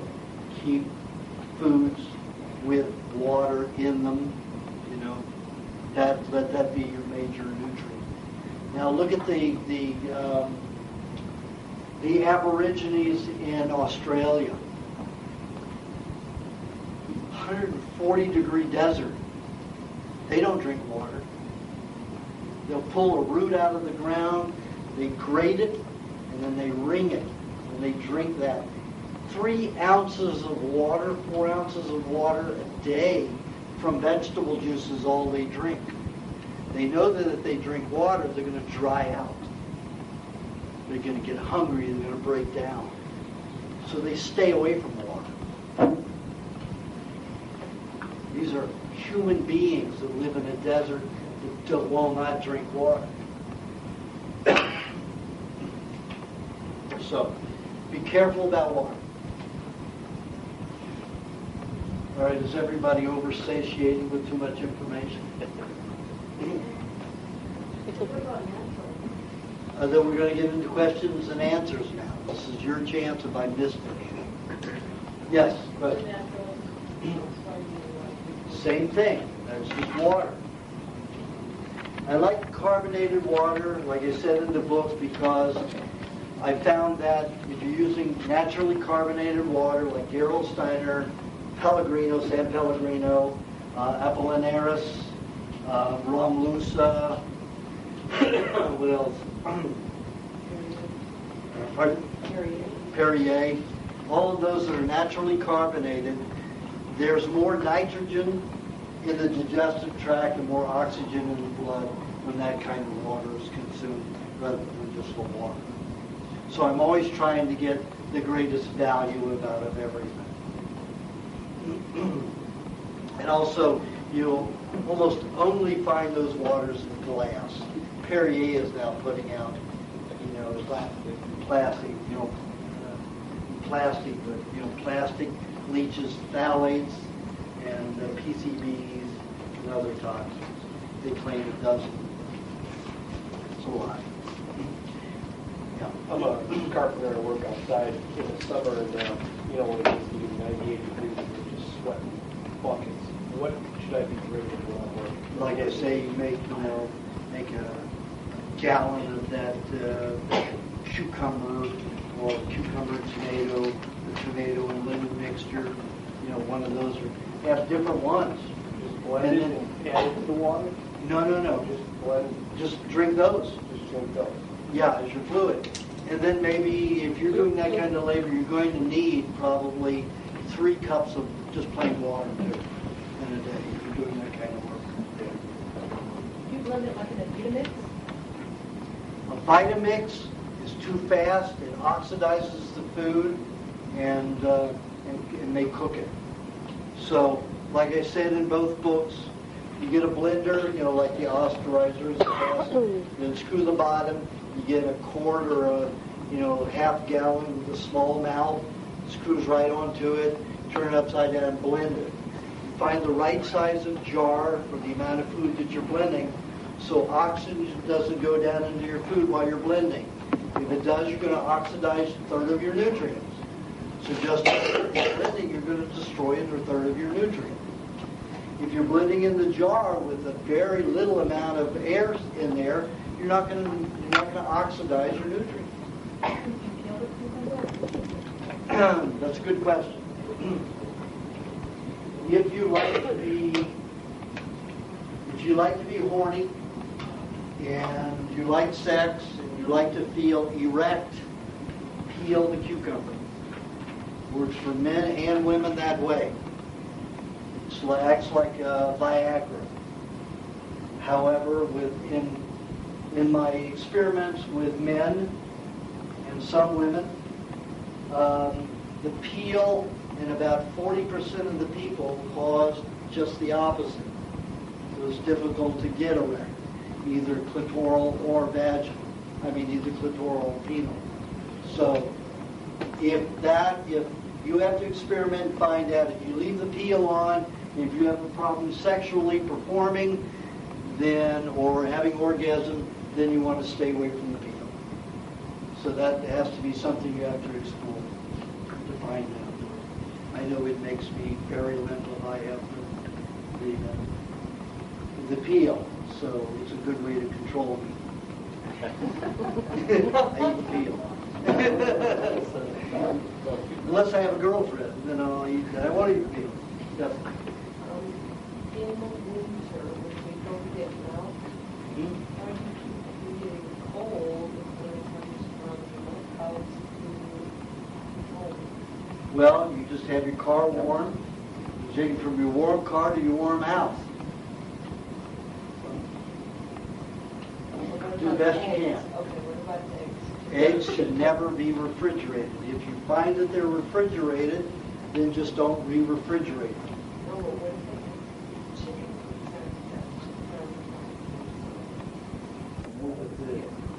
Yeah, well, they're usually sitting on the eggs. They leave those eggs only exposed to the cold for no more than an hour while they go out and feed.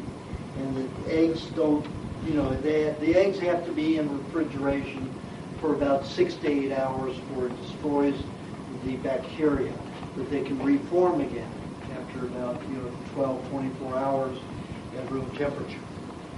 So if you getting your eggs from a store like this, find out when they get their eggs, because the law says that they have to arrive at the store at a certain temperature.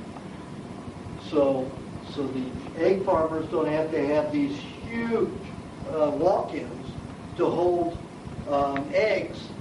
They can just be out.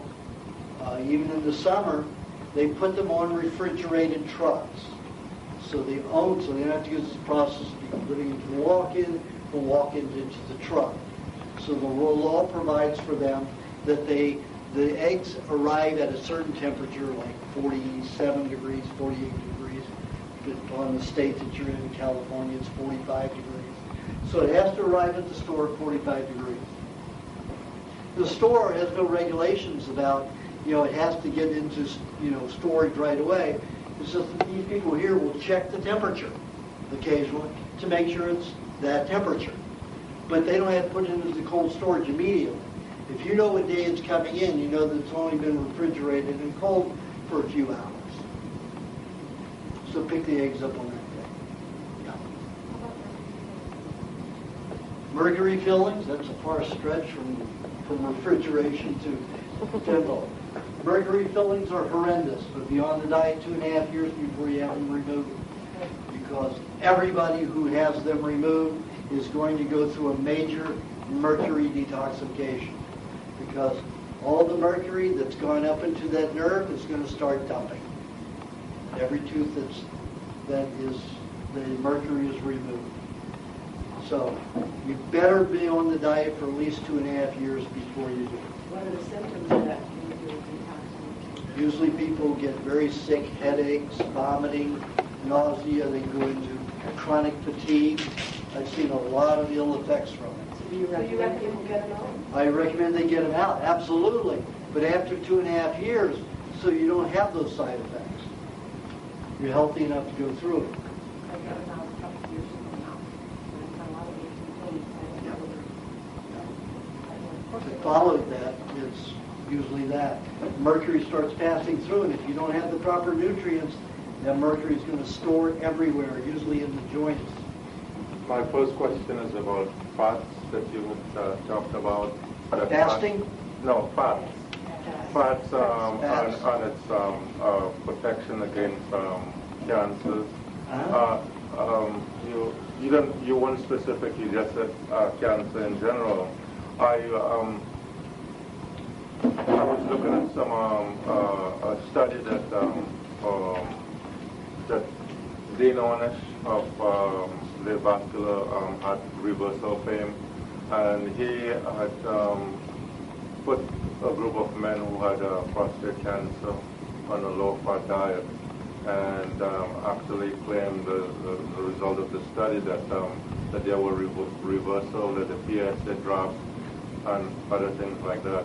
So I'm wondering if the fact that you talked about in terms of providing some, if there's specific in terms of certain types of cancer. I'll just explain it very easy. I'm sorry? You don't have to qualify the question. I'll give you the answer. Yeah. Okay. What he asked was, he said that fats will, he's referred to my statement about fats protecting you from cancer and other diseases. And yet, Dean Aajonus did an experiment with men with prostate cancer, and found that if you put them on a fat-free diet, that the prostate would reverse in some circumstances. He doesn't tell how many. And it only worked with probably 40% of the men. I know that test, I know that experiment. But it worked in 40% of the situations. Why? Like I said earlier, the body seeks fat to store poison. On a fat-free diet, the body's going to start ripping fats out of everywhere it can. So all of a sudden, the prostate started shrinking, and the poisons went with the fat that were stored in the prostate. So in 40% of those cases, the fats took the poisons with it, and the prostate was able to shrink and heal. 60% of them, it didn't stop. Is it because is there any data to determine whether or not those people were fatter or had more body fat? No, there was no separation from any of them. He had no consciousness about that. So no conclusion can come from that, because he didn't give that information in the test. Whether he kept it or not, I don't know. I'm sure in his records he had, this guy was this tall, had this frame, and had this much weight, but he didn't give us that information. He had a particular idea of a test that he wanted the results, people to believe him. But then when you say to him, wait a minute, 40%?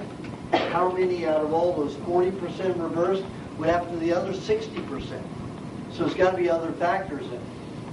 Because if it was only the fat issue, then all of them, or at least 80% of them, would have reversed their prostate cancer. That didn't happen. Yes? Aajonus, when I went to a Catholic military school when I was a child, and we lived there all week, and when chicken pox hit us there, the whole school went down at once. Everyone got that. Can you talk about that mechanism of people getting it simultaneously? Okay, he's talking about contagious. He was at a military school as a child, and everybody got the chicken pox at once. So he's wondering, how can that be not be contagious? Well, is the sun rising every day a contagious thing? The rooster sits and crows every time the sun's going to come up. The rooster crowing causes the sun to rise. No. So you have to look at coincidences. When the body goes into chicken pox, it's usually at a certain age. Not everybody got it, but maybe 40% of the population. And that's all that I've ever seen. No more than 40% of the children get chicken pox at the same time. Others get it at other times. But many children get it at the same time because that is the age that particular nerve detoxification in the skin, it's like an early version of herpes. It's a neurological plate detoxification. It's either the blood platelets detoxifying metal or the the nerve endings in the skin discharging metal. And it will happen at a certain age normally. So that's why that occurs. So you're saying that the healthy, like children in a healthy tribes, they don't get chickenpox? Correct. They don't, No, right? chickenpox is unknown in those tribes. Disease is unknown in those 4 tribes. Maasai, Samburu, Fulani, and the Inuk. It depends. The Eskimos live our age, but they're under very strenuous conditions. They eat an awful lot of frozen food. You know, if you see them fishing, you know, they'll pull up a fish and it's frozen by the time it reaches their mouth. It means they're eating popsicles a lot. A lot of enzymes are destroyed. So, unlike the other raw food tribes, they live, you know, about 105, 110 at the most. The other tribes, 140, 150 years old. And that's what we should be living. We should be living 7 times the time that it takes us to finish maturation. All creatures live 7 times the time it takes them to finish maturation. You know? So, let's say a dog finishes maturation about 2 3/4 years old. So you should live to 18 to 20 years old. Cat, same thing. But I've seen cats live up to 26 years old. But if they're on a good raw diet, their maturation is slower. So we should be living to 147 years old. It's 21 when they finish maturation. Yes? You had brought up a point about nutrition, and I read it in your book, you know, how you had 6 eating that mushroom. How about people that have hepatitis C, Hepatitis is not the disease. The disease is the toxicity in the liver that is so toxic, like I said, it causes a virus. All herpes are virus. There's no bacterial herpes. It's always such a toxic condition that the herpes is the last ditch effort to bring that liver back to life. That's why herpes is not reversible, because they keep poisoning the liver. They keep taking antibiotics and chemotherapy for hepatitis. They're trying to kill something that's not alive. Virus is not alive. You can't kill it.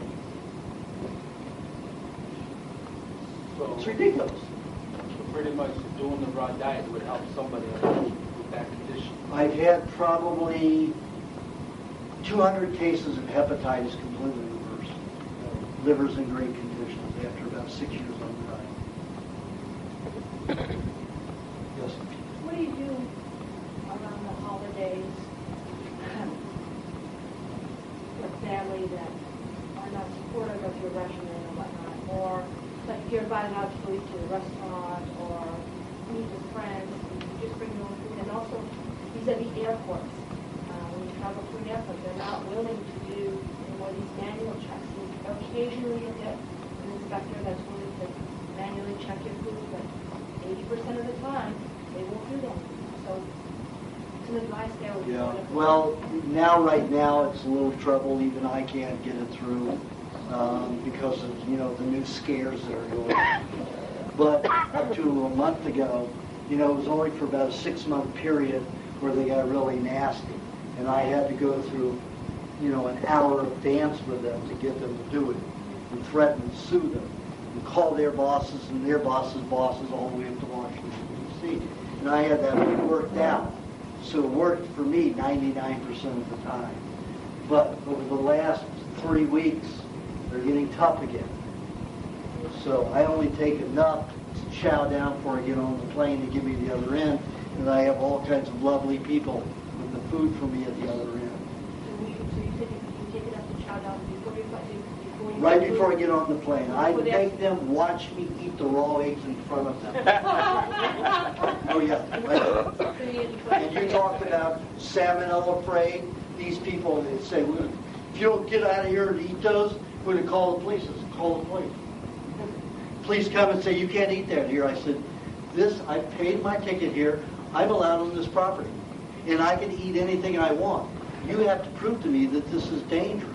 Prove to me that this egg is dangerous. If you can't do that, you take me to court. And you think that I'm going to be found guilty for eating a raw egg? It's a crime? eating of the? No, I eat it all before I go through. I eat it right there where they've been. Where they don't allow me to go. If they won't hand check it, I make them watch me eat a half a dozen to a dozen eggs right in front of them, and down a half a quart of milk. And you bring a jar of high meat, Oh, right? and sometimes I'll have some pine meat there to eat them. They just freak out. They freak out. But that's, I discipline that way. Also open their minds. So most people won't do what I do, to make them wake up. But I will do it. I'm not sure that any of you can back up what you do. I can. How about family and friends? though? That's the holiday. Family and friends, that's very easy now. I tell them I have allergies. If I eat that food, I'm going to get sick. You want to be responsible for me getting sick?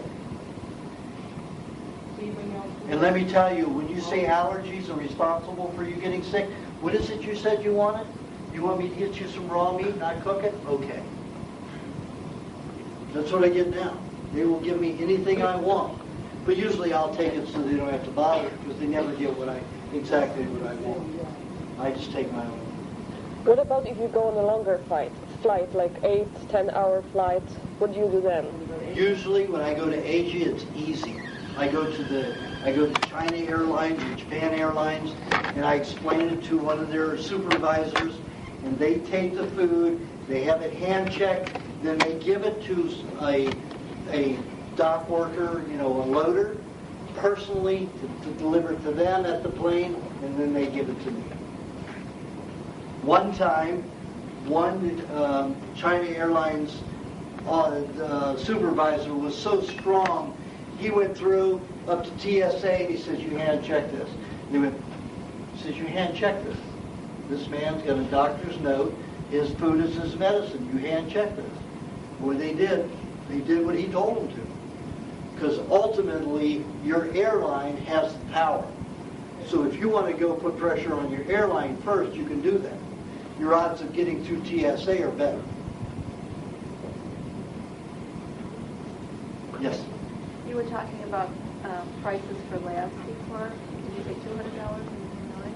Oh, it's $200 in Hanoi and $2,200 here in the States. And why is it so expensive?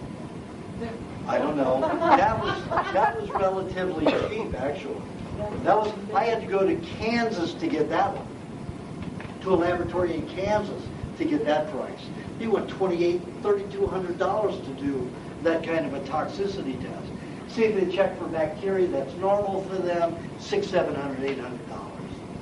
But when I want them to check for all kinds of contamination, I want to know what chemical combinations there are. Like one girl, she and her boyfriend went on the diet.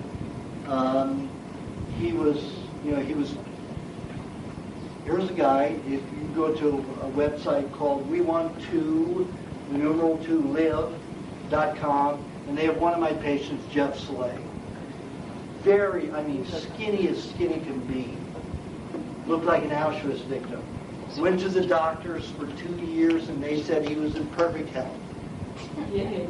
Poor guy's deteriorating to skin and bone. And he's 15 pounds lighter than that picture even. Terrible. Went on the diet, 5 months later, he's so dusty, you see the next picture of him.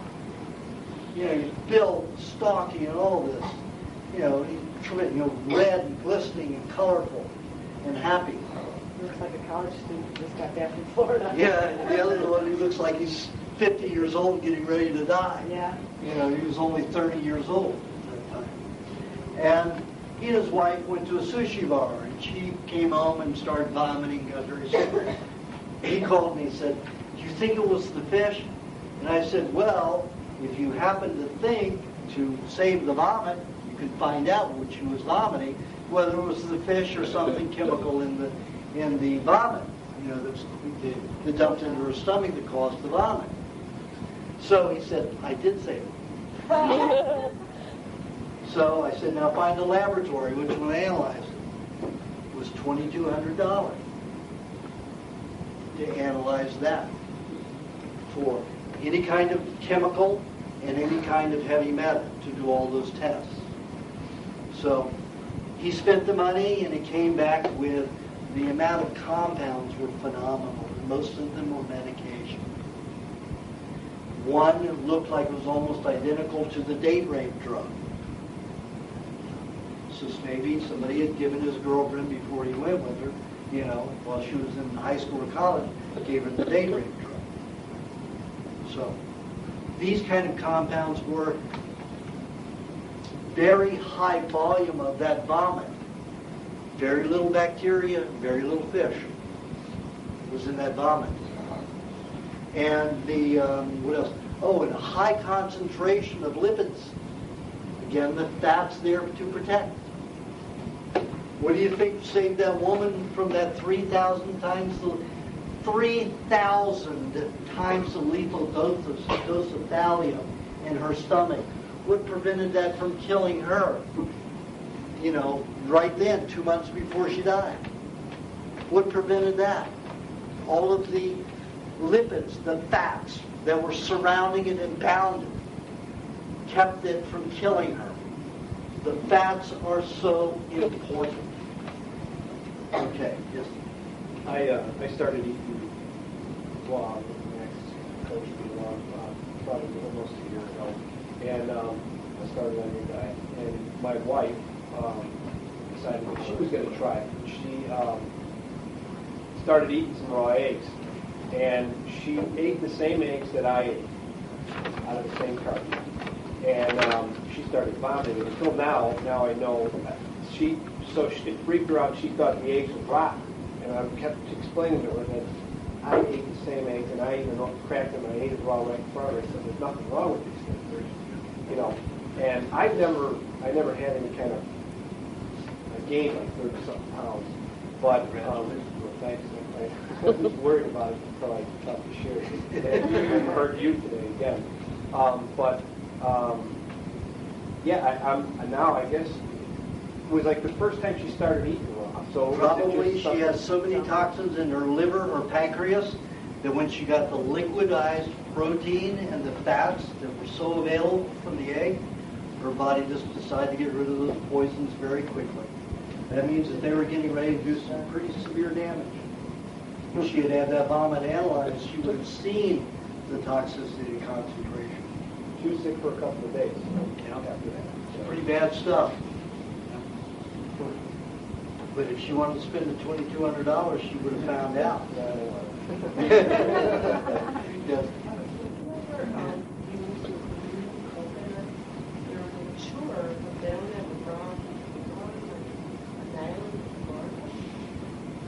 They're from Thailand. They're not mature at all. If they have gel inside, I haven't cracked them yet. It's young coconuts. they're young. We've got young coconuts.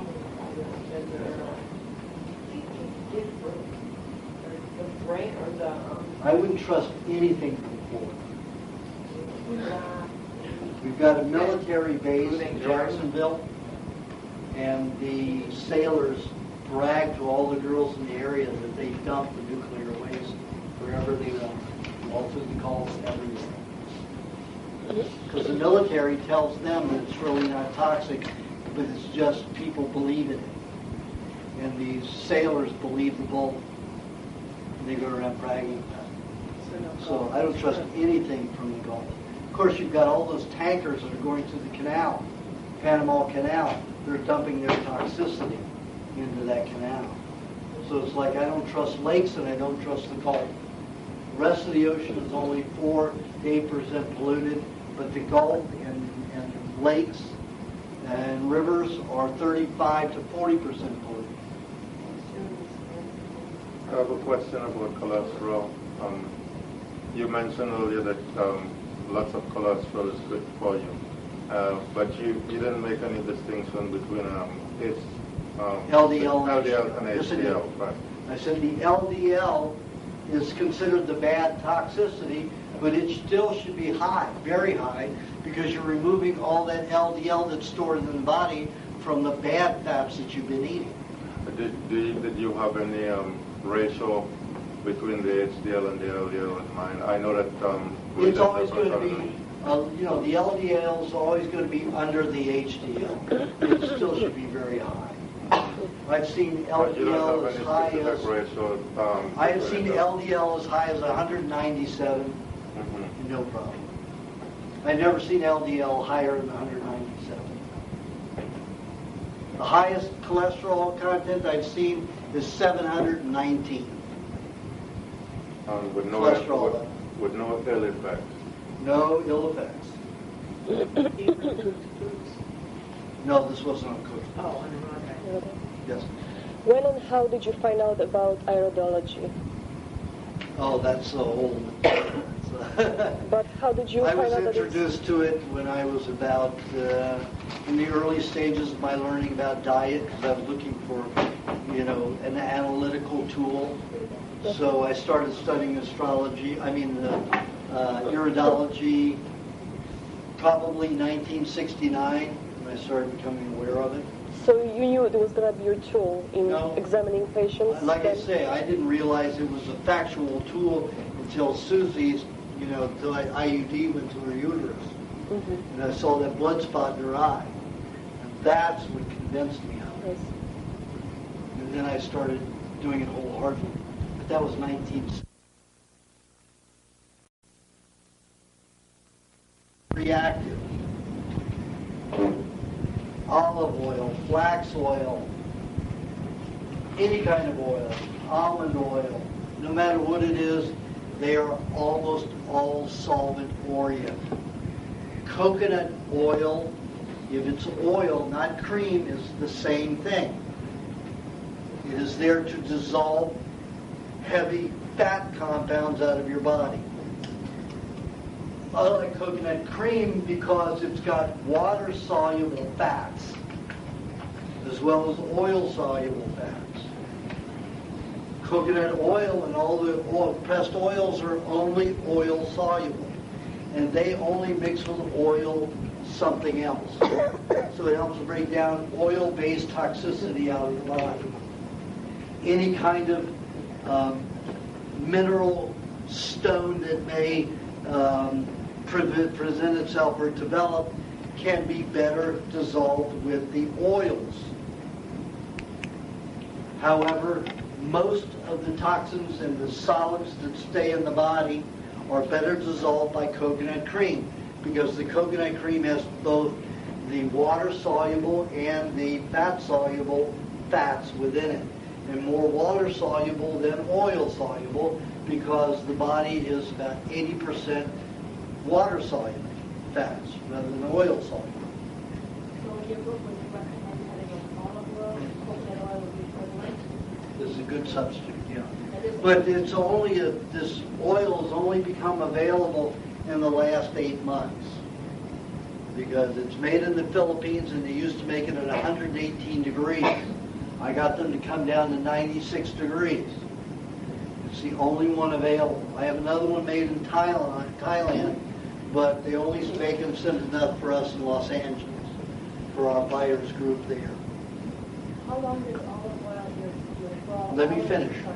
So that particular oil, you have to go to wildernessfamilynaturals.com. And you search their coconut oil. And then when you find their varieties of coconut oil, it's the Philippine fermented coconut oil. We carry it at the co-op. Oh, you do?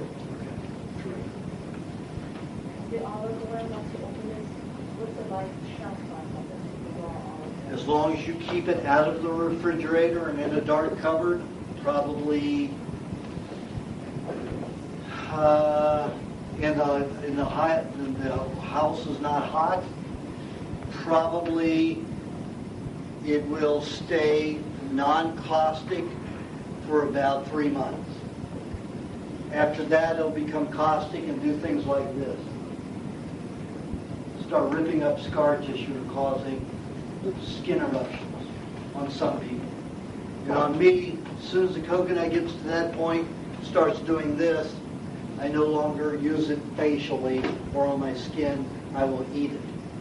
But this just happened yesterday. So, So you will use it every month? oh, I will eat it at any point. to me, it never goes bad as far as eating it. The olive oil and coconut oil? Yes. Okay. But as far as putting it on my skin, they have to be fresher, because my skin is a little bit too sensitive from the chemotherapy. It's still in my tissues, it's still discharging. Okay. Yes. How is it that some people, like cancer patients, after chemotherapy or radiation, they survive, and the therapy itself seems to work? 17%. Is that a good ratio? No. Okay. 17% live over 5 years. But with side effects as well, so you survive? Only 7% live beyond 10 years. Mm-hmm. Not too good. So they're going to die for sure in that period of time, or there's a good chance, right? What? If That you have cancer? even they survive the chemotherapy, they're going to die eventually, sooner Yeah, than because the they're... body's more poisoned. Mm-hmm. And cancer is very likely to return. Mm-hmm. You know, metastasize. Mm-hmm. You know, I survived.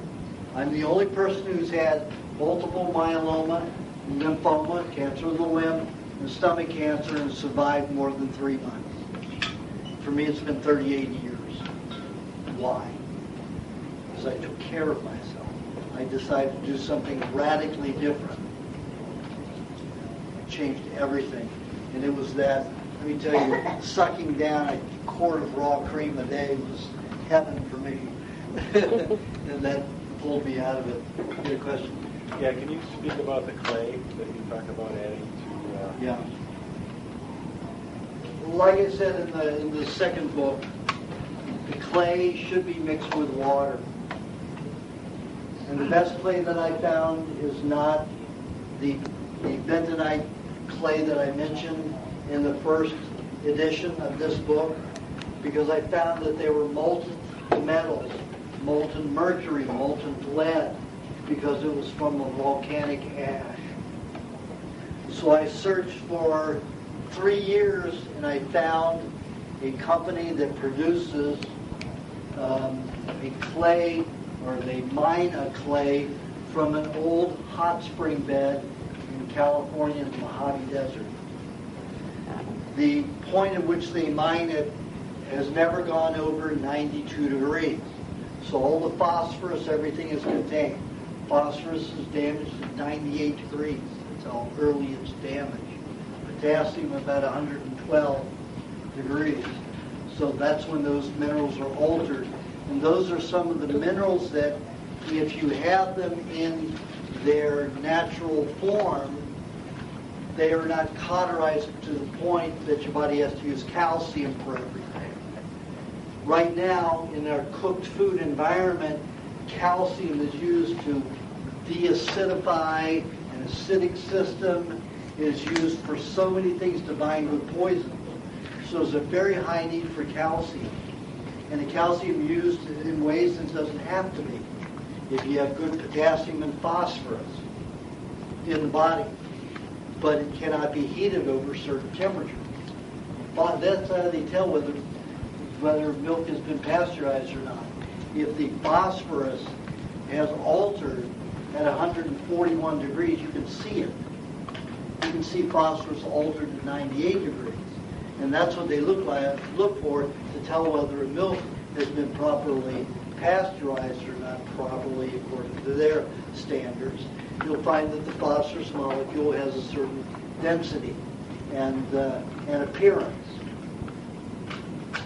So, this particular clay has all of those minerals available without the cauterization that is involved. So, it doesn't have any molten lead or molten mercury or thallium or any of that in it. So, and that's called Terramin, Terramin. And you can find it at www.terramin.com.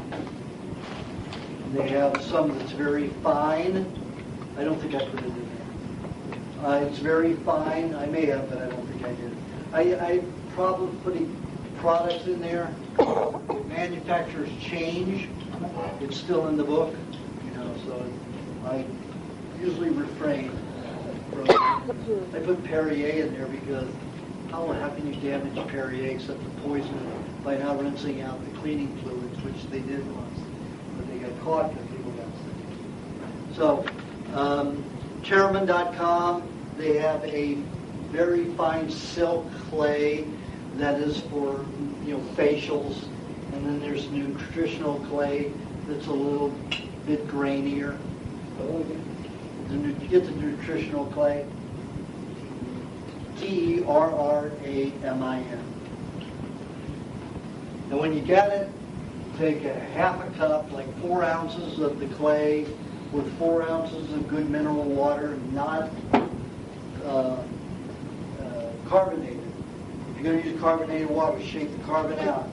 Carbon destroys bacteria. So you don't want you don't want to destroy the bacteria in the clay, the soil bacteria. Clay is the only dirt or earth that is alive.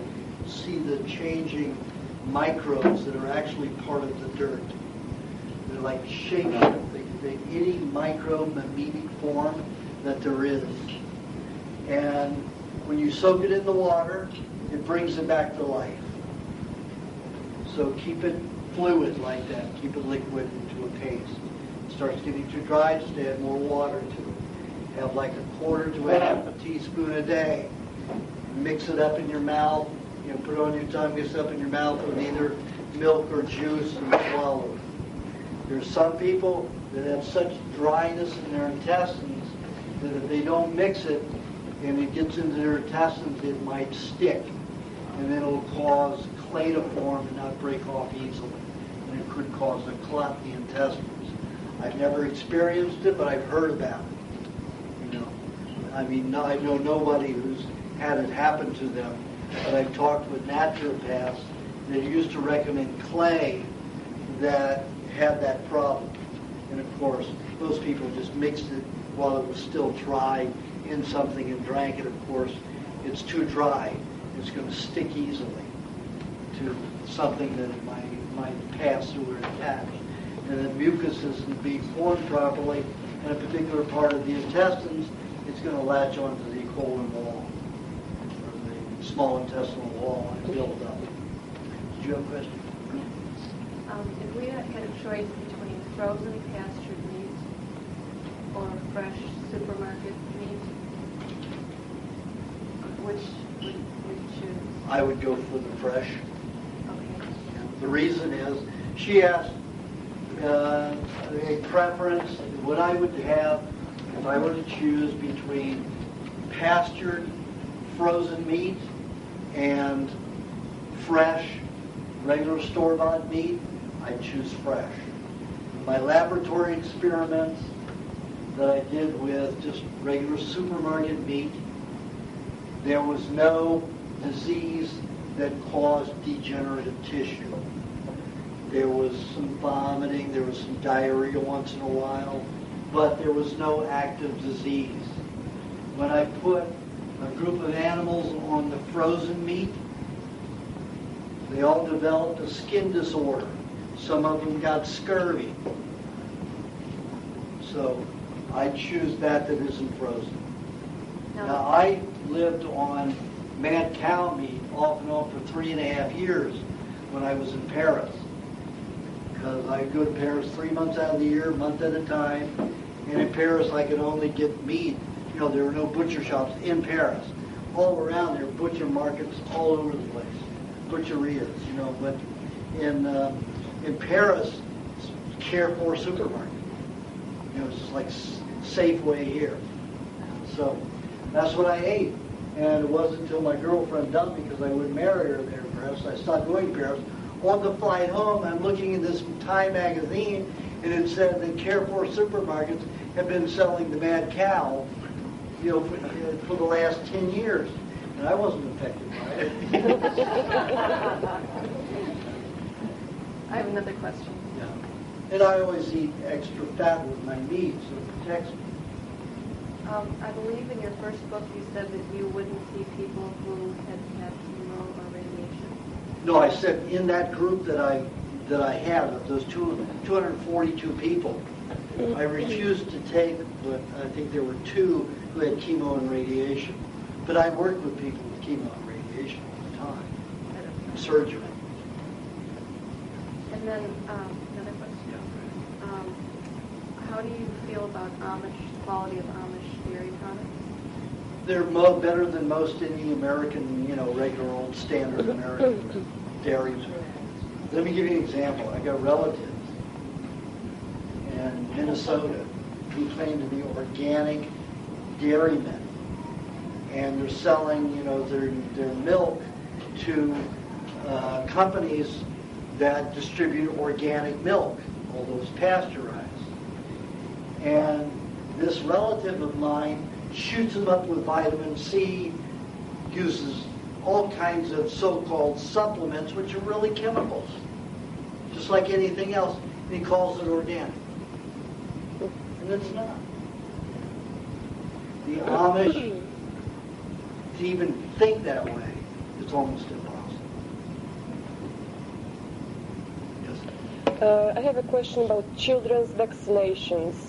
That's the deadliest thing you can do to anybody. How do they cause different diseases? Like, let's say somebody gets sick with autism. Does it mean that the toxins from the vaccination accumulated in the brain? Yes. Just like it did with me. In 96% of the vaccines out there, including for children, they have thimerosal, liquid mercury, and aluminum. Now, mercury, we know that if you go to Calvary University in Canada and you order their DVD on mercury's reaction to neuron activity, you'll see they photograph time lapse. You see these neurons growing. They drop a 2% solution of thimerosal mercury in it, and all of a sudden just start disintegrating. The neurons disintegrate. Where was that at? Calgary University.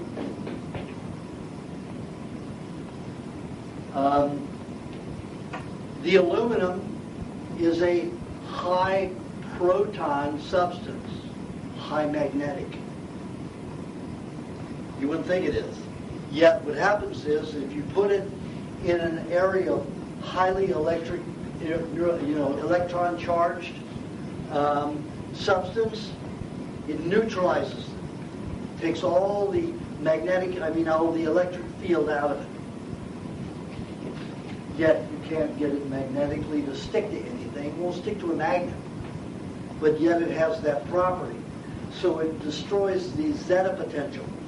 The zeta potential is the ability for nutrients to stay suspended in a fluid. So you have nutrients traveling in your blood serum, nutrients traveling in your neurological fluid, nutrients traveling in your lymphatic system. Aluminum gets in there, all the nutrients drop. It's like it's taking gravity away. It's taking the electron's ability, and all gravity is all that's left. Everything just drops. That gets into the brain, 2 of them together. You've got a case of Alzheimer's and neurological disintegration. How is it that in some people, let's say It doesn't Alzheimer's, get to the brain. but it develops like when they're 90 or 85? It doesn't get to those brain centers that causes the problem. You have to remember, we only use about 5% of our brain. Did you ever see that movie, Defending Your Life? It talks about everybody on Earth being small brain.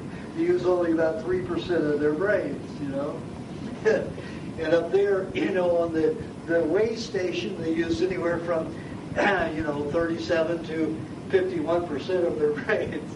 It's a very funny comedy written by Albert Brooks. You've got to see that if you want to see a laugh. Get a laugh. But the brains of people on human are very, very toxic and very little used. You have to realize we have the biggest brains on this planet. Why do we have the biggest brains? Because the brain is the major storage of toxicity. It had to keep growing to fulfill its ability to store all the garbage and still function. Einstein was said to have used, when his, looked for brain activity, he was only said to have used 10% of his brain. The rest of the brain is a garbage dump. What if you're fat? Is it still that garbage dump? No, the body will store it other places, except for metallic metals. If you're inhaling, some of those are going to go to the brain. But if you have enough fat in your mucous membranes, that'll protect it from getting through. If you have enough mucus, and fat in your face. Go ahead. What about farmers that use Joe Salatin's formula for feeding their chickens? It's usually got added minerals and things in the feed.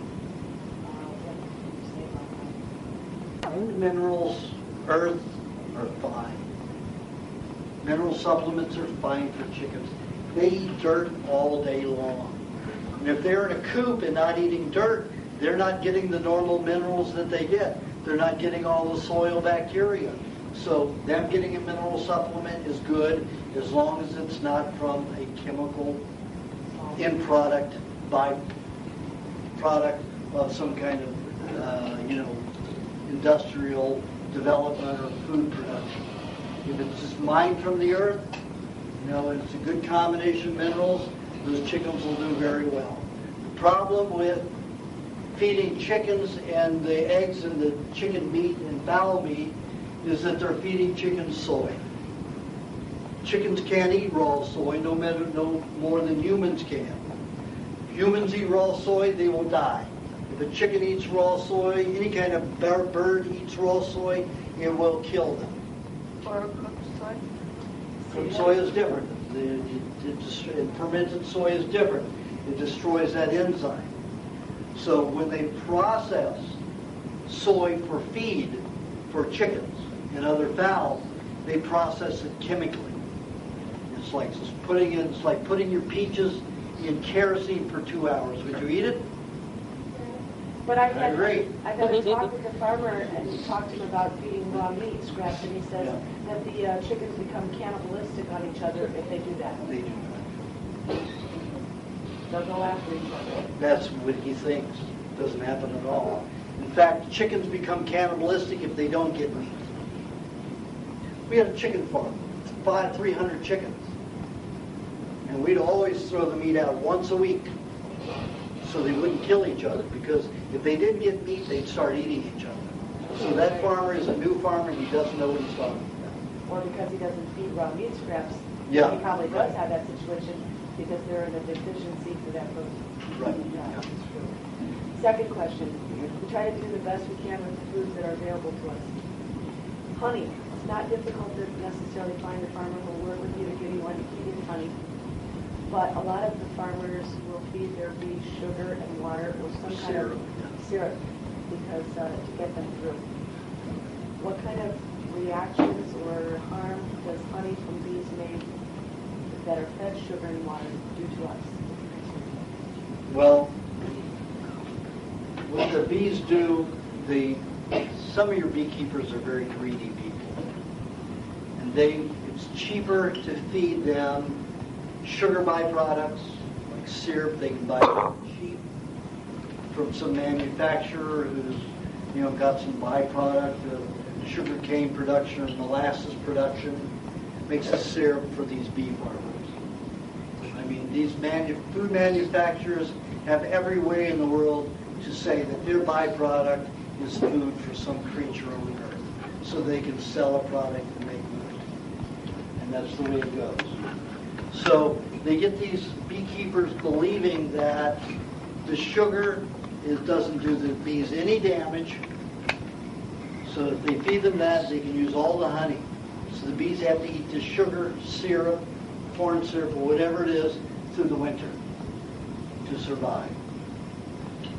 If you've ever been near a hive, when those bees start swarming, they're much more unruly and much unhappier.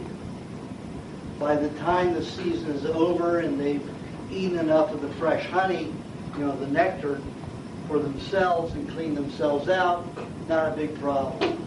But a little bit of that toxicity is going to be in the honey because when they collect the nectar, they swallow it. And they produce an enzyme reaction that's like insulin. And it converts 90% of the carbohydrate into enzymes for digesting and utilizing proteins and fats. So a little bit of that toxicity is going to be in the honey, and it might cause some people, a little skin reaction or, a little sneezing or something like that. But still the body can handle it if you're eating enough fat. And the benefits of having the honey with the enzymatic activity is more important than that little toxicity. It's like eating the meat. It's not going to be perfect. If it's a little toxic, you have to live with it. But it's better than doing worse. We do the best we can. So I'm saying, if you have farms and you can run them the way you want, boy, everybody's going to be happier. But we're letting these big conglomerates take over our food chain, and they will determine. Just this week, we stopped a movement by the USDA and FDA from lowering our organic standards to 25% toxicity. Right now it's at 5%. 2 years ago they tried to raise it, or 3 years ago they tried to raise it to 15%. Bush and his gang wrote in 25% inorganic toxic matter can be in food and still call it organic. What's that all about? It's because they want to get into the organic business because it gives 3-4 times the price. But they don't want to do the work. They want their crappy food. They want to make a quick buck fast. Just like Bush getting in the office. He's raided the till everywhere. His family owns the military, gun manufacturing, tank manufacturing. So he has created trillions of dollars because they also make bombs, the Carlyle Group. So he has put trillions of dollars into their little coddles. Every bomb he drops, he makes $1 million. How many bombs? They're still dropping bombs. He's going to milk it till the day he gets out of office. He's going to keep feeding his pocket. And that's the way companies are doing the same thing. They're going to take every dollar they can from you and they're going to steal it. And they poison you at the same time. Only people who can stop it is you. And we stop them from putting it in just this week. That doesn't mean it's not going to get through when it gets through the Senate. It's going to go back and be rewritten, and they're going to reduce it to 20%. Say, but we reduced it by 5%. But still, you have to understand, it's at 5% right now, and they kick it up. They're going to try to push as much as they can in. So it went through, That's right? the way it goes. So it went through? Pardon? So it went through, right? So it's still 5% or didn't? It didn't get through. Oh, it didn't get through? But and then just this week, we stopped it. Mm-hmm. Yeah. This week meeting, this on Thursday, That's it good. was stopped. It was rejected because of all the calls that the House of Representatives got. So the bill is going to the Senate to be rewritten. We know what that means. We're going to be fighting. We fought that last one for 1.5 years before they'd stop. They let go. Stop trying to push it through. Bush is at it again.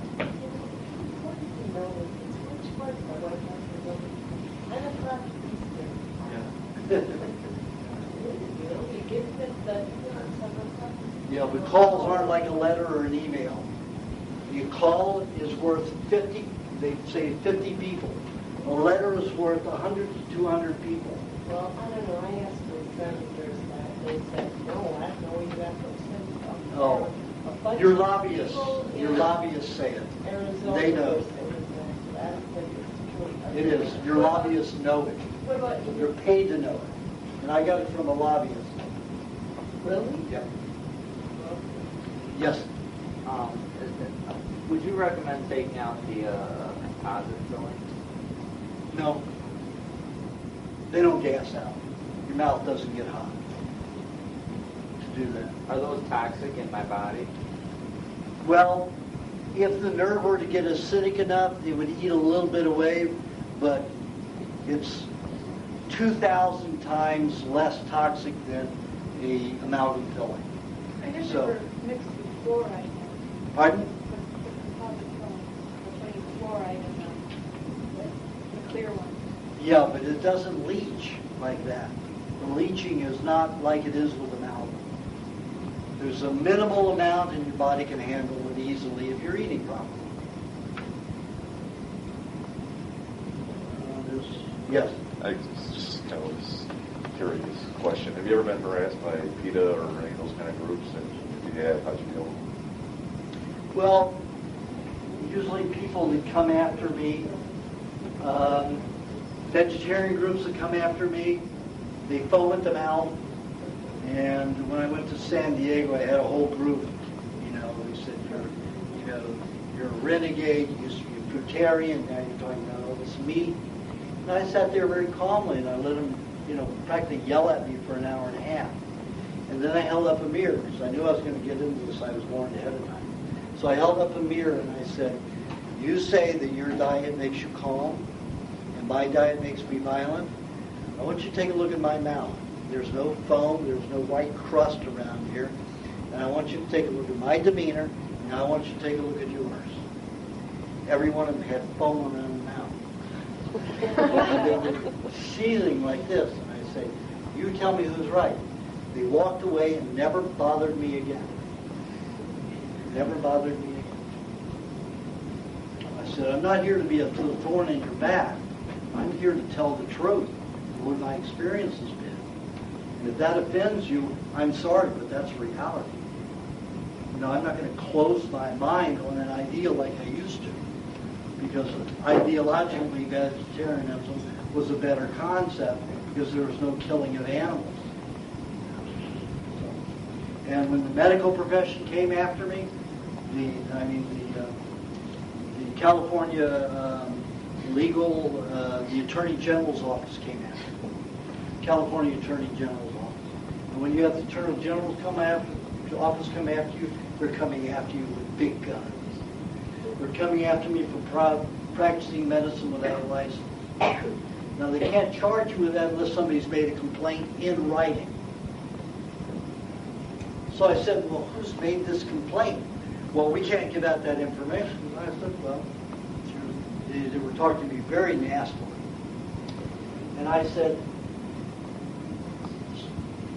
just pause for a minute. You took an oath of office to protect and maintain the Constitution of the United States. Is that correct? Yes. And I said, according to my understanding, it's innocent until proven guilty. Is that correct? Of course that's correct. And I said, then why are you talking to me as if I'm guilty? You want to ask me questions? Do it civilly and kindly. I'll give you the answers. But if you're going to talk to me as if I'm a hardened criminal that you just picked from someone murdering somebody, I'm not going to react to it that way, and I won't talk to you. This is my job, and this is how we do it. And I said, okay, then you do it with my attorney and don't do it with me. And if you want to get together and have a meeting, it'll be in my attorney's office, and we'll videotape it, and you've been forewarned. So, let me tell you, when it came to the meeting, I had my girlfriend videotape it, and they were all very nice and sweet. In fact, the MD who was supposed to come and run the interview never showed. Yeah. Medical examiner in the state of California never showed. And he said, okay, you're being accused of practicing medicine without a license. I said, okay, you're going to have to show me the complaint. You can black out the name or whatever it is. But if they said that I prescribe medicine, they don't know what they're talking about because I'm against medicine. I don't diagnose because disease is not really disease, it's contamination of the body. So I analyze for toxicity. So I don't diagnose disease. I don't recommend medication. I'm against medication. So how can I be practicing medicine?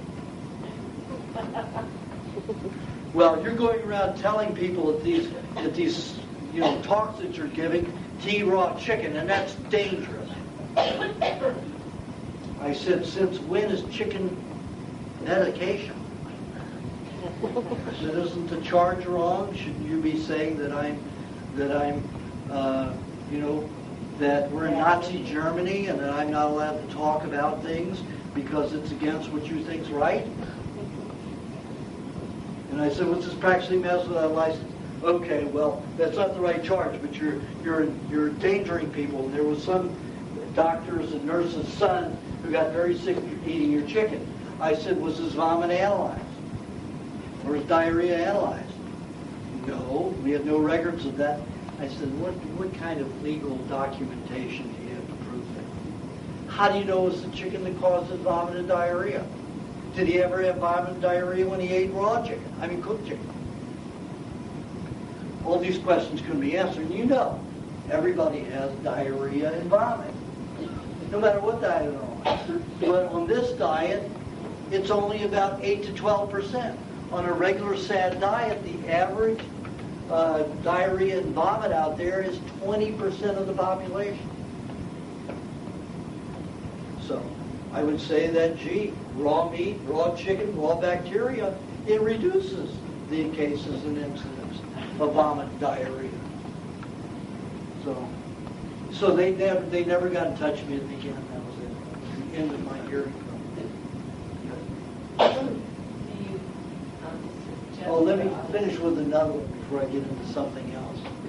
We have a buyer's co-op in Los Angeles.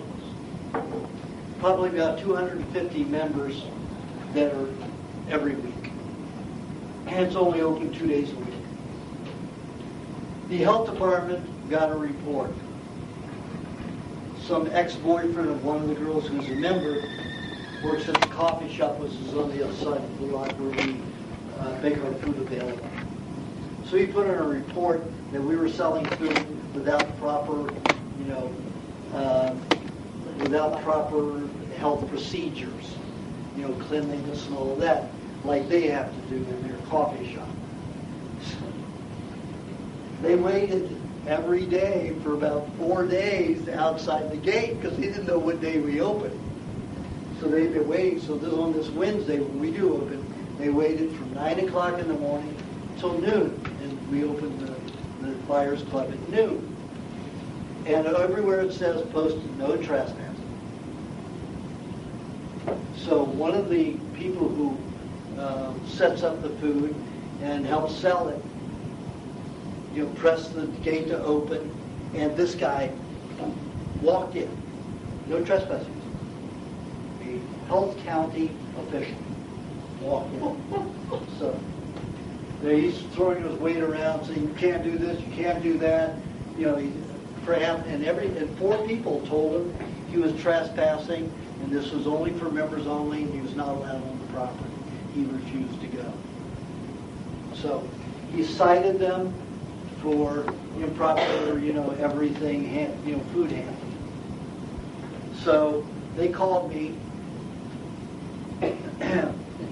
and they said, you threatened for us to call the police. And I said, you should have said, okay, call the police. You're trespassing. That's the only law that's broken. Get off the property. Don't be intimidated by these people because they're telling you a lie. The only person breaking the law is him being on property there's no trespassing. You haven't broken any law. He has to prove that you're breaking the law. And there's nothing he can prove.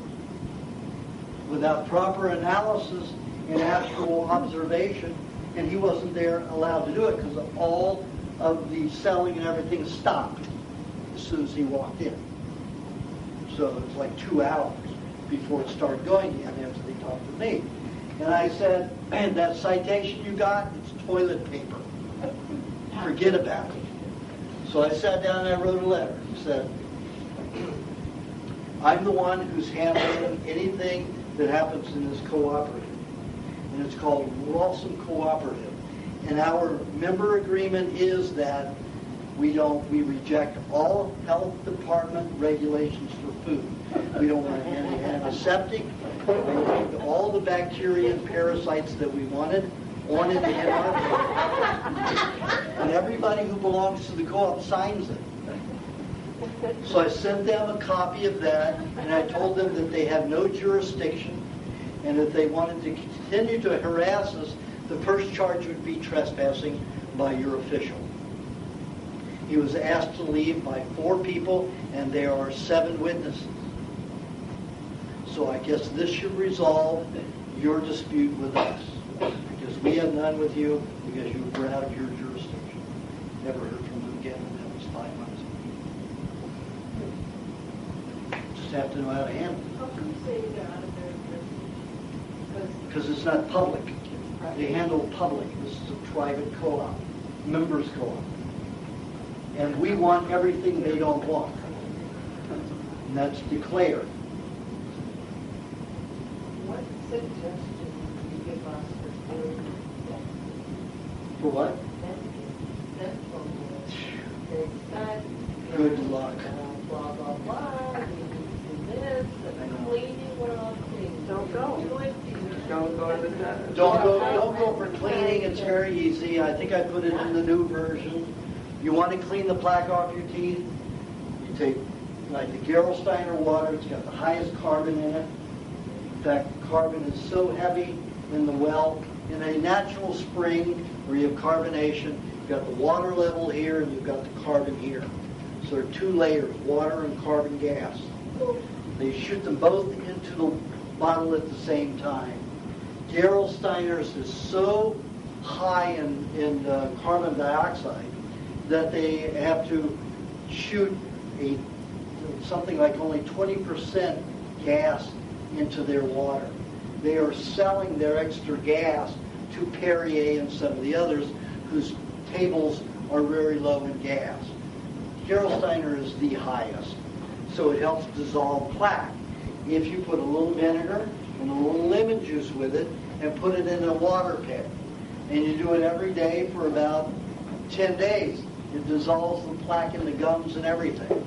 So you don't have to have that scraping. It'll damage your dentine. So when heavy metals come out of your brain, it'll damage the dentine more and cause, gum deterioration and then more dental deterioration and decay. So that's all you have to do for that. How I get out of the medical profession is I go to Mexico to handle dentists. And I got dentists there who will do anything I want. They do everything I want. They don't deviate from it at all. Okay. But here in this country, it's fascism. This is not a free country. Well, all of us do not have your answer. Yes. I've got a young daughter that has 8 cavities. Do I get them filled then? If you put her on a good diet, children I've seen under 22 years old can regenerate cavities on this diet. Teeth. Regenerate and get rid of the cavities. So the holes would heal? Yeah, the holes would heal. Is she over 7? Does she have second teeth? One of them is a second tooth. And she only has to think about one of them to regenerate. She's on a good diet, the next teeth are going to come in fine. Unless she had lots of vaccines, some of that mercury went anywhere around in the brain and dumps out the teeth. She still could have a problem. Well, in school she's had all but one set so far that they've So required. she's had about, let's see, Chicago is what, 96 vaccines altogether, and they'll shoot 7 to 9 at a time, sometimes even 11 with one shot. So they really do it. So, I've seen lots of children's cavities fill in. 1 at 22, that's the oldest I've seen. Nobody over 22 has refilled their cavities naturally. Okay, so since I'm well over 22 and I've got cavities, I should get them filled? Fill them. Okay. If they're causing you abscesses and problems and pain, fill them. If they're not, don't worry about it? Don't worry about it. I mean, it depends on how much tooth is eaten away. If they're going to break on you, then you want to fill them. Do they have to drill away a certain portion of the tooth in order to fill it? So I know that's one of the things. Yeah, if they want it to hold, they've got to make a pocket, so they'll do it a little bit larger than the cavity itself. How bad will that hurt without doing Novocaine? Pardon? How bad will that hurt without doing Novocaine? I had 18 teeth drilled on in a 2-day period, 4 hours one morning, 4 hours the next morning, with no Novocaine. They have all my mercury removed in 1978. What fits do you recommend?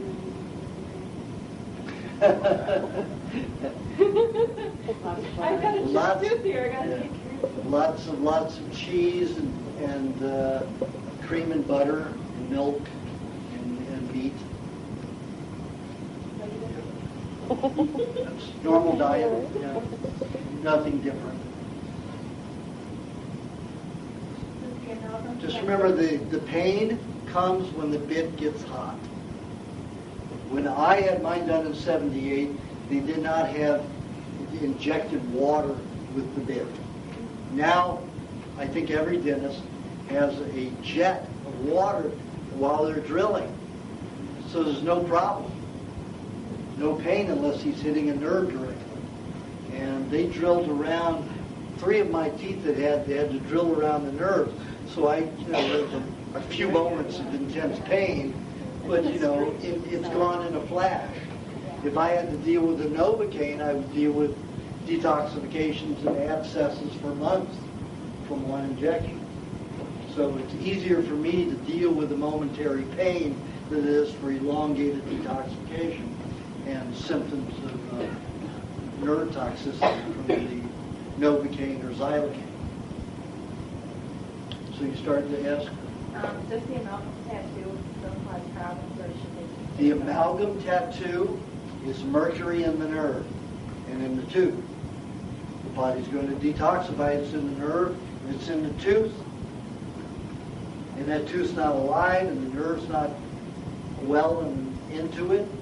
It's not going to matter. But what the body's going to do, usually what they call the tubules, the nerve feeds out and the tubules go out. So it's like always discharging nutrients out. So the teeth should always regenerate from the inside out. But with so much pollution coming from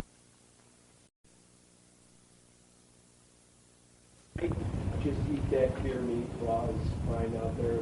I mean, absolutely. I mean, it was stupid, but people, just because of what the deer may eat or the grain, because there's a lot of corn and stuff up there, it doesn't matter. I wouldn't worry about it. Don't worry about it. A friend of mine shot one in his backyard up in Nevada City, California, and he did it right before I was supposed to take a nap. So, and I was going to get my girlfriend in Reno. I was going to drive to Reno, pick her at a certain time. So this is my nap time, and I hadn't seen her in like 2 months. And we were going to have a good time together. Because they'd never butchered a deer before, or butchered anything before. So I had to butcher this whole deer by myself. And she was a big female, and lice, and fleas all over her head and everywhere. Infested, but that's a natural process with them. That's the way they live. They live with those fleas and those lice. And it isn't a big thing to them. And ticks everywhere. And that's all part of them. It doesn't bother them.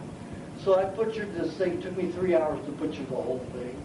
We cut up the brain, that was getting the brain out and everything. Usually somebody who does it frequently can do, a deer in about an hour and 10 minutes. It took me 3 hours by the time I got the brain out of the skull and everything. So I made this big gallon pot of, glandular shake, like I put in that, the recipe book. And I downed about a quart of that, and everybody else was sharing it. So I went off to pick up my girlfriend. I was charged. I didn't sleep until 5:30 that morning, and we went all night. It was great stuff. So yeah, I eat it. Good stuff. And I ate that meat for up to a year. I kept some of it in a jar without opening it. And a year later, no odor to it at all. Wild deer was very fresh. Go ahead. I was going to say, a few weeks back, a friend of mine had deer hit right outside her house. And before anyone could come take it. She hurried up and brought it inside. We ate the whole thing. It's funny what you last said. I had it for about a week and a half before I ate mine. I ate it all raw, and I smelled it. It smelled so fresh, like it was just killed earlier that day. Something about the deer meat. Well, it's wild. I think it's the wild. There are more herbs, there are more everything. And they eat a lot of different foods. They may travel, and eat 1,000 different foods. And when you've got, cows in stalls, they're only eating 2 or 3 or 5 foods. That's it. So then it gets a variety. Now, for us humans, variety only means eating meat. And all the tribes eat the same meat all the time. And they stay very healthy.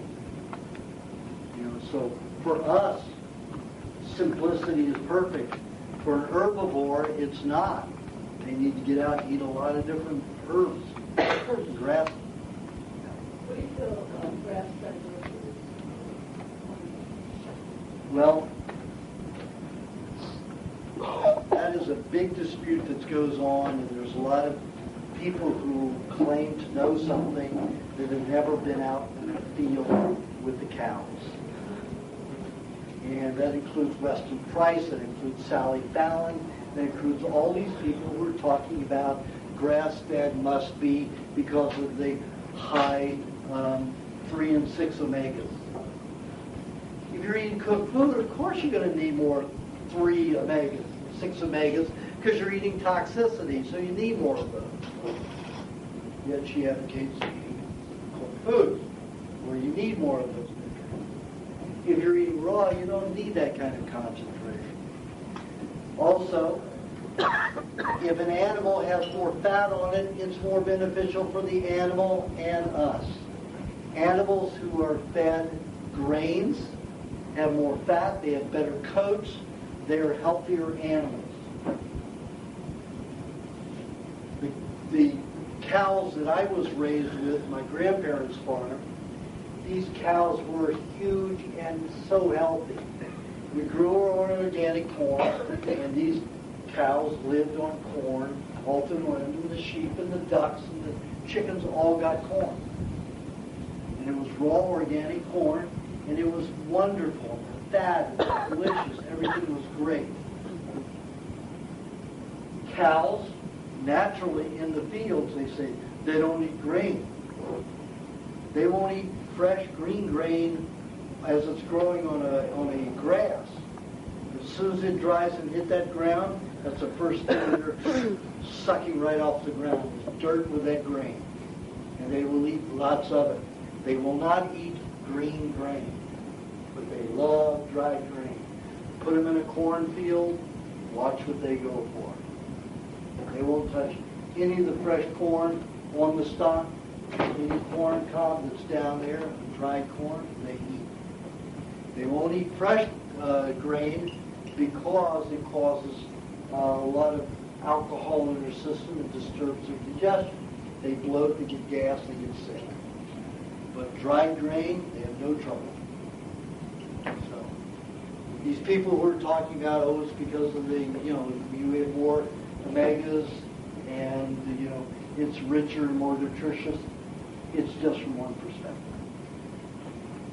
I prefer fattier meat, happier cows, healthier cows. And you will get that in the other grain. And out in the wild, they're eating grain all the time. Grasses, everything puts out seed. And as soon as it's dry, they eat it. Are they feeding them soy also? Corn, cows eat soy fine. Raw soy. Oh. It's fine for cows. Okay. Cows can handle that, do very well with it. Yeah, it's a great thing for cows. But not for chickens, not for any kind of bird, not for humans. I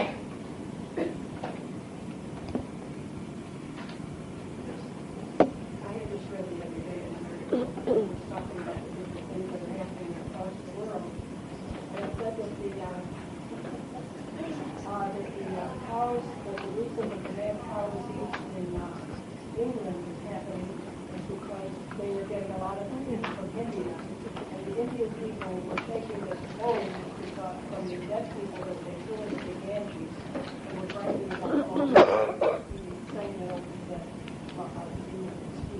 That would add to it definitely, but the main reason for the mad cow was they take dewormers, which is a highly neurological poison, and they put it all down the spine of the cow. Poisons the spinal cord. Poisons the brain. Dewormers.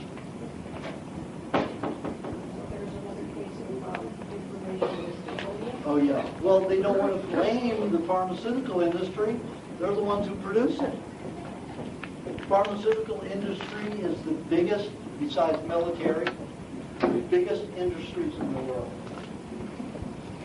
They make on, let's say, a pill costs them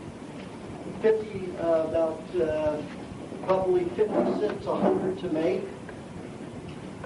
If you include all the research and everything, let's say it costs them 50 cents a pill. They charge $2,000 to $4,000 the cost, the markup.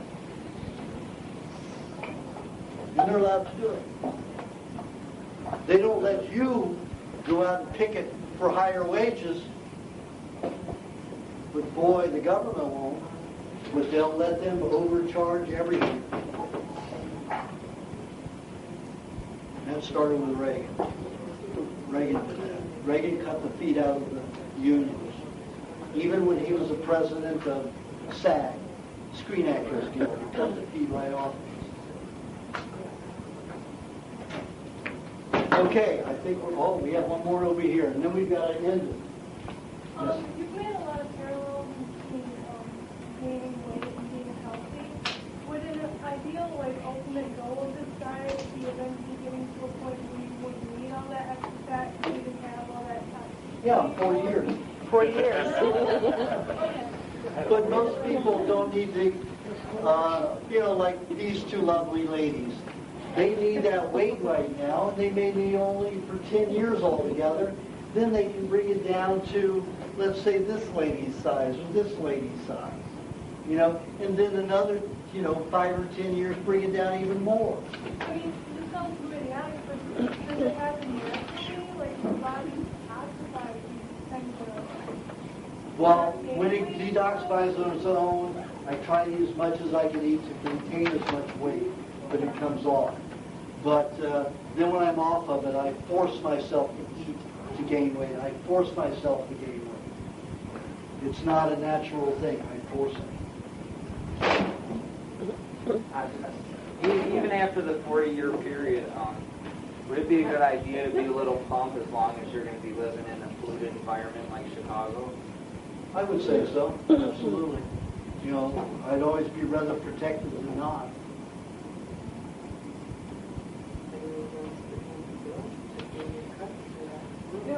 What's on a raw diet? And I'm taking the toxins out of me. I can't understand you. Once I'm on the raw diet, let's say, and I'm pulling the toxicity into my bloodstream, can that recirculate into my brain? Not if you have enough blood fat. It won't do it. It'll dump into the intestines.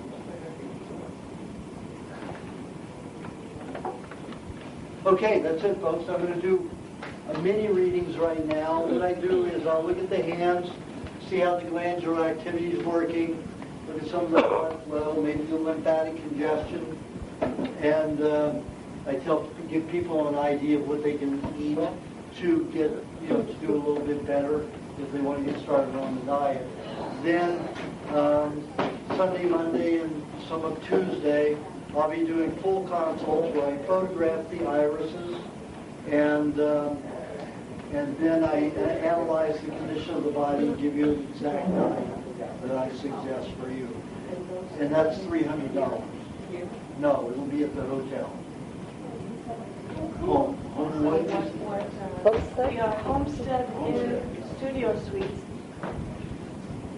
From here, okay, if you take Ogden going west, one street past Route 83. That's called Pasquinelli Drive. You turn right going north on Pasquinelli, and the hotel's maybe 3/4 of a mile up the road on the right. Same like in April this year, right? Same one. Yeah, we've had them there for the last What room now? Which room? 211. 211. Aren't you staying here? Yeah. I'm staying. Quite a few people are I'm staying. staying there too. Is that where you're staying? Yeah. We should have a shop. You go to Priceline and you get it for like $29 a night. Yeah? Priceline, you can get it for that? Yeah, that's the rate you got on Priceline.com. Wow. Yeah. I paid 60. $29 a night. You got like the whole kitchen. One street west of Route 83. Okay. Let me have both farms. We're not supposed to stay in this Let them. What I need from everyone is I need silence, and I need people when they come up here to let their hands go limp. So if I move my hands, they would just fall. Okay? The left ovary is in pretty good shape, a little hardening. Left adrenal gland is in pretty good shape, very relaxed. The left side of the pancreas is about 70% hardened, so that's not good. Left thyroid is okay, parathyroid just so-so. Tonsil area very poor. The right ovary is pretty weak, very protein deficient. The right adrenal gland is very relaxed, a little protein deficient, but it's okay. The right side of the pancreas is about 60% hardened, so you've got a pancreatic problem, you've got blood sugar problems. The right thyroid's in very good shape, parathyroid's okay, tonsil area very poor.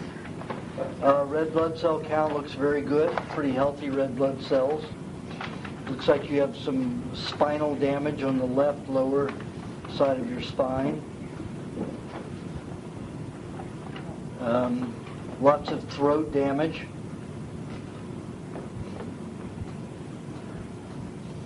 Looks like you're developing a little thrombosis. Your veins are getting very full and full of liquid, and they're swelling. It's not too far advanced, but it's moving there. Lots of metals in the brain.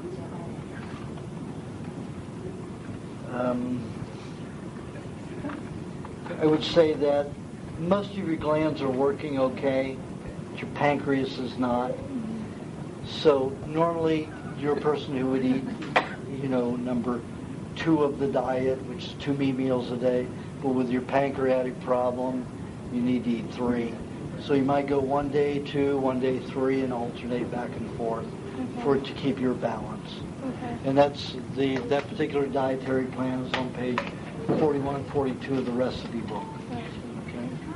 So it's meal eating schedule 1 and 2. Just alternate them. Coconut cream is going to be very helpful to you because you have metals all over the body. A lot of heavy metals like lead, mercury, and even lots of aluminum.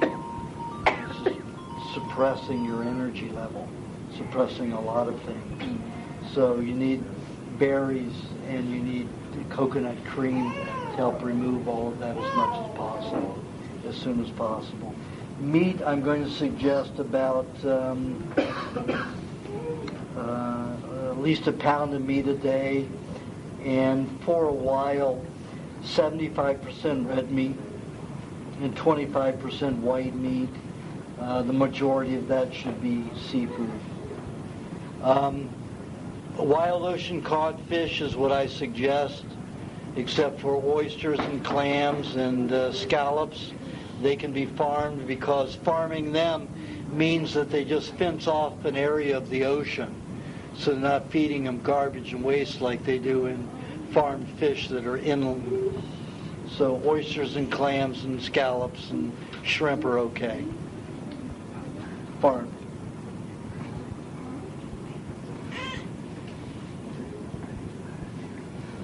I recommend your juice be 80% celery, 5% zucchini, and 5% parsley.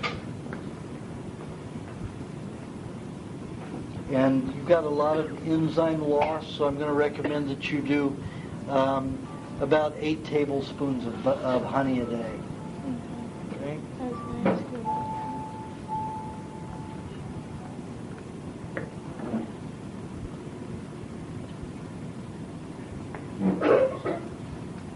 Once in a while, green pears would be good for you.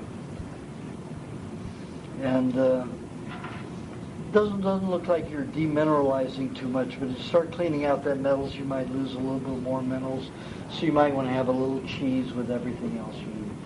You know, maybe a tablespoon or half a tablespoon with almost everything you get, just to keep the mineral balance a little higher.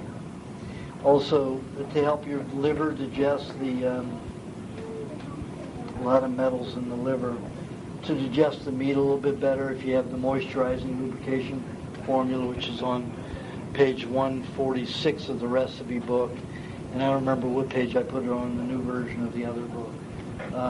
But it's the one with the lemon, with the butter and the egg and the honey, just to help you digest it a little bit better. So I'm going to suggest that you have, you know, maybe one a day, and have a quarter of it with each meal, and then a quarter of it right before you go to sleep.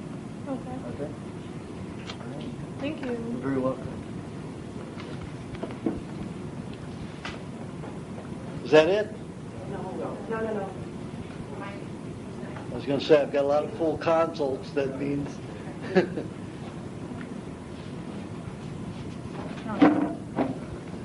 I take my stuff off? No, it's fine. What's your name? Amy. Amy? Hi, Amy. Just let them go limp. Good. You are fat deficient. The left ovary is about 40% hardened, becoming cirrhosed. The left adrenal gland is in good shape, relaxes well too. The left side of the pancreas is about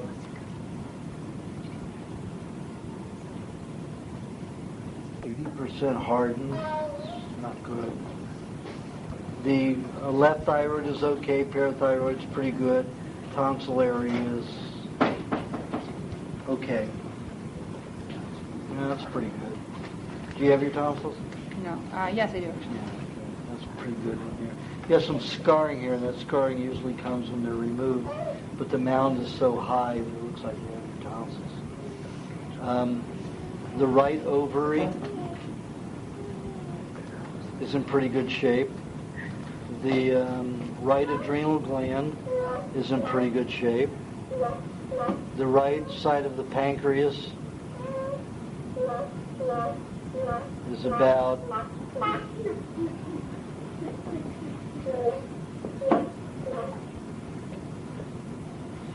about 50% hardened.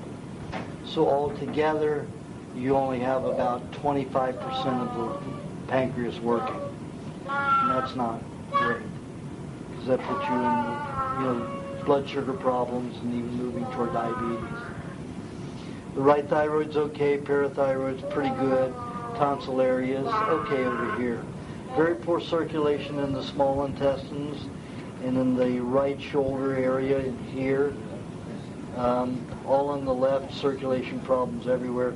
Lots of lymphatic congestion. See all these white spots everywhere? Your lymphatic system is just almost solid.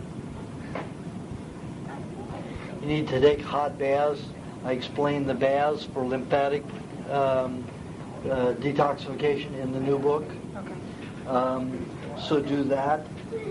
And eat that formula with the pineapple before you get into the bath.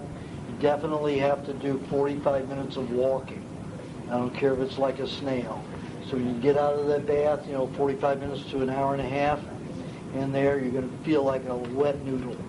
Limp noodle. Just get out, sit down slowly, dry up, bundle up, long underwear, get out and take a walk.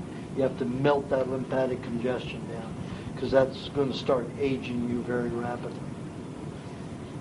It's already started almost the entire intestinal tract on your left side, small intestines. and from there it will go fast because it causes everything else to just dry up quickly. So lymphatic congestion has to be moved rapidly, soon. Everything else looks like it's going to respond quicker, but that lymphatic system, lymph system, feeds every cell in the body, and it removes all the toxicity. So if that's not working well, the whole system can break down, even though the rest of it is genetically pretty sound. Now, I usually don't go into this, but since you have such a strong bone for creativity, you have to go beyond the creativity of having the children. If you don't do something creative, you're unlikely you're going to be a happy person. I don't care if it's decorating. I don't care whether it's making your kids colorful like you've done here. I don't care what it is. Just realize you're creating something. Because if you don't do that, you're going to be a very unhappy person. For somebody like this, that's almost as important as the diet. Okay? That kind of perspective usually means that you're never going to like what you did yesterday, and you can't be hard on yourself like that. You have such an active, creative mind that you always like to have change.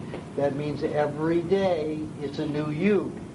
So you don't judge what happened yesterday. It was a perfect you, perfect exactly what you did back then. So you can't judge yesterday by today's standards. You just have to be happy that you're that creative. Otherwise, you're going to take it out on everybody around you. And they are not going to be as active creatively as you. And that might seem boring, but that's for you, not for them. Okay? And if you take of your creativity, you won't be on their case. Okay?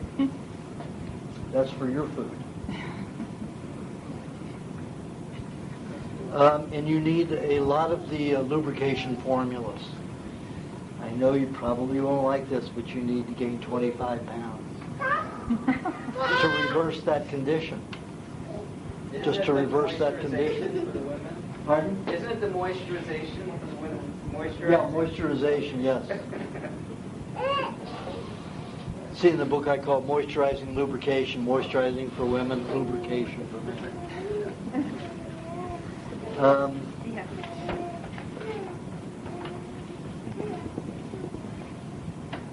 Meat, you have signs of anemia, so I'm going to say 80 to 90% red meat, 10 to 20% chicken, fowl, fish, whatever you like, for the other 20%. Lemon's going to be very helpful for you. But don't have it with red meat unless you've already mixed it in a sauce before you put it with the red meat. You should definitely not drink your milk cold because it's going to get into casein, it's going to get into your system and cause irritability, anxiety.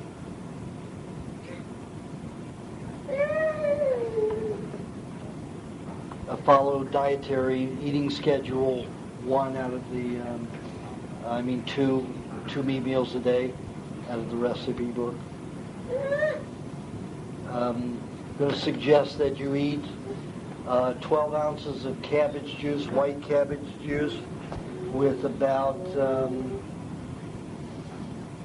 4 tablespoons of cheese once every 10 days. You're starting to create internal ulcers, and that will reverse that trend.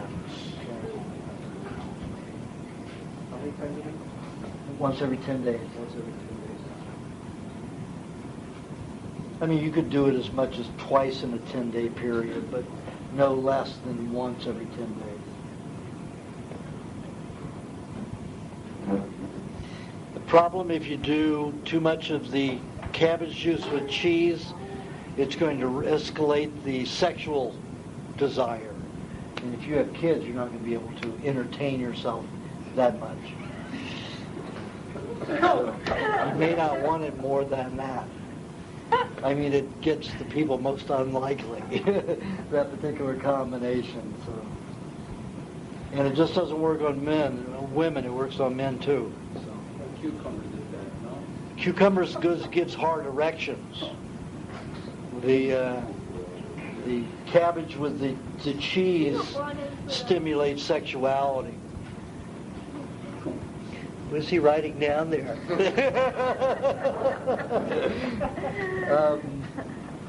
You also have a lot of bile in the system. The bile's been used in place of fat-soluble poisons. So I'm going to recommend 2 days a week. You have 10 ounces of carrot juice with 2 ounces of coconut cream and 2 ounces of dairy cream and 1 tablespoon of honey. And 1 tablespoon of lemon juice. If you don't like the lemon juice in that drink, then have the lemon juice somewhere in between the drink. Okay? All right. That'll get you started.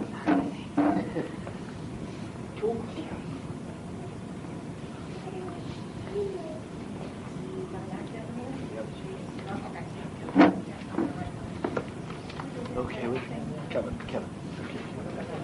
I was calling the other guy Scott. I was going to call you Scott. But no.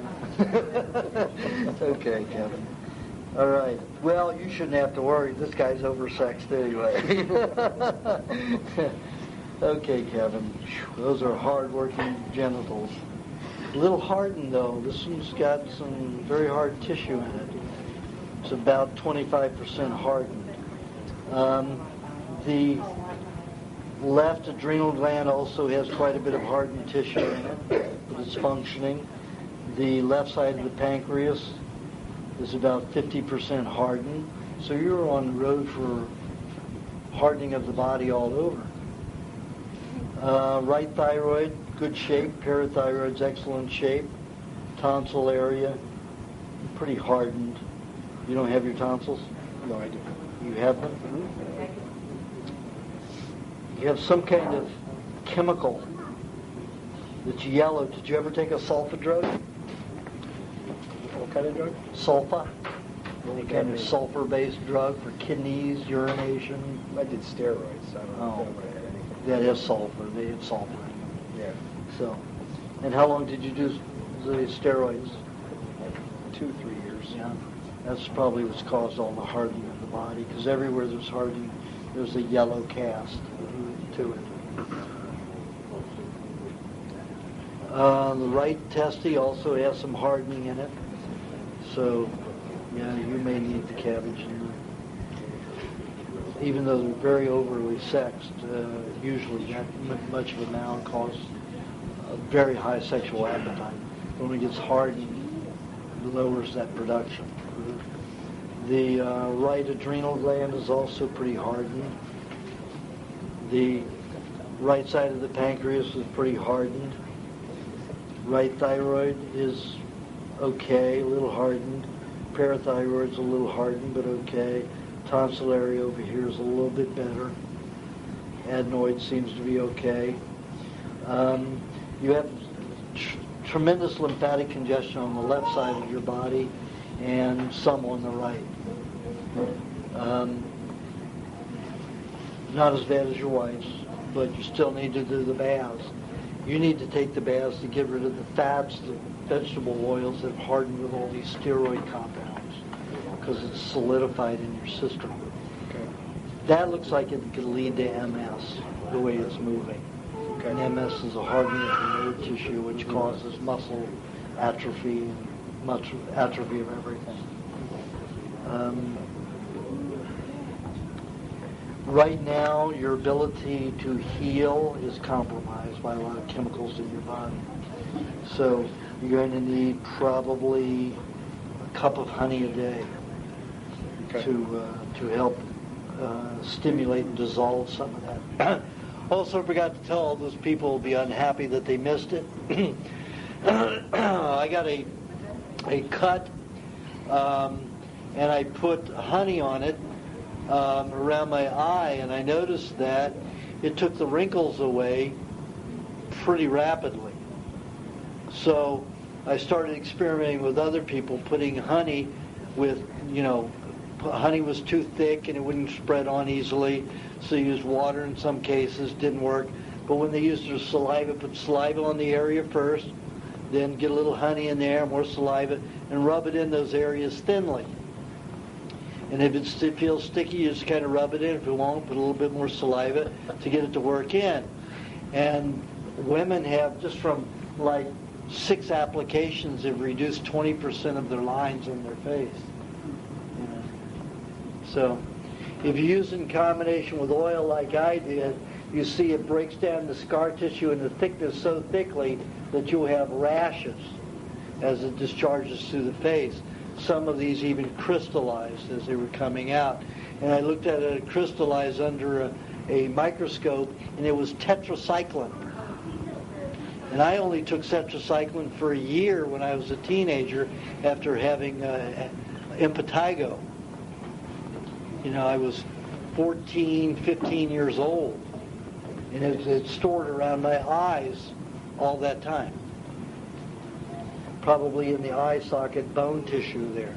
Because antibiotics and molds like to live where cartilage is, so it's probably here and here, you know, the jawbone. I used to have TMJ, and now I don't from this diet. Meat,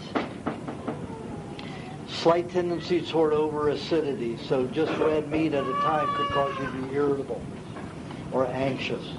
So I'm going to recommend that you always eat red meat with your white meat. White meat with your red meat.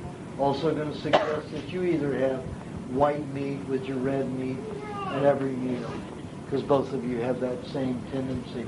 Yours is a little bit more dramatic. So I'm going to suggest that you eat about anywhere from 50 to 60% red meat, 40 to 50% white meat. Okay. And probably 20% of that should be at the white meat. 20% of that, 40% to 50%, it should be seafood. Okay.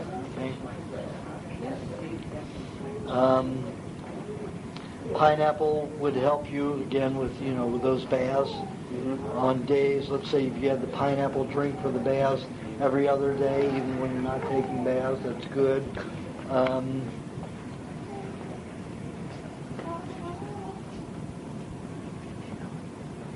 I'm going to recommend for you getting some cocoa beans, which is chocolate, and you didn't experiment enough with it before the book came out. So email me at optimal@earthlink.net to get the recipe for making natural chocolate. Okay. And I'd like you to make that with whipped cream. Okay. And have it with some cheese and some orange. Okay. To help clear out some of that toxicity. You could do the same.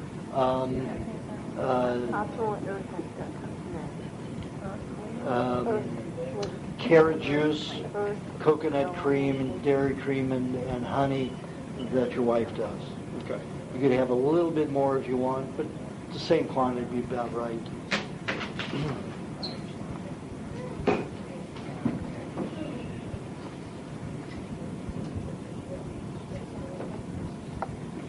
And I suggest that you put hot water bottles, at your sides and at your spine while you're sleeping pretty frequently. Because some of that contamination has gotten into your spine. And if it starts hardening your spine the way it's doing, a lot of your glands, especially the glands down in here, you're going to be very stiff. And it could cause disintegration of the spinal cord. I am very stiff, and I got a lot of arthritis in my hips and stuff. Yeah, that's what I'm saying. Down here, you're already solidified. And all the weight up the spine is all the weight I gained was right in the spine. Got to be here first. So remember, you've got to have the fat on your waist first. Look at babies. They've always got a big belly because it's got to go there first and then be distributed.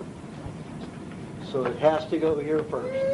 And it usually means that you'll keep a big waist. Could be 20 years before you have to you don't have to have a big waist and you're spreading, the fat out evenly quickly. So live with that big waist. Be a beer belly looking and be happy with it. Because you'll be healthier and happier. Okay. Fat and happy. Remember that expression. It is so true. Unless somebody judges their fatness, their obesity. Thank you for the lecture. You're welcome. Take care. Good seeing you. Yeah, maybe I'll see see you you. at the hotel Yeah. probably. All right. In passing or something. All right. Thank you. You're very welcome, Kevin.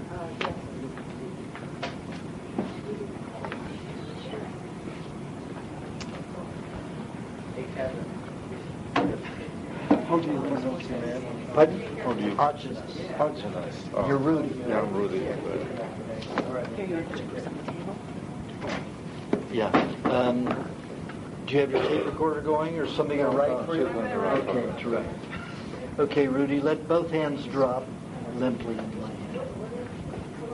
Got to drop. Yeah, this is limp. You're not letting me move. I'll try. I'll try to use them. There you go. Just deep breaths. Good. Okay. The right testy is left testy is very hardened. Probably 80% or more. The right adrenal gland is about 50% hardened. Those are last two people are the highest rate of hardening I've found in there in a long time. The right side of the pancreas and left side of the pancreas is about 80% hardened, so that's not working so well. Left thyroid is okay, parathyroid's excellent, the tonsil area is okay. Do you have your tonsils? Yes. So I just want to make sure that wasn't the lymph and it was your tonsils actually working. Relax. Okay. Right testy is about 50% hardened. The right adrenal gland is about 70% hardened. The right side of the pancreas is about 80% hardened. So you're moving toward diabetes. The right thyroid is okay. Parathyroid is pretty good. Tonsil area pretty even and okay over here. No scarring, as a matter of fact, like he has on the left side. Your gallbladder is just full of metals. The tube between the liver and gallbladder is full of heavy metals. Your chest is full of heavy metals, especially the right bronchioles and the upper lobe of the right lung. Lots in your throat. Lots of metals in and around your heart. All down the chest cavity on your left side, all the way down into your leg. Tons of heavy metals in your brain. You still have very good healing and recuperative ability on the right side of your body. On the left, it's becoming impaired. I'm going to suggest about 60 to 80% red meat. That gives you a lot of latitude. And 20 to 40% white meat. And you should do a lot of it seafood to help you. I had a woman who grew up under the London airport, and she had as much heavy metals as some of my lathe operators have. And she was very metal toxic and with a lot of chronic fatigue and fibromyalgia. And she was only like 33 years old. So it couldn't matter because I was a machinist for a long time. There you go. I'm not doing that right now, but I went into computers. But machinist. There you go. Yeah. So I suggested that she have 1 cup of red meat with 3 oysters twice a day. And when she returned in a year, all of her chronic fatigue was gone. And it usually takes 5-6 years to break it with that kind of metal poisoning. She removed as much metal in 1 year as most people lose with that kind of contamination in about 5 years. So oysters are incredible. I'm recommending. Yeah, you could have a cup and a half of red meat with 4 oysters twice a day. She's not as big a person as you are. She's only 5'5" and about 134 pounds. So you're a much bigger person. You could use more. and lots of coconut cream will really help you, especially with your ancestry. The African races are 10,000 years ahead of us because they've only been eating the heavily toxic food for about 50 years. Even as slaves, even when I was a child in the 50s, there was still slavery. It was just economic slavery. And they still had, colored had a drink here and separate toilets and everything. But when I used to go through Alabama, where my mother's side is from, in Georgia and all that area, we used to see the African Americans out eating all this raw food in the fields as they're pulling the corn or the cotton, no matter what it was. They were eating this all raw food still in the fields because they didn't have time to cook it. Take it with them to the fields. So they have a much better, even though the slavery was not a good moralistically, it certainly preserved their health, better than ours. That's why there's so much more African American athletes that are so much better than us whiteys, So, and any other race, because they are still so close to that basic non-cooked diet that the African tribes use. I'm going to still suggest about 8 tablespoons of honey or a little bit more a day for you. Divided equally and throughout the day? Or Throughout the day, like a tablespoon 8 times a day. It can be in something or not. And you need lots of butter, of course. Some cream is going to be very helpful when that metal poisoning comes out. Fruits for you would be unsweet melons, would be very good. It'd help the hormone content. For some reason, the hormone reaction in melons is better for you than other fruits. So if you get a really ripe melon, just don't eat the heart of it. Eat, out from the rind. Yeah. But as unripe as you can get it is better. mangoes? Pardon? Mangoes? Mangoes, your digestion can help a little bit, especially the left side. But again, green and tart, if you're going to do that. Not the greatest fruit for you, but once in a while, okay. What about apples? Apples, not a good fruit for you. Melons, pineapple sometimes, pears sometimes, especially the white inside, very white and hard, very green on the outside. Papaya, very good for you.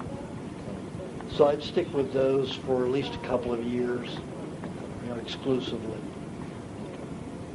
There's a fruit that I really like, and I don't know if it's persimmon that comes out. Persimmon? Yeah, That's persimmon, yeah. That's not... If you eat it unripe with slightly alamy, it's fine. Okay. But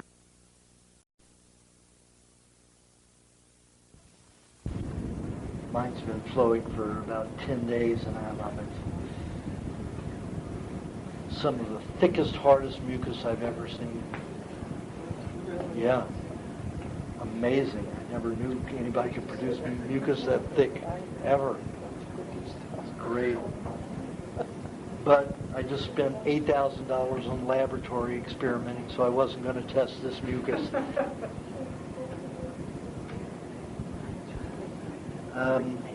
And how much honey are you using? Probably 6 tablespoons a day. Pretty good. You could probably do 7, maybe 7.5, just to up it a little bit. Are you having the loop formula? A little bit. Sometimes I forget the letters. Can't. That's the key to that. It's like you could have the whole combination, but not the last number. How long is it going to take you to open it?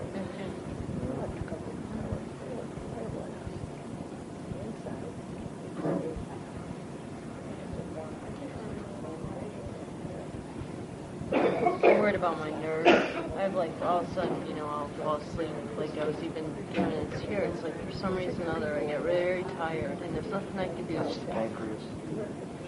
And then all of a sudden, my body will go like this. Yeah. That's just to wake you up. But that's the hardened pancreas. Oh, really? It's a sugar problem.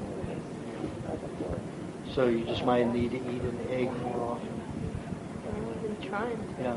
But, that's going to be a while before that corrects itself. Don't worry about that. I used to do it all the time. What, that? Yeah, falling asleep and waking. But it's even like for 15 minutes, so it's like I can't. It's very embarrassing because it has nothing to do with what you're saying. Oh, yeah. Anything, it's just all of a sudden my body's like, it just shuts down. It And has to sleep. It has to take a nap.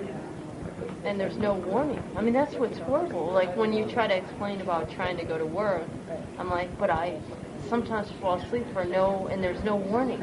Well, it's just just like telling you have that sleeping sickness where, every hour you're going to doze for a few minutes. Well, sometimes it's like I have to lay down for about a half an hour. So that's good. Usually only happens once a day, right? Yeah. Yeah, that's fine. But you stick that hot water bottle between your legs pretty often. Because this area's got a lot of blockage. I heard that my lymph is blocked. That's what Everywhere. It's blocked. Everywhere. That's why you're taking hot baths and doing the pineapple mixture. Because see all this white splotching everywhere? Yeah. That's all lymphatic congestion everywhere in your body.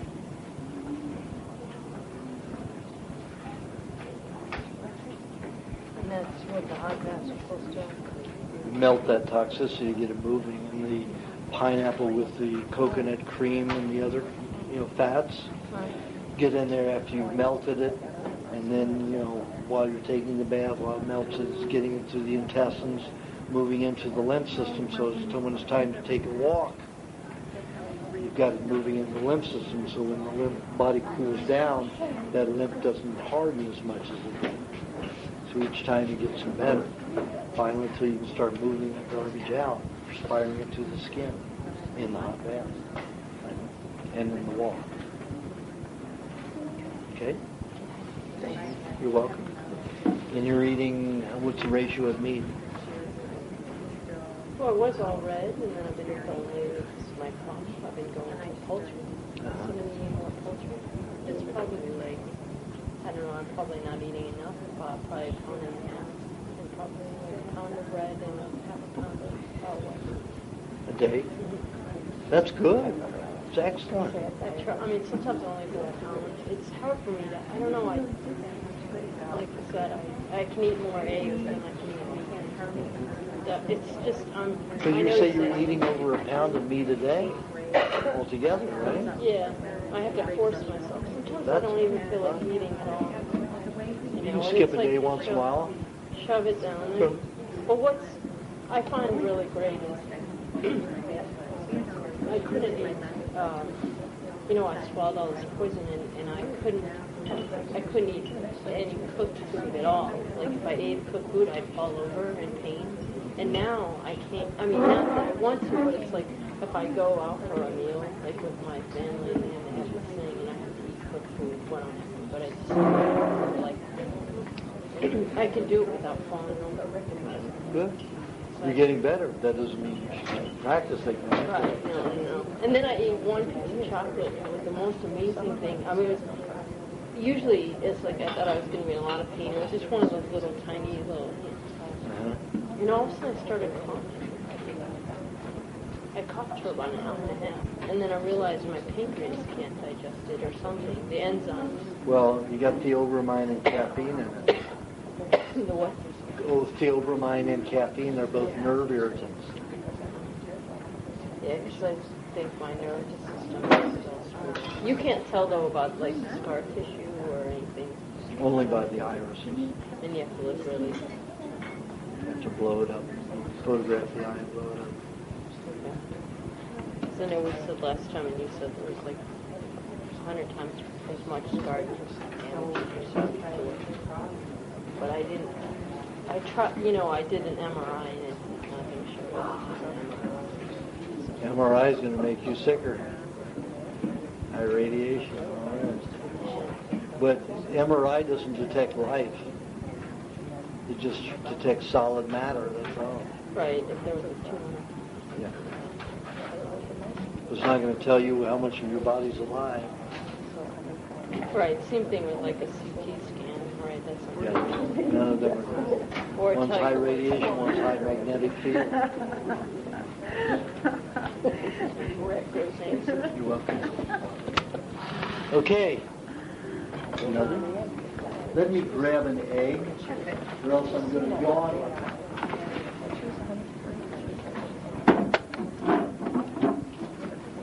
Your name isn't Alex, is it? You look like Alex.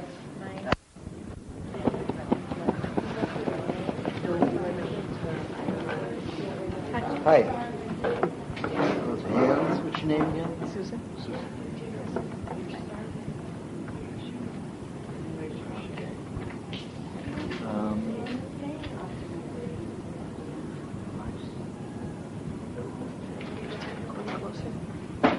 Okay.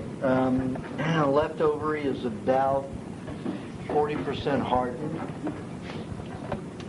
The left adrenal gland is in pretty good shape. Left side of the pancreas is about 80% hardened. Good. The thyroid, left thyroid's okay, parathyroid's excellent. Tonsil area looks okay. Well, you have lymphatic activity, even though you have the scarring. So that area is okay. The right side, the right ovary is about 30% hardened. No, 25%. The right adrenal gland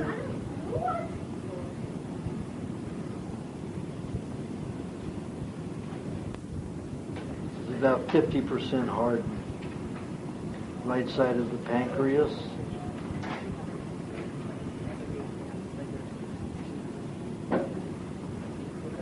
probably 80% hardened.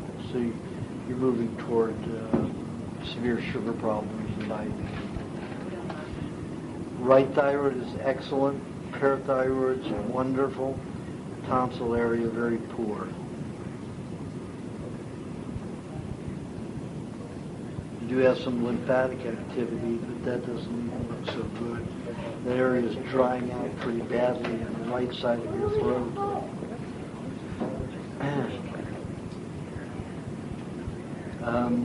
Almost look like like you could develop cancer of the throat. I know there's scar tissue here because I No, got I'm my not finger looking at taken. that. I'm looking at the color.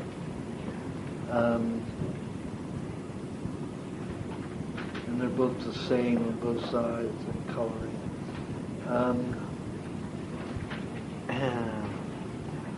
So I'm going to suggest that you take the saliva and put it on your neck with honey every night. Okay? You've got to dissolve this because it looks like it's moving to be basal cell cancer of the throat. You know, I'm not an MD diagnosing it, Right. but that's what I've seen with people who've had throat cancers.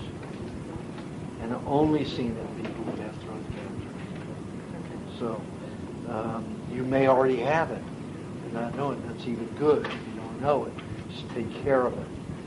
And putting that honey on with saliva. With water, it doesn't work. Only with saliva. It doesn't have to be thick. And these glands in here need it the most, right in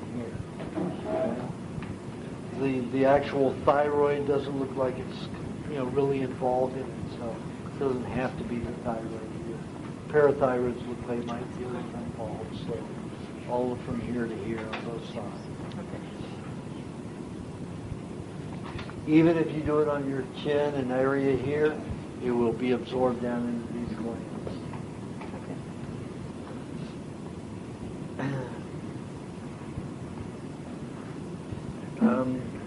You have a tremendous amount of metal in the gallbladder. It's a very toxic area. Oh, that's why. We ripped it out and left mercury there. And it was healthy. Yeah. They probably swabbed it with thimerosal, mercurochrome or methylate, they're both mercury, liquid mercury. So now you've got mercury all in that area. You've got a hole, that usually means that, there's dead tissue in it, but yours is actually gone. So that's where the gallbladder is supposed to be. And yours is a dark hole. The liver, poor circulation, got a lot of broken veins in it. So it looks like you're probably deficient in vitamin K and vitamin U. You might start developing, because of this, spider veins and varicose veins. So I'm going to suggest that you have about 8 ounces of cabbage juice with 2 tablespoons of coconut cream and 1 tablespoon of dairy cream and 1 tablespoon of butter. And I'd like you to have a tablespoon of cheese.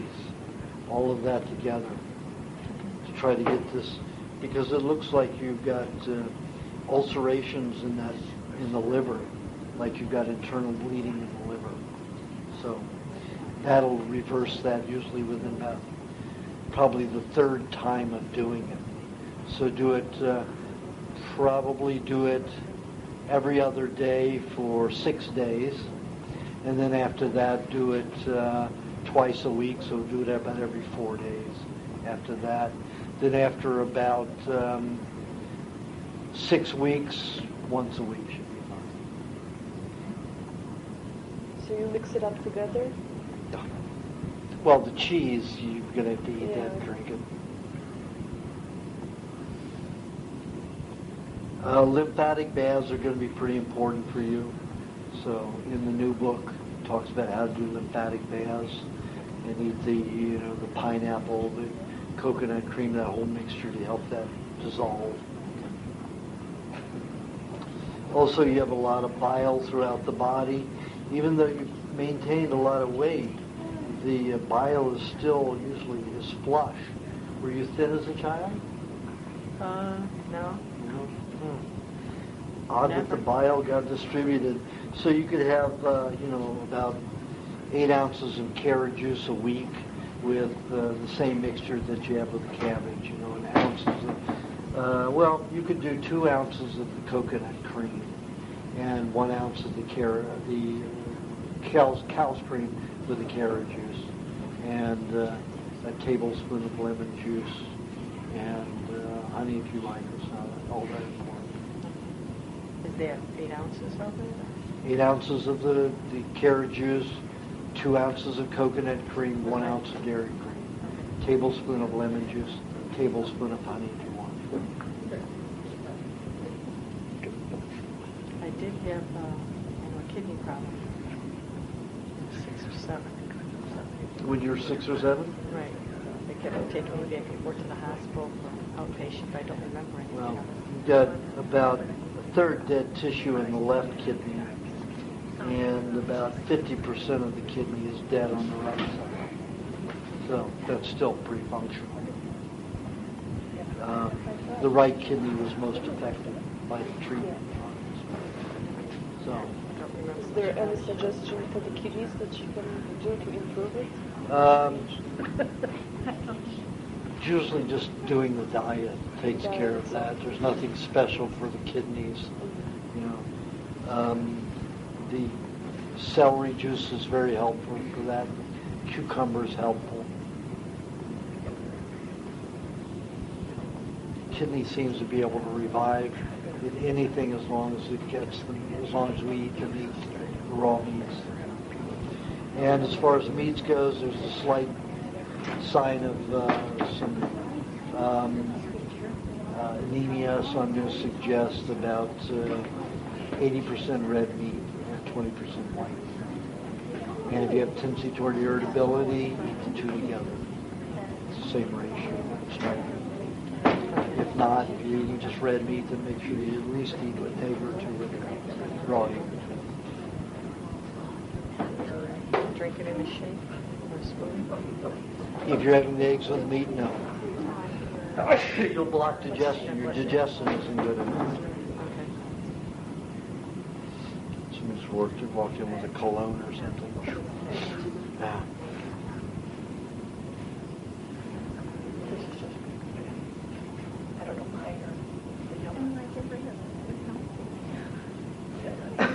Peaches are good. Make sure they're green. Pears are good, green.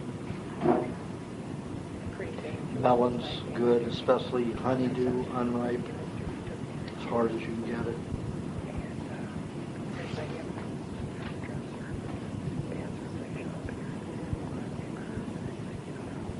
And you should definitely eat a pound of meat a day, altogether red and white. 50-50. Okay. Pardon? 50-50 for her? Yeah. Oh, normal vegetable juice? You said 80% red. 80% red, 20% white. Vegetable juice, besides the carrot juice and the cabbage.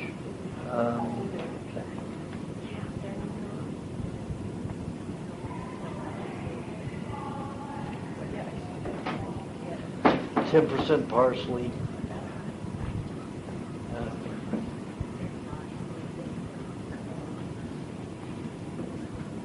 85% celery and 5% zucchini. Question. This is the first time I've known about any of this, so I haven't, of course, started the diet. Have you read the book yet? I have read the book. Okay. Oh, well, almost that much of it. I'm up to where you're paying the house here, which I'm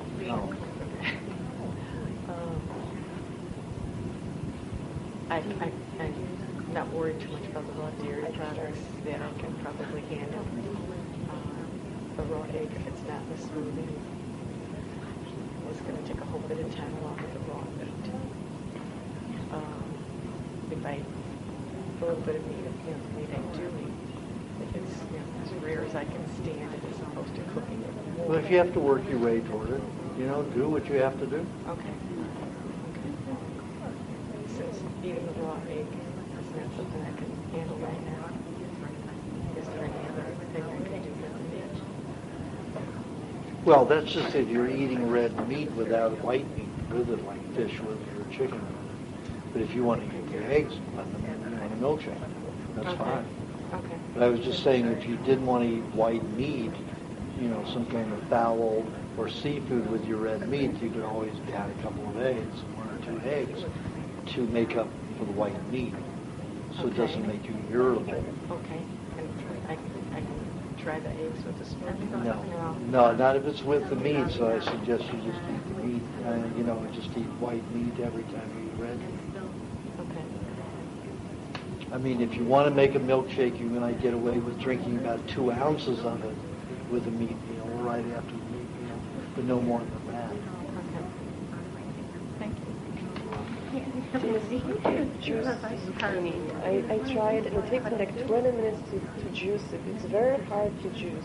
You alternate all the foods. With the carrots or anything. Yeah, and what I do is I cut it in quarters. Yeah, that's what I do too. Yeah, and then put one in, and I put it in with the celery. It's very hard to juice though. It's harder than cucumber. Yeah, but if you put it with the celery while it's going in the celery at the same time, usually I'll put it in right after I put parsley in by itself. Mm-hmm. Then I'll put that in, because the parsley is dry. Or by the end, right? At the very end. No, I do it all the way along. If you save the zucchini to put all at the same time, it's going to jam up the machine. But you know what I do? I always look at the measuring cup, to get the right amount of celery, carrot, and zucchini. So if I alternate, I won't be able to tell how much of what I put. Well, if you say, okay, it took this much to make that much, then you remember how much it is, and then you don't have to measure it each time. Yeah. That's the way I do it. Because I have to have like 11 ounces of zucchini, so that's pretty much, Yeah. Well, you realize how much, it takes to get, 11 ounces, and you use that much zucchini, but you don't put it all at the same time. Mm-hmm. Yeah, it's just sometimes it's very small and skinny, and sometimes it's fat and big. It's hard to tell. By weight, you can tell. Okay. So you know you weigh how much zucchini you have. You get your 11 ounces, and then what zucchini you have left, weigh that, subtract it from what, so you know what the weight of zucchini takes to make 11 ounces. Okay. So And then it's easy. Then you don't have to worry about, measuring it each time. You know how much weight it takes. Okay. Thank you. Do you peel the vegetables first? So you just put the whole vegetable? Unless it's, unless you have a cucumber that giving it to your man and you want him to be erect. He's one that's affected by that. You don't want to give him, you don't want to juice the cucumber with peeling. Okay. You want to peel it first. Okay. Does it matter if you use the large carrots or the baby carrots? Babies are sweeter. Okay.